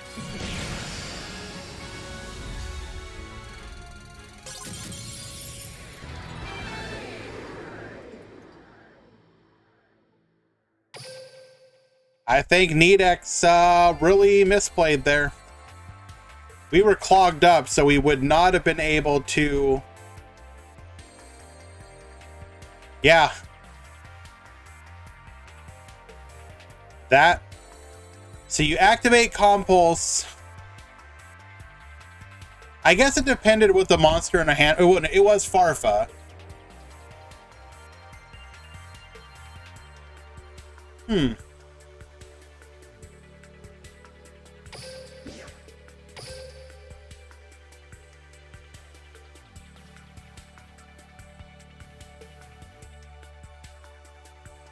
Hello. Can we check 2 Ding main deck game 1?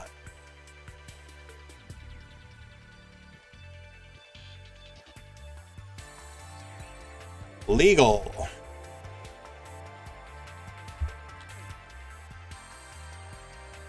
Alia, if you are here, sorry for the wait on your mod call. Your question, it is legal.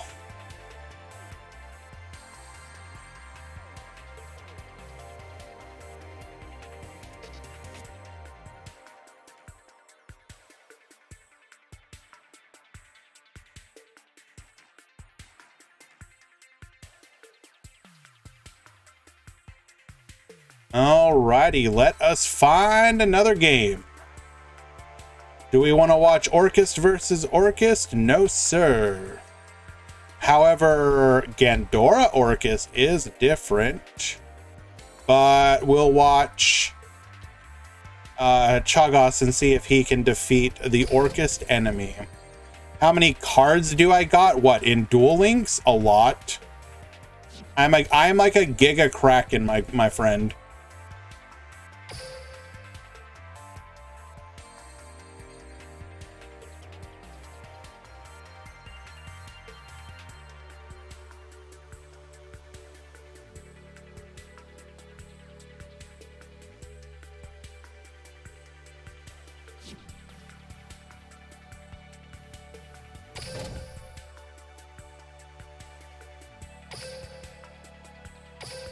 Don't worry about it, Refresh. How much did I spend? A lot.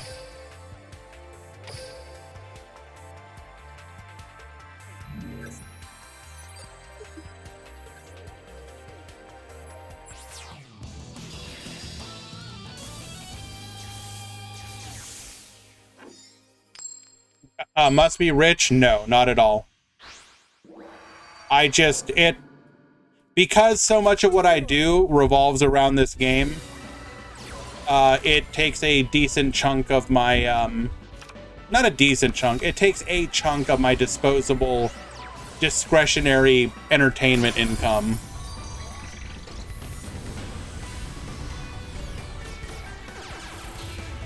Can't wait to ride in on my new Speedroid motorcycle. Heck yeah, Nifroth. You work with Twitch? No, I mean, I'm partnered on Twitch, but that doesn't mean anything.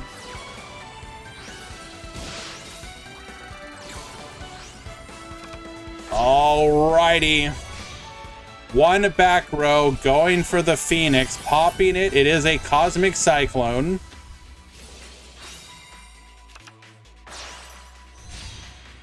We're gonna go Galatea here. You make more money if you stream more.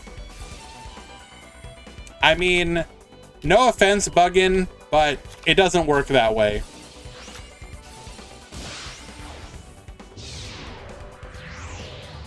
There's a lot of things that go into being successful.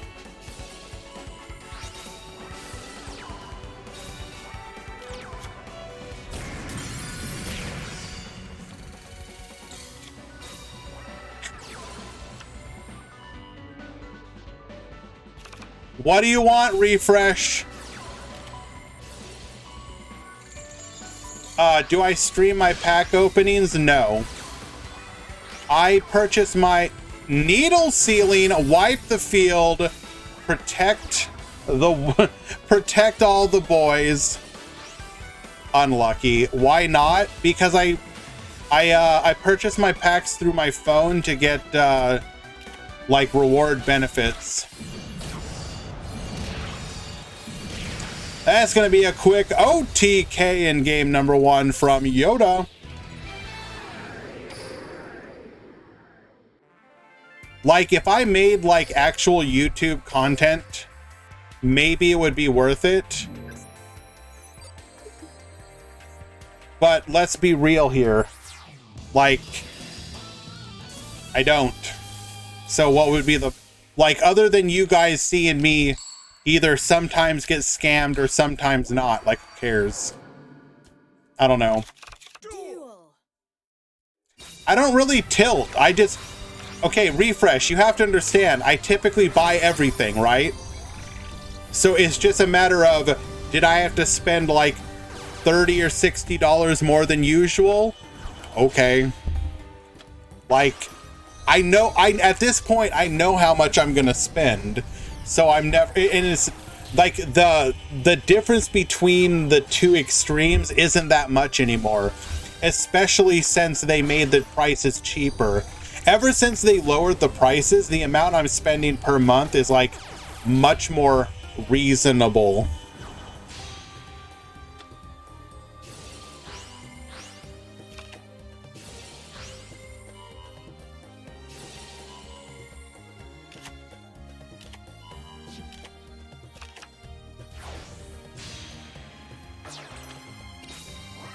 Triple set the back row. Wow. Okay. Trickstar Candiner, adding a copy of Light Stage to the field. Light Stage get activating, adding a copy of Corobane. Trickstar forcing out that back row, hitting the middle one. It is a needle ceiling.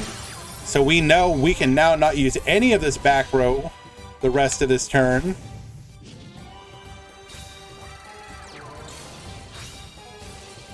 Get Baboostin.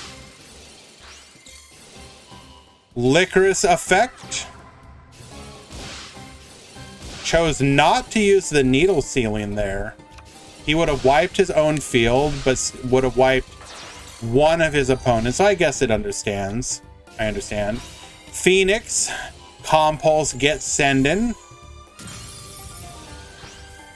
Skelly Boy effect. Nightmare effect get Baboostin. World Wand, bring back the skeleton. We're gonna go into a Dingirsu. Dingirsu get sending. Return, draw 2. We have one set monster and pass back to our opponent. Did I play the old game Legacy of the Duelist? I did a little bit, but it was back before they updated the rules. So when it was still Master Rule 4, i.e. awful. Try Fortress Ops. Gonna get protecting Bella Madonna. Going in, Corobane, Baboostin, 5,600, 3,000 direct. I don't know what my, like, I haven't gotten a ton of really good ones lately. We'll watch game 3 in just a second. Since people, since you really want to see this. Card catalog. Filter. Prismatic.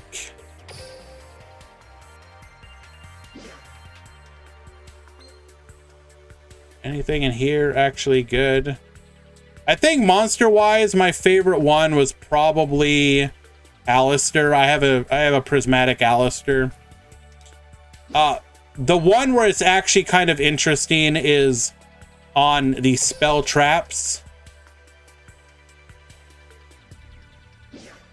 So back during mask change format,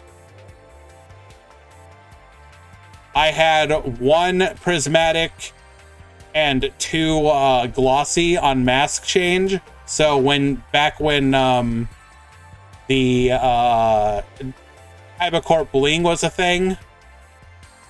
And then also Kawaki. Nope. Diamond. Kawaki. I also had one prismatic and several glossies of this one. So during Kaiba Corp, during the bling format, I definitely got to abuse that.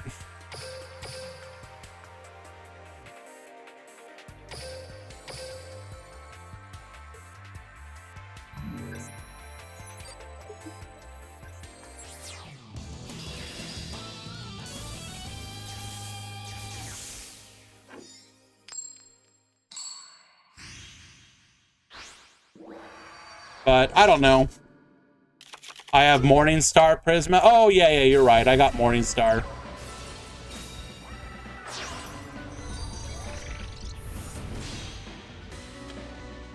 But I've actually not gotten a lot of them. I haven't gotten very many of them lately, so. Oh, what an incredibly weak board. Oh, this just sucks. Bro.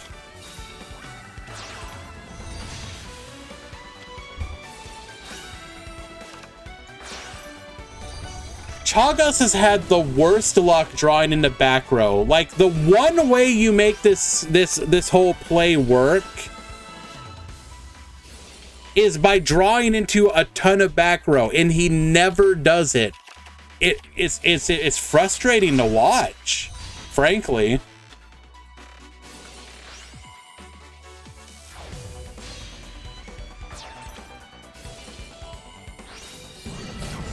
Two back row, not quite lethal, but good luck, gamer. Candiner effect, searching for a copy of Festival. Needle sealing. Disgusting. Cosmic Cyclone during the end. Bro. Mind control for the absolute BM. Incredible.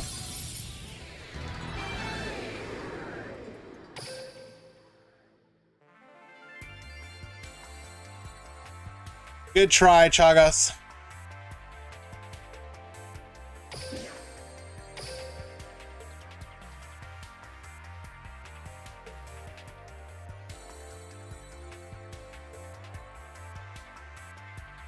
Alrighty, we are fully into the top 8 now.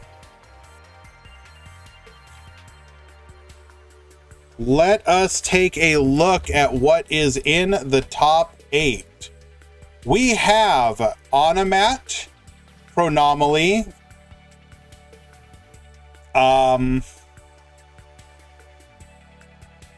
Double Orchist, Double Orchist, so that's 4.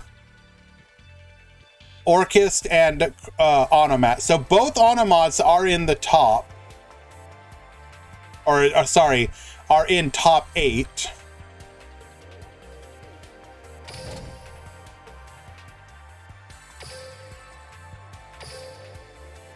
Crust would be Crystal Beast Orchist, get it right.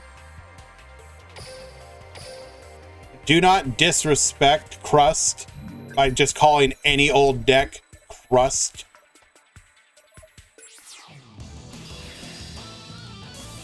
Absolutely incredible that you would say that.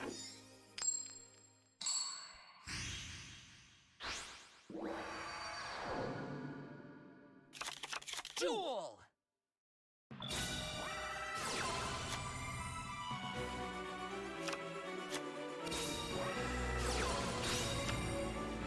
Alrighty.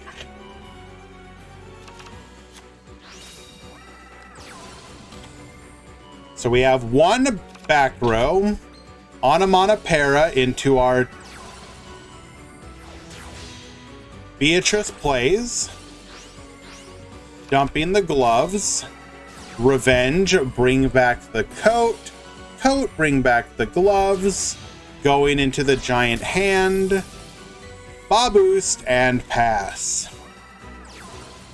Crystal Bones into the Moai. We're going to get putting face down, but we have the Nebra disc. We will negate here, but we will still be able to use our skill.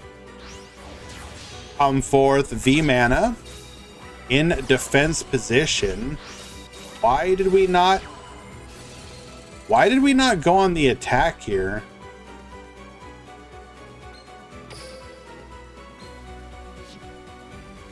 This,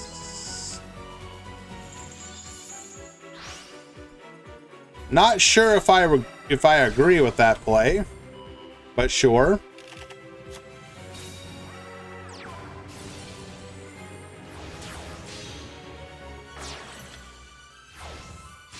We're going to go for Utopia the Lightning to battle. We're going to be able to destroy the V mana without any interruption. Lance to protect, but we will then beat over. No more interruption here. All we need to do is draw into a single Chronomaly and we can make a play. And we don't open anything.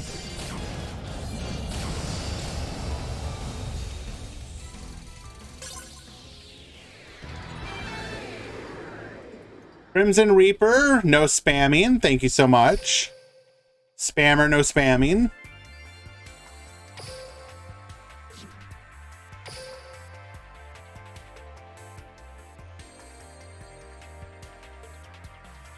Excellent. I didn't want to watch this duel anyways.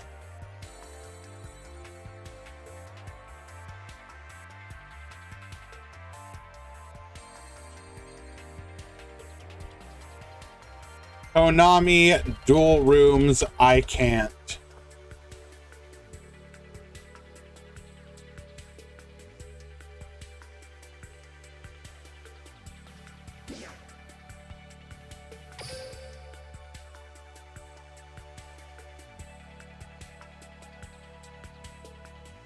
All right, well, we'll be back to watch those games as soon as they finish.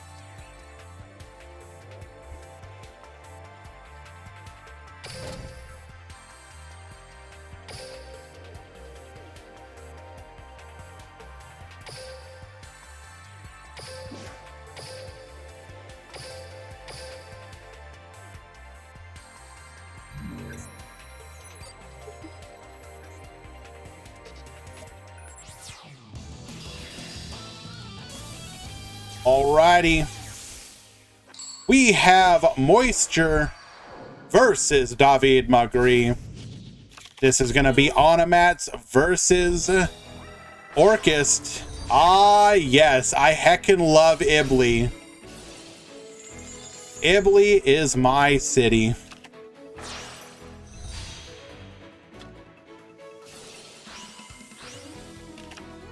If I had to invest money in Duel Links, how would I? Careful use of sales to help you finish decks.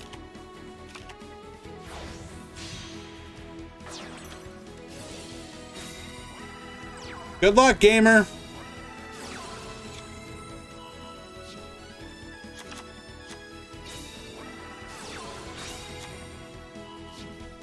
Please, tell me about the Link monsters that you include in your deck.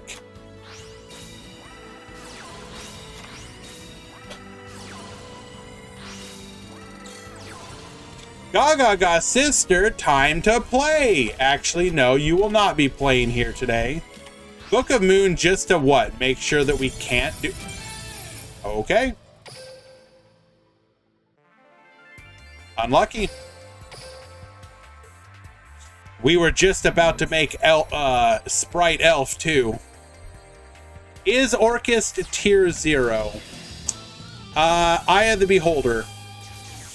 I would say no, it is like Soul tier 1 in a very strong position, but it could become tier 0 given enough time by representation more than power.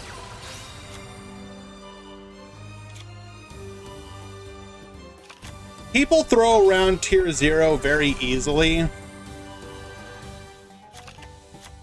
It is not tier 0 in the traditional sense, no.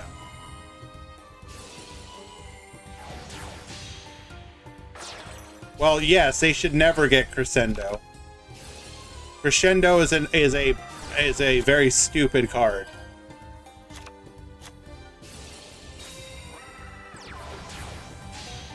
I should clarify. Crescendo is a very stupid card from a Duel Links perspective.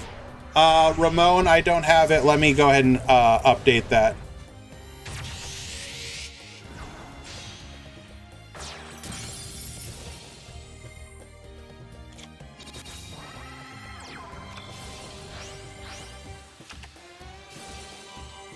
Edit com top 16.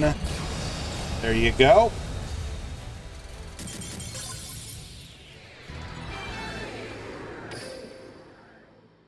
Game number 2 going to David Magri. Will we get to see game 3?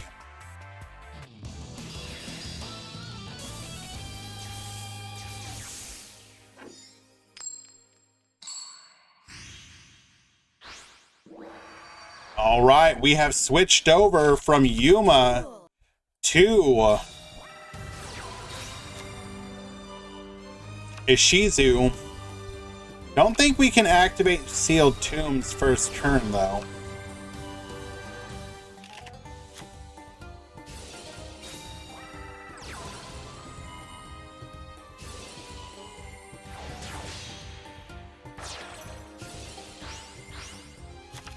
Dump the gloves. Gloves back to the field. On a pickup. Searching for the Uto. Oh my god, we just have the combo again.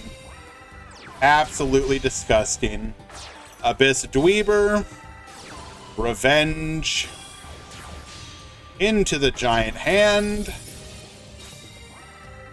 That's pure Ono, yes.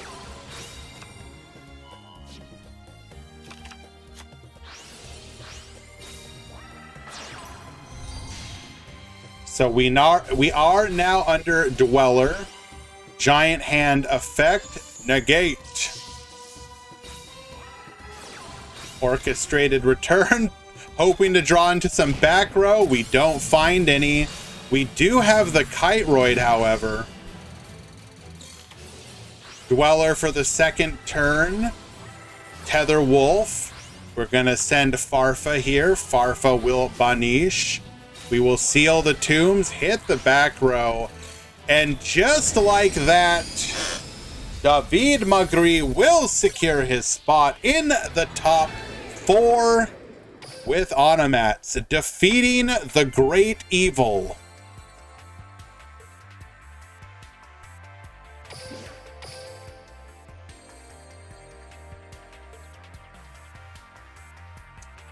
All righty. Which flavor of Orchest Mirror Match do you want to see?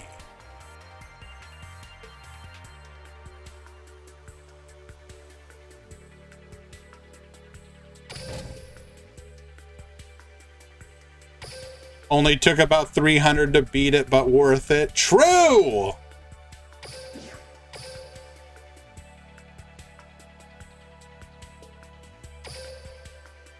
I promised we would come back, and here we are for game number 2 between King and Refresh.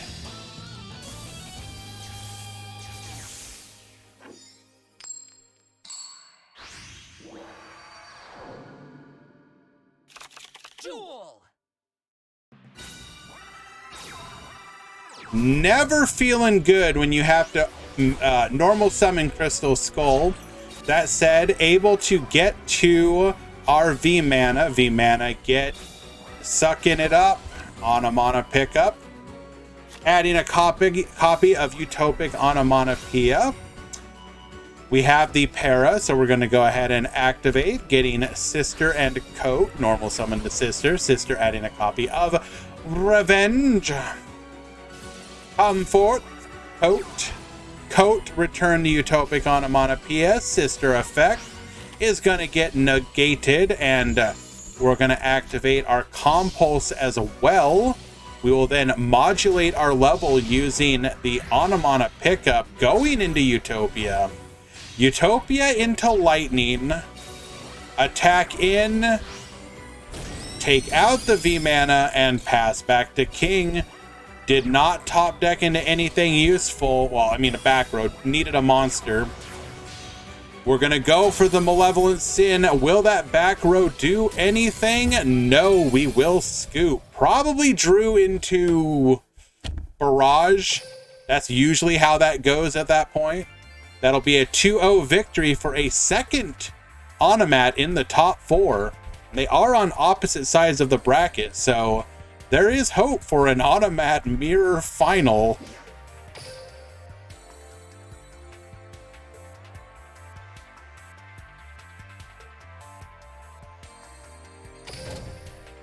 Hello, IK Fire. I don't actually think it's been a long time. You are a channel regular. How exactly has it been a long time? But how are you doing?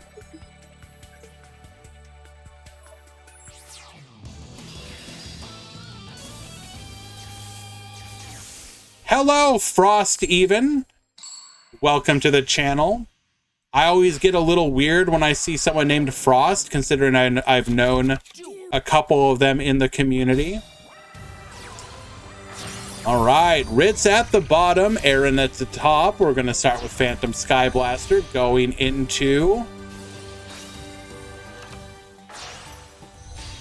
our Orcus plays. Oh, we're going to watch it, Aaron. We're going to watch every single misplay that you made.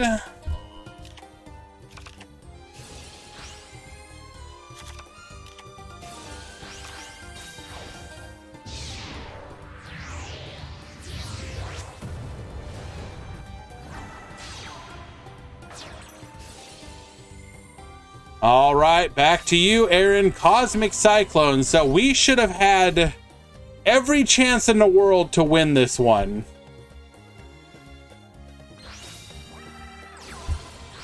Scrap Recycler, sending the Nightmare.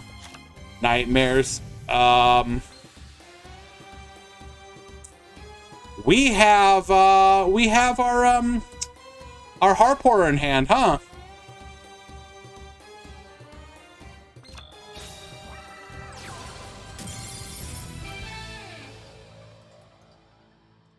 Wand, Harp, and Nightmare in hand. Holy crap.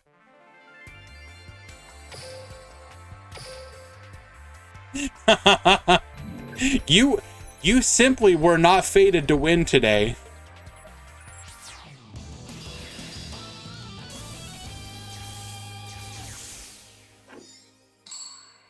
Honestly, sounds like a skill issue. Duel.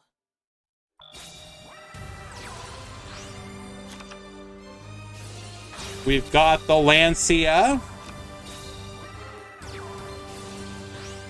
Sending the Harp. Harp effect. Okay, we're in the game. We're gaming. We are no longer gaming.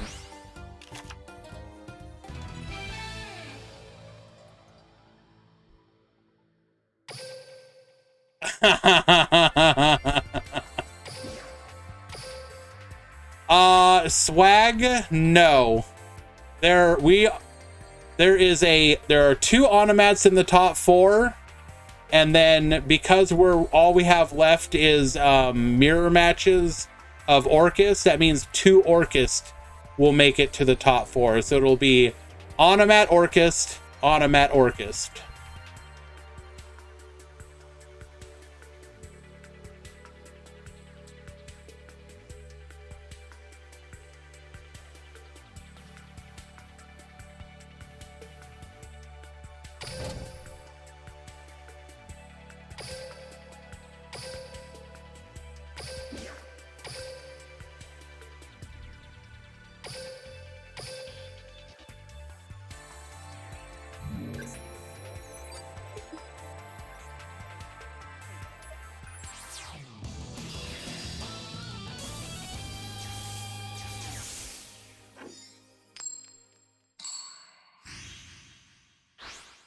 Excuse me, Slow Glow?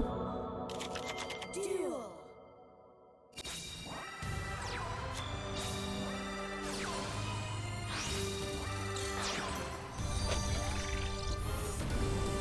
What? Did my sub run out? No! Damn it. I refuse to resub until Quantum comes back from his birth, or from not from his birthday. Happy birthday, Quantum, when you hear this. When he comes back from his vacation.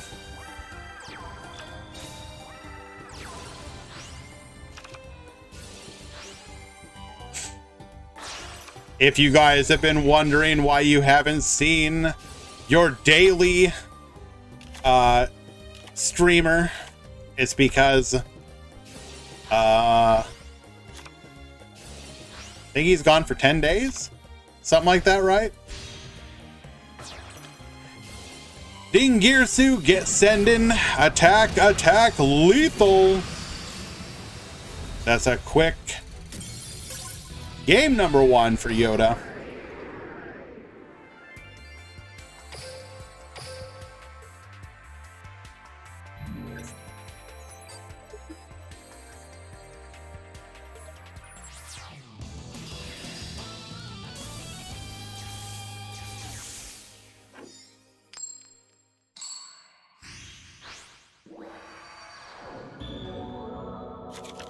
Duel.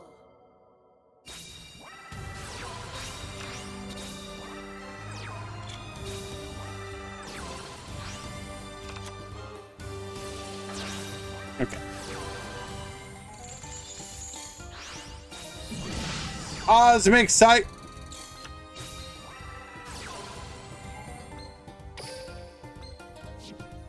So, despite the fact that our field is now going to be Harp Horror Pass, our opponent is also not in a very good position either. Lancia says no. You Lancia me, I'll Lancia you. Bro. Stop. Stop. Bro, stop.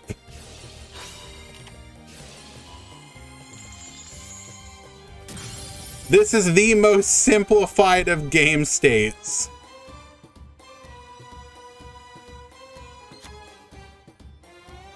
Top deck, baby. That's okay. I got Harp Horror. Ice Dragon's Prison just to get into the game, stealing and yoinking it, allowing us to make our plays. That will be a game 2 victory.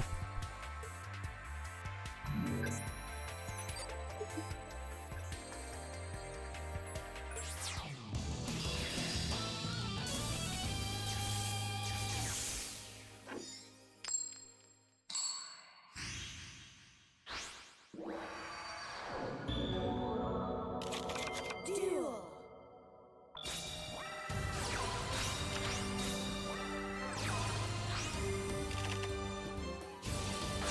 Alrighty. Okay, Yoda, I swear to God, if you activate a Lancia, I am going to shite myself right here, live on camera.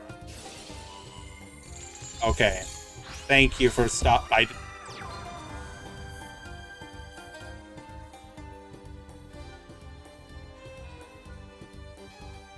Why couldn't I face more of these people? Incredible.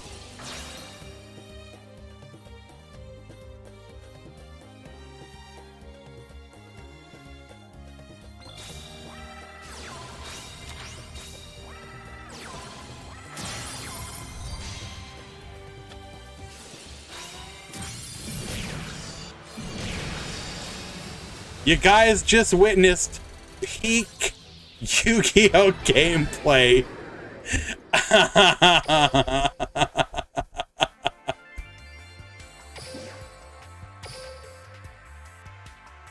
Oh, that's funny. Alrighty, we have our first top 4 match ready to go. Yoda with the 1 biddy. I have no idea what you're saying, so I am gonna head to Google Translate.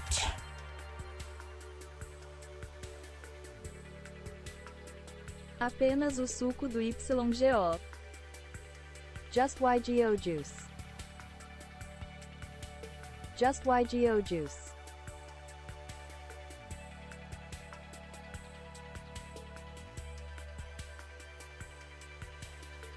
Just YGO Juice. Apenas o suco do YGO. Okay. Thank you for that.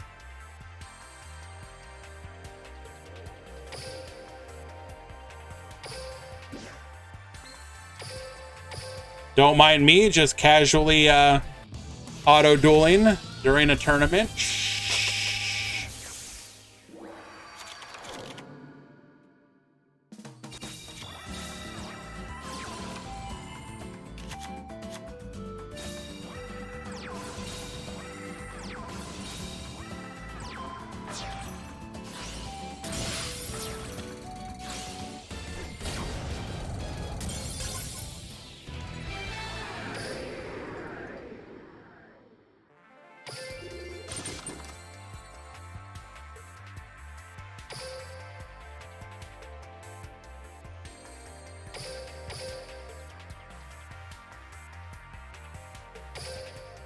All right, top 4.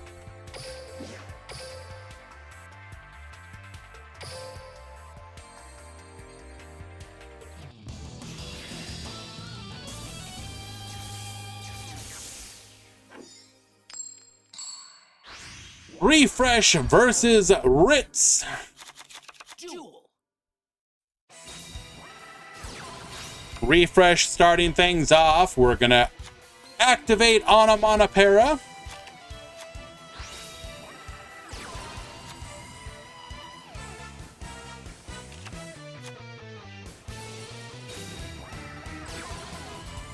Sister Effect, allowing us to go into the Beatray, get dumping of the gloves.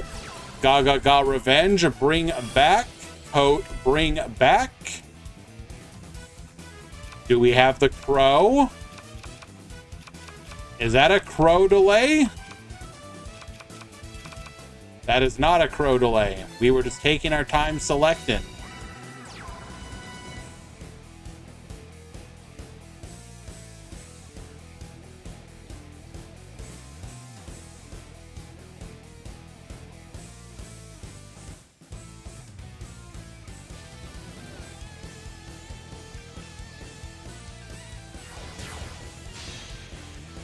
Fourth, Abyss Dweller. We're gonna get boosted from the Gaga Revenge.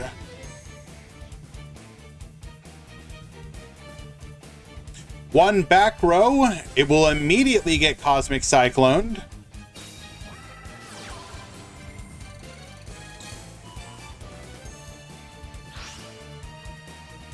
Excuse me?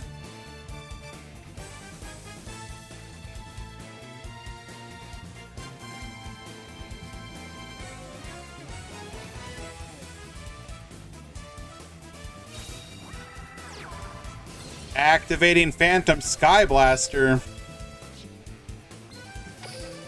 No Farfa. That may be our only form of interruption off of Beatrice. We will be able to activate Abyss Dweller here.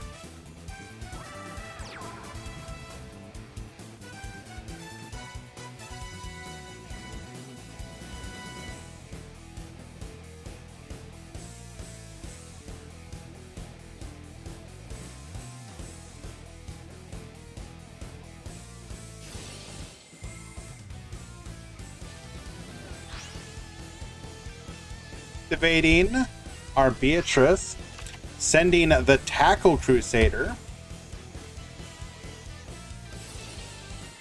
That will flip the Phantom Sky Blaster face down. We're gonna get Switcherooing. Let's find some back row to allow us to survive long enough to make our plays. We have nothing. Okay. Sure. We can wipe the field here, but we currently cannot lethal.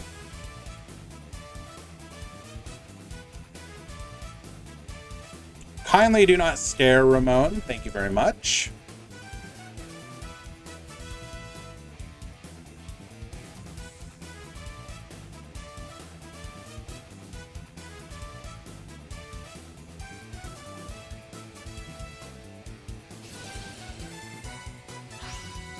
Dweller sending the glove here. This will allow us to resummon off of the presence of the utopic onomatopoeia.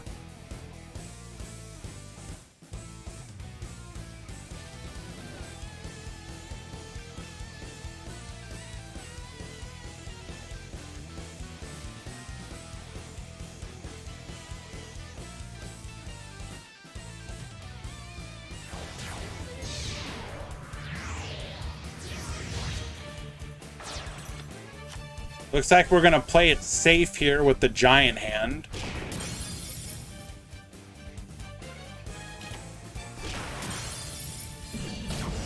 Getting in for 28, leaving our opponent on 200 life points.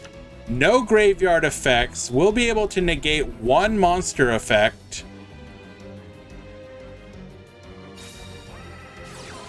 Let's get digging. Activating Orchestrated Return, sending the Symbol Skeleton. Currently nothing that it can resummon. We will, however, activate Abyss Dweller just to be safe. Don't want our opponent drawing into something like a Chalice.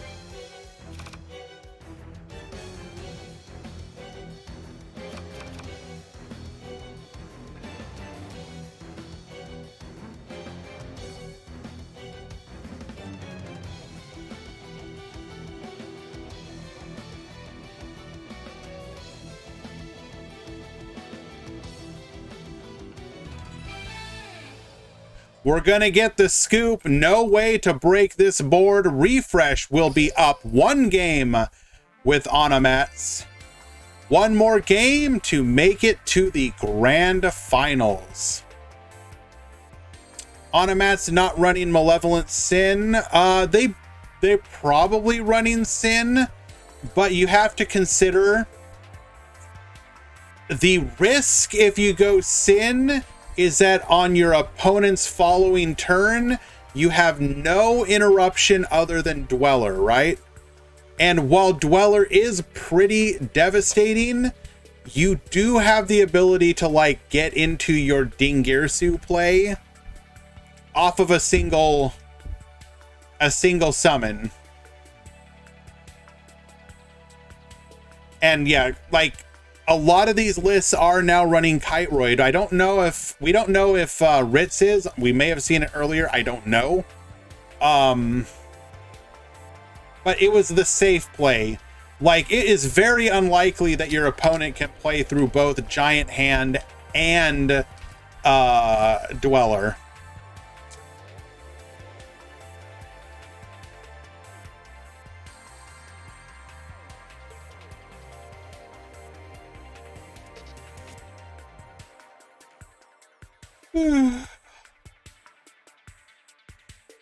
But yeah, we were probably playing Sin, I would guess. Sin's pretty standard.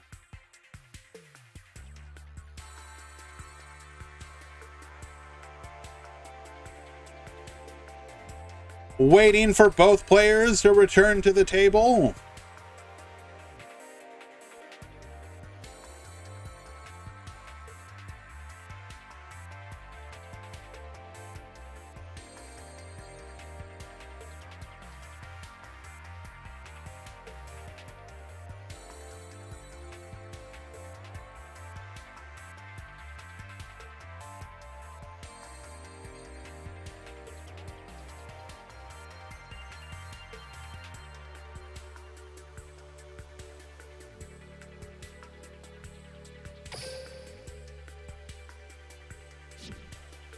Still waiting for them to return. Ritz is on the table, waiting for refresh.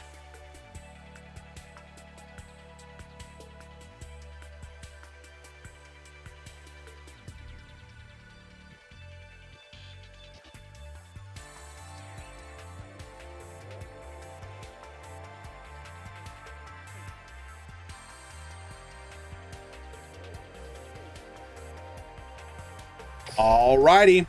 Game number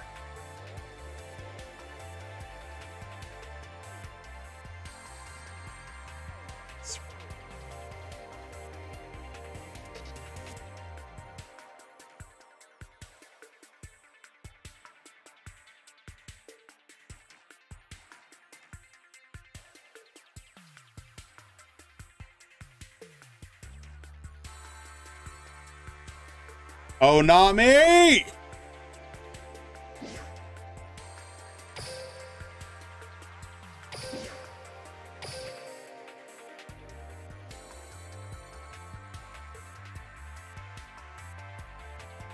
Well, I guess we will be back to that one. I didn't want to watch it anyways.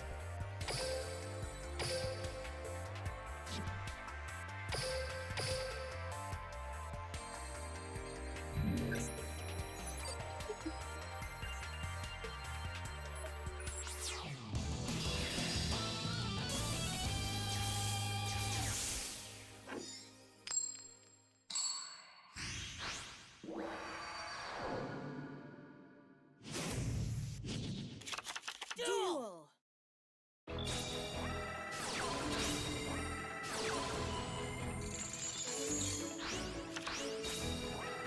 Go ahead and...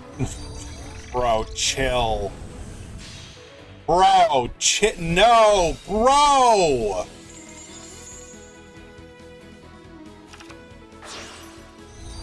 Yes, this is side format.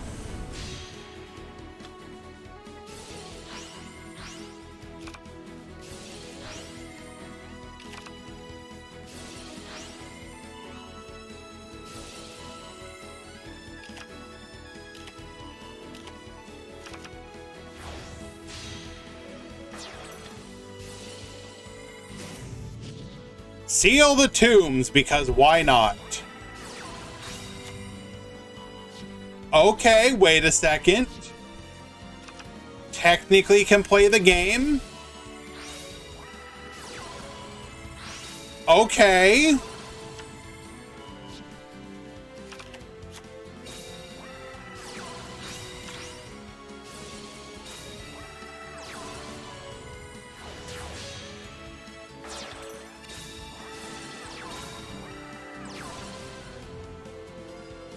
Unfortunately, Ibley returns to the field.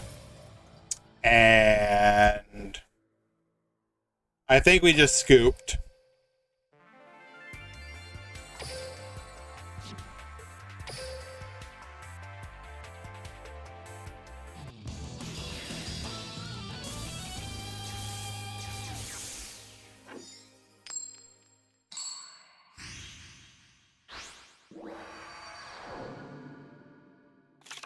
Duel.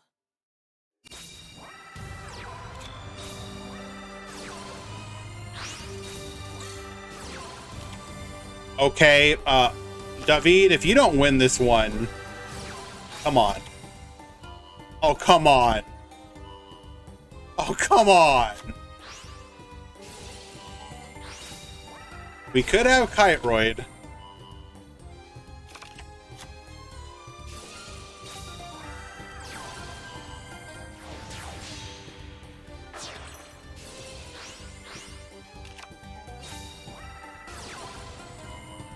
So what's the main concern here? Our opponent potentially having the Trifortratops again?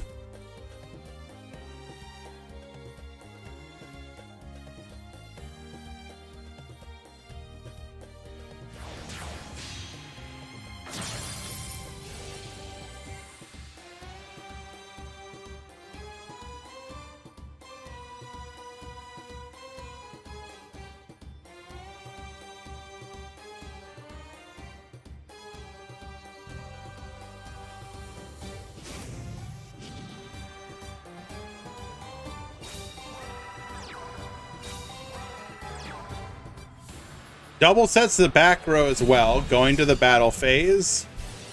We do have the Trifortratops. We're going to be able to wall off here. Monster will return on the following turn. Very interesting.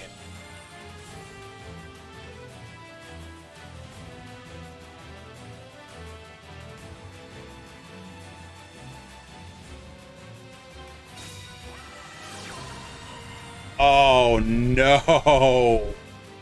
Devastating.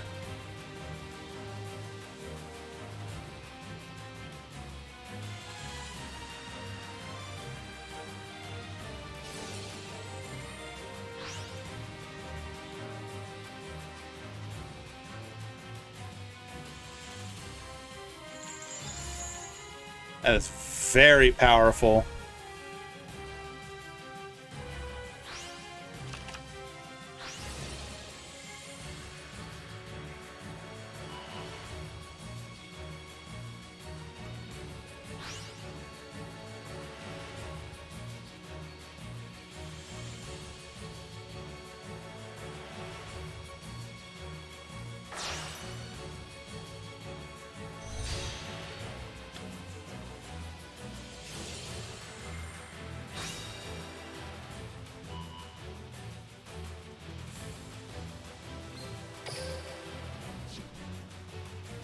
Gonna be able to pop the Abyss Dweller here.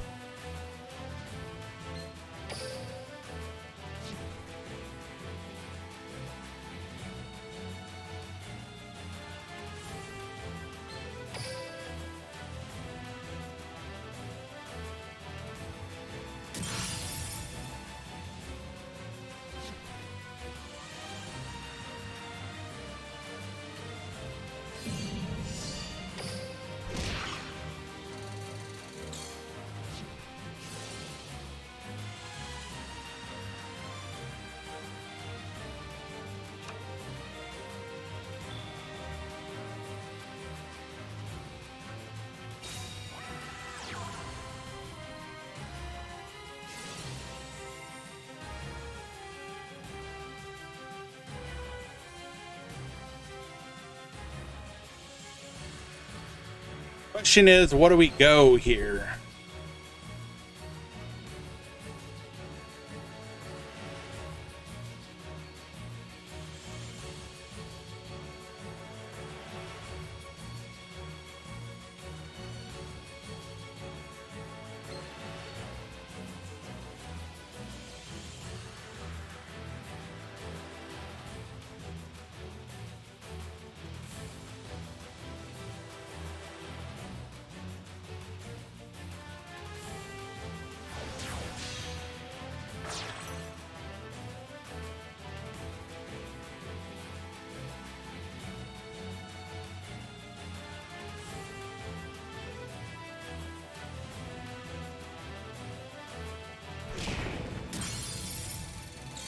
Alrighty.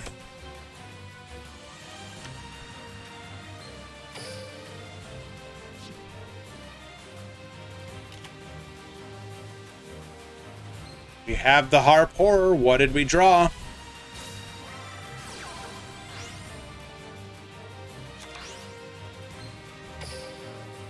Two new cards is what we drew. What an incredible top deck.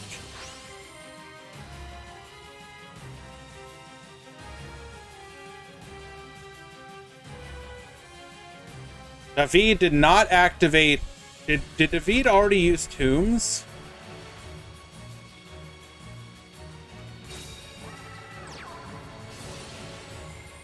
Top decking into Scrap Recycler. We're gonna negate here. But we can just go Galatea into Ding, so we're gonna need more than this.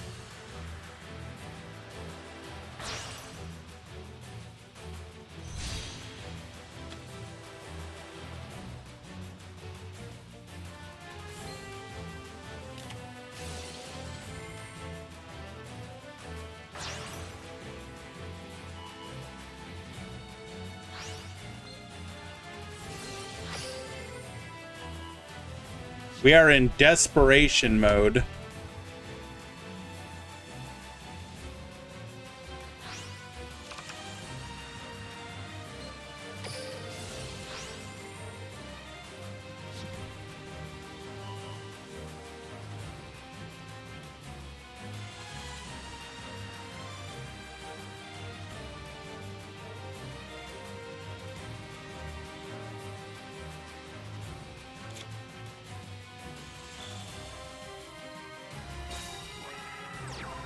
Okay, that's an incredible top deck.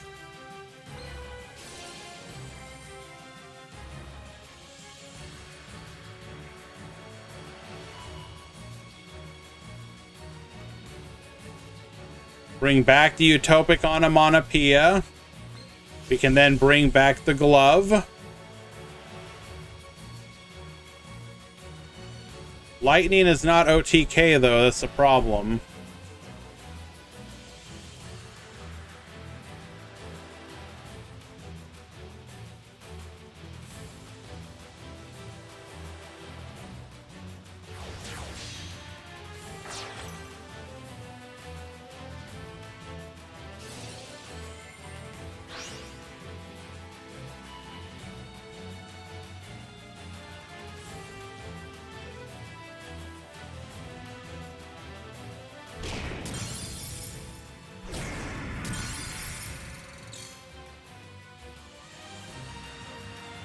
Not enough.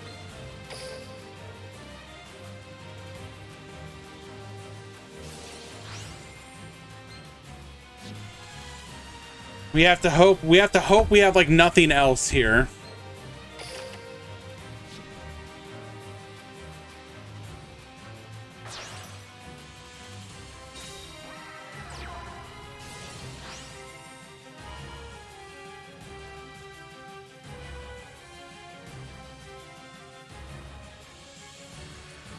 So that's a set Trifortratops.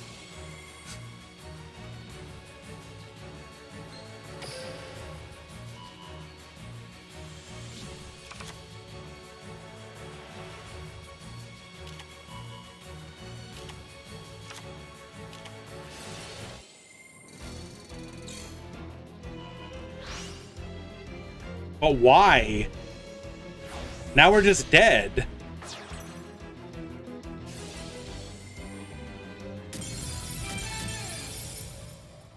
Did we just...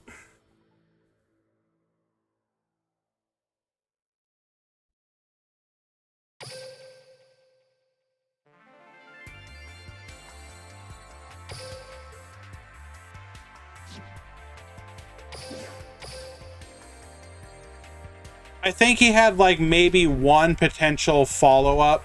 Actually, no. Looking at his extra deck, or sorry, looking at his deck, he had no follow-up.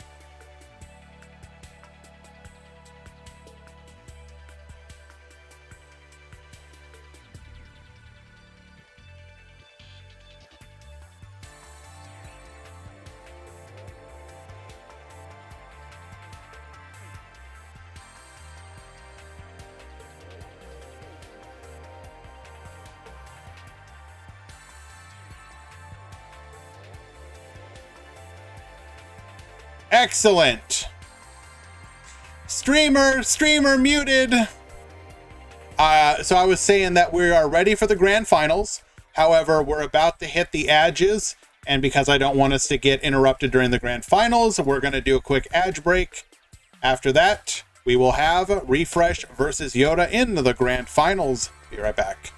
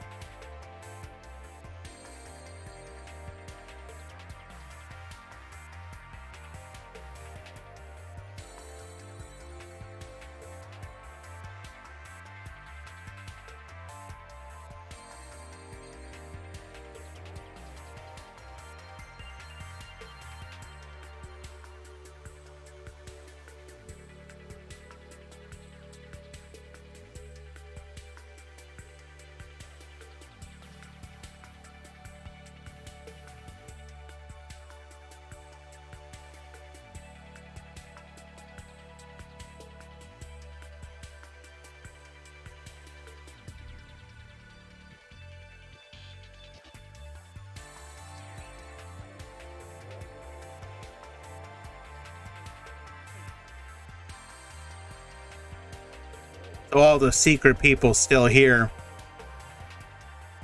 How heckin' excited for Speedroids are you? I know I am.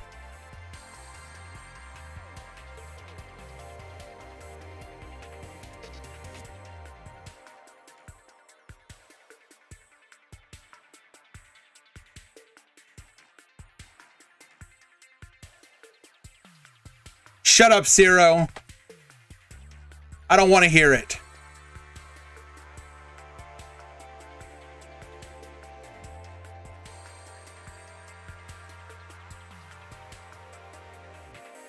No. I want more than Clearwing. I want more. Give it all to me.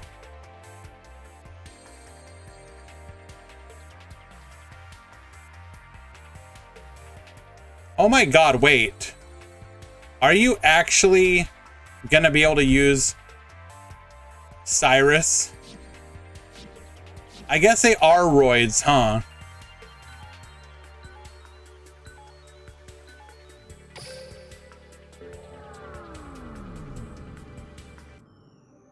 I shall aid you. You can count on me and my Vehicroids.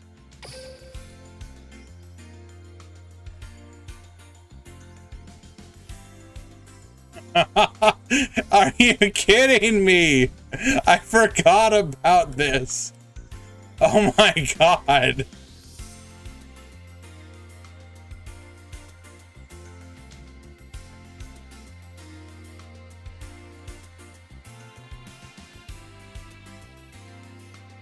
How long until they nerf this skill, by the way?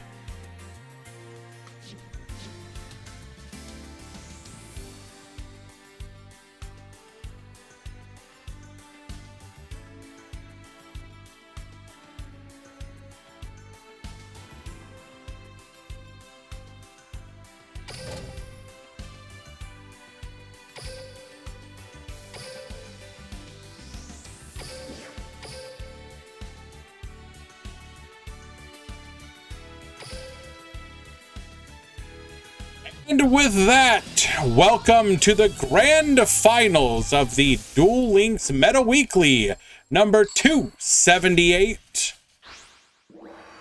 Hosted every single week here on this channel and by DK'd via the DLM Discord.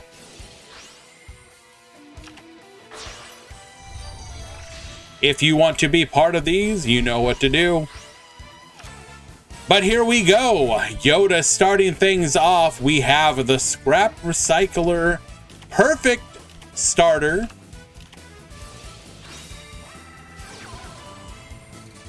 Activating Cosmic Cyclone to be able to turn on our Sealed Tombs. And pass back to Refresh. Anamana pickup.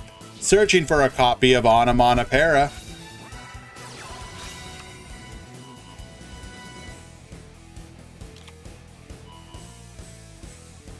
We're going to add Sister and Coat to hand.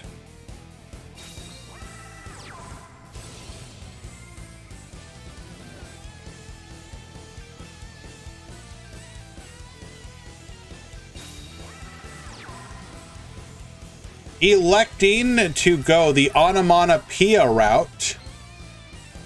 We will miss out on the Sister Search, but we do want to get extra bodies on the field. We have the code in hand, so we have a couple options here.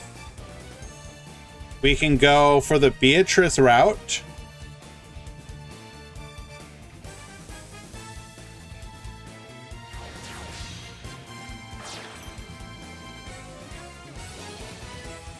Are we going to try an OTK?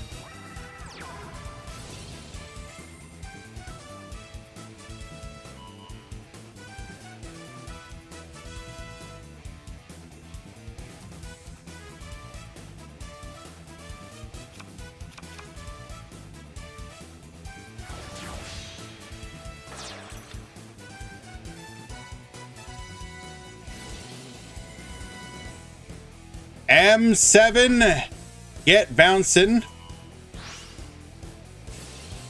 Malevolent Sin, get Phoenician.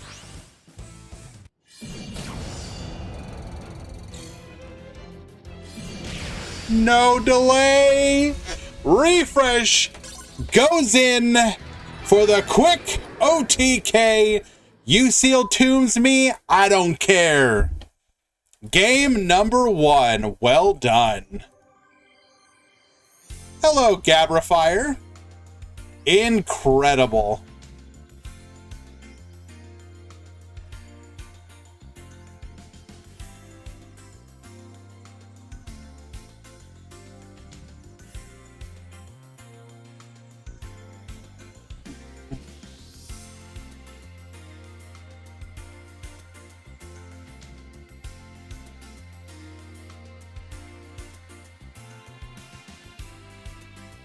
Waiting for both players to return to the table.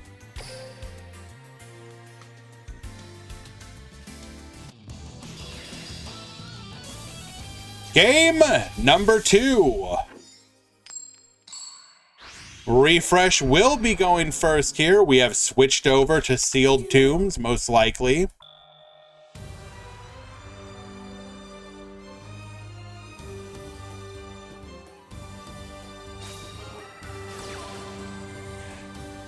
Activating Dodo to draw, discarding our Utopic Onomatopoeia to draw 2 more cards. Surely we have found our way to a pickup or para, and in fact we have. Onomata Pickup, activating, adding a copy of Onomatopoeia.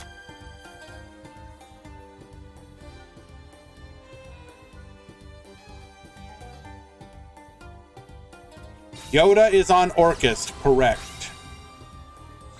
Discarding a copy of Farfa. Unfortunate, but you do what you gotta. Searching for a copy of Sister. And a Zubababancho Gagagako.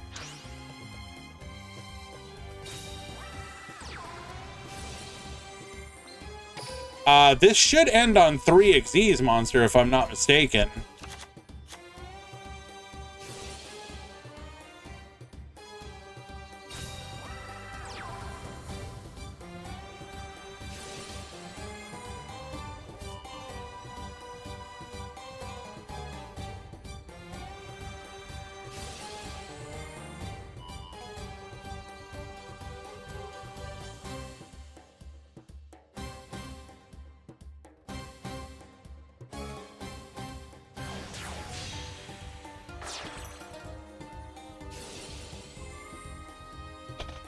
Beatrice will activate.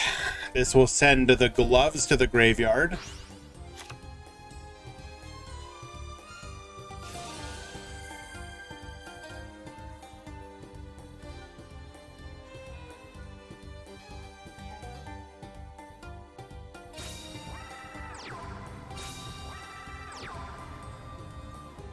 Oh, I guess we don't have the... We added revenge. We're not going to use it.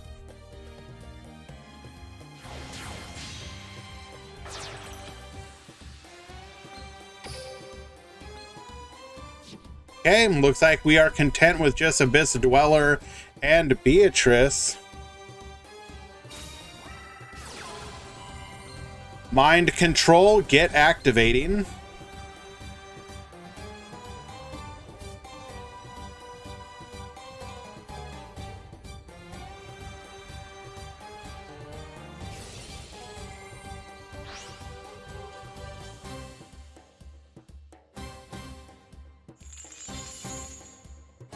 Yoinking the Beatrice.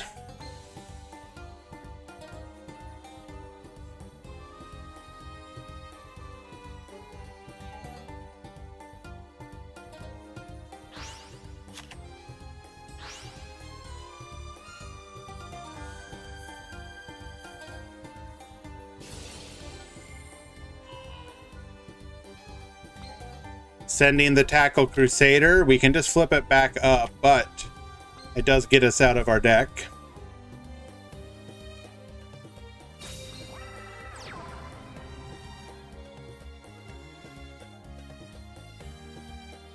Any responders?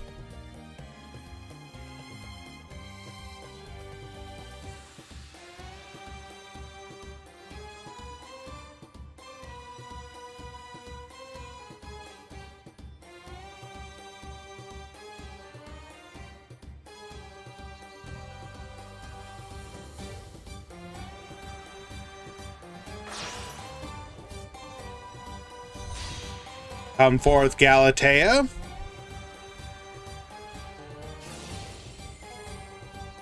Abyss Dweller, get activating.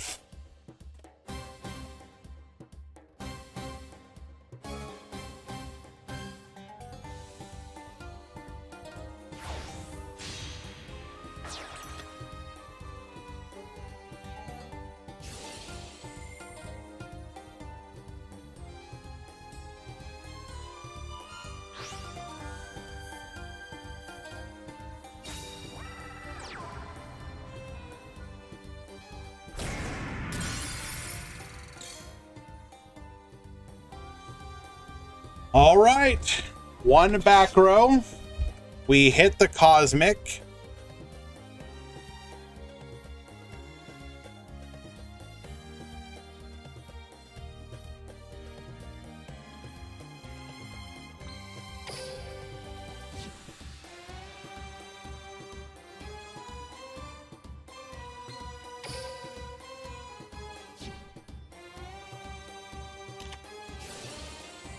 We had a bluffed Revenge on the field.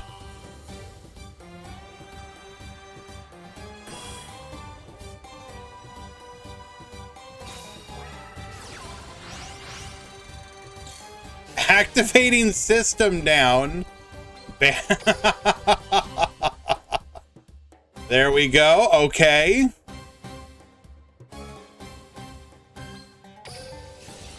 Galatea still on the in the graveyard though, as she wasn't material.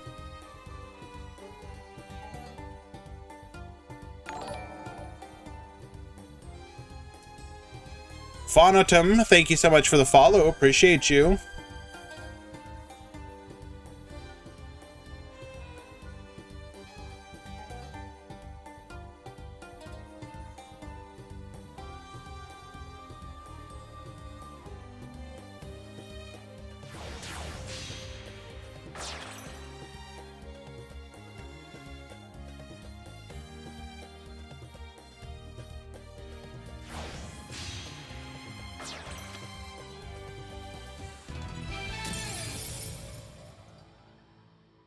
We really had nothing? We had nothing. Incredible. System Down clears the field. We use our bluffed Gaga of Revenge to get back into the game. Refresh will be your grand champion, 2-0ing in the grand finals with Onomats against Tier 0 Orchist. Well done. Okay. Very well done. Let's go ahead and take a quick look at the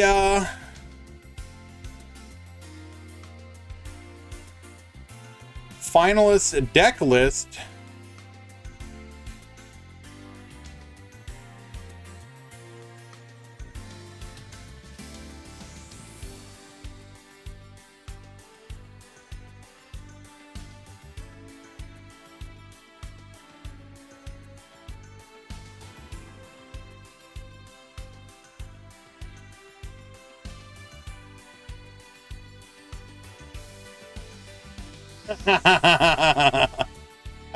David's side deck is pretty hilarious. David has often said that they don't like side deck, so they never really use it. Well, also it looks like it's not loading, so I guess I can just take a screenshot of it.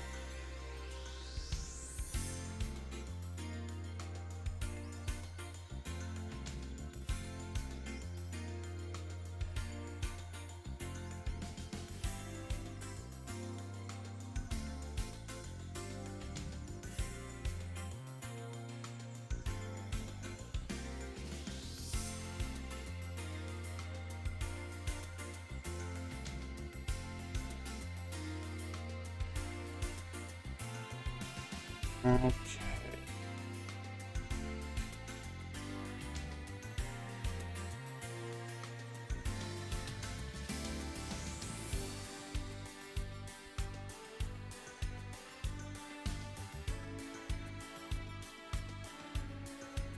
Okay.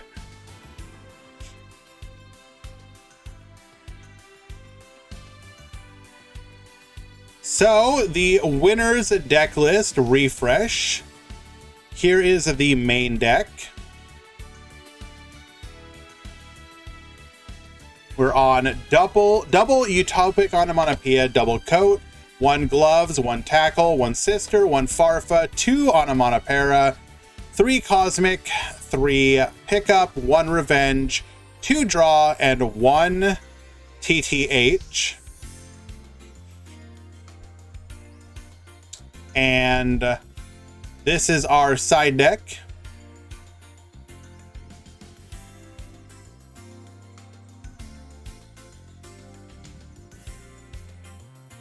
There we see the system down. Here is Yoda's deck list. We see the double Triforce Setops. The 1 Ibly, 1 Mind Control, 1 Compulse.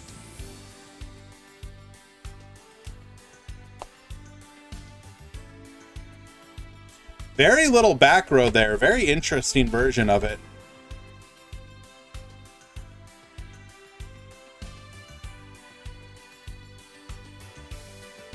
And this is our side deck for Yoda.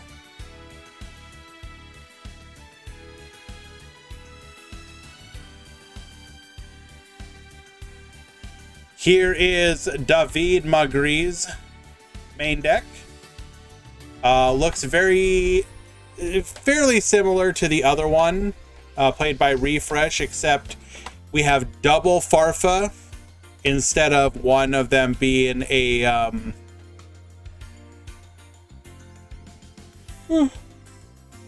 Tackle Crusader.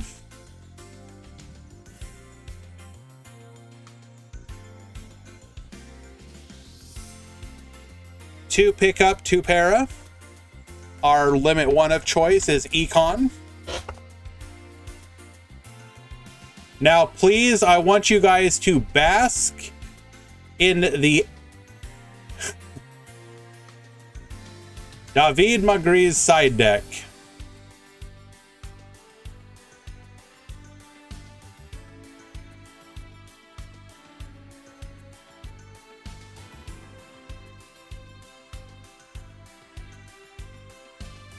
Sometimes you want to be able to go into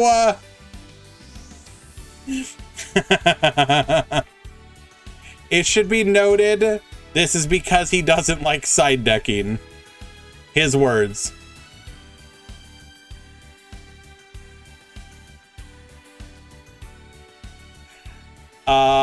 Here is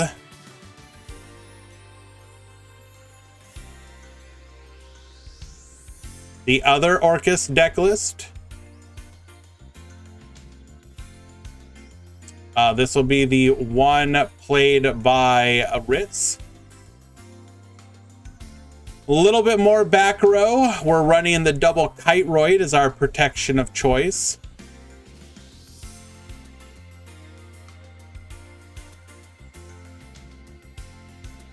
And this is his side deck.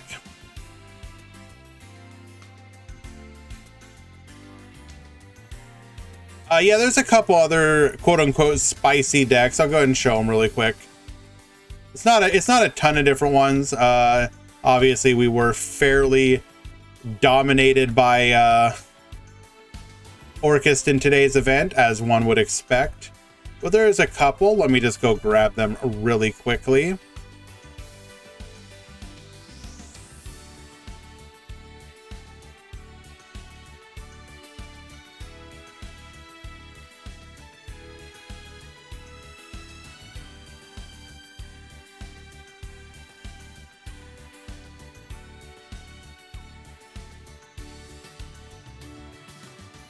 We had Neo on his Block Dragon Orcus variant.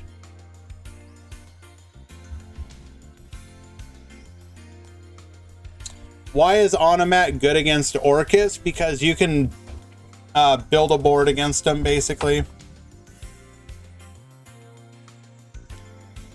They're putting up Master Duel-ish like boards that of interruption. They're also extremely consistent. They match the consistency of Orcus. The difference between them is that Orcus has more of a grind game, whereas Onomat puts up more of an immediate board, if that makes any sense. So like Onomat's main build-a-board tends to be stronger initially, but they lose gas very quickly. Orcus can put up a strong board, but they can just keep going.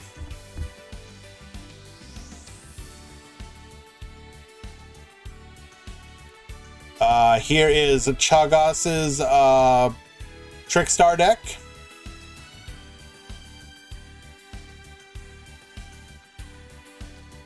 It's not as bad as Infernity, Sniffus. Come on, be honest.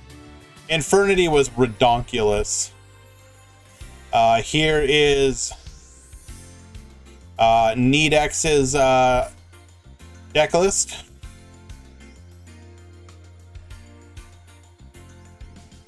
We're not quite... It's not fair to call this a Master Duel meta. It's not true at all.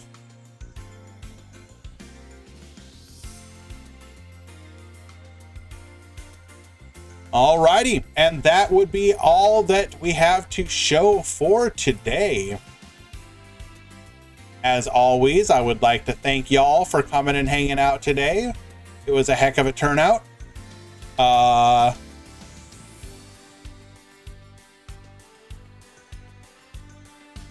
Let's see, what else? Little bit of housekeeping. If you want to join up in these events, the Duel Links Meta Weekly, you can do so by going to twitch.tv/Decade, subscribing there, becoming a member of the Duel Links Meta Decade Meta Discord. These tournaments are free once per week on Mondays, 2 p.m. Eastern, up to a $50 prize pool. By competing and being successful in these events, you can gain access. You can become a member of the TPC and control the meta with your all-powerful commands and whims. Let's see what else. I have a Discord of my own. If you want to join, consider doing so. We have events Wednesdays and Thursdays, and then sometimes other days as well. They are all free to join. This Wednesday, we will be in the Duel Links Grand Prix. We will be returning to side deck format, at least for the time being. I want to give people the tools to potentially fight Orcus. So the Duel Links Grand Prix and the Duel Links Grand Prix SE are side deck again.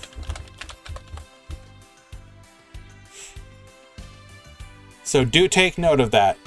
I'm also likely going to start asking people to try and make their deck lists in the deck editor to help out. It won't be a requirement early on, but it would be nice just to make it easier for me to get those reports out more quickly. Do consider doing that to help out. It would be greatly appreciated.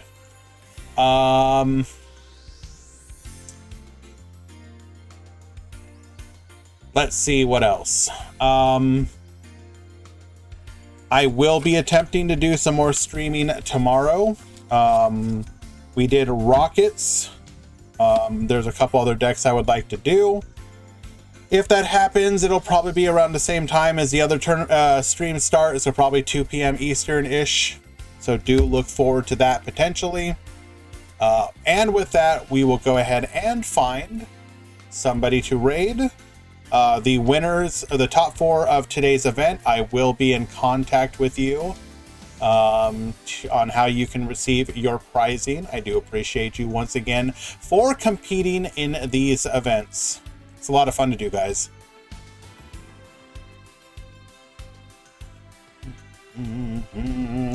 Looks like we got Zeto Mason streaming, so I guess we'll give him a raid.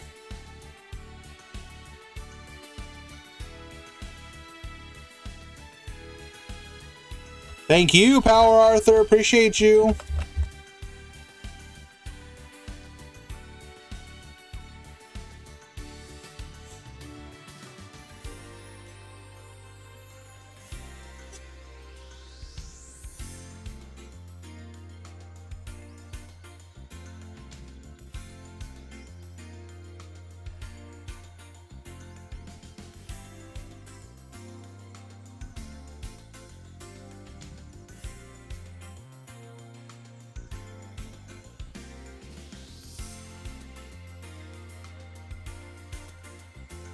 Did it not work? What the fuck is going on here? Welcome in, guys. How's Meta Weekly, man?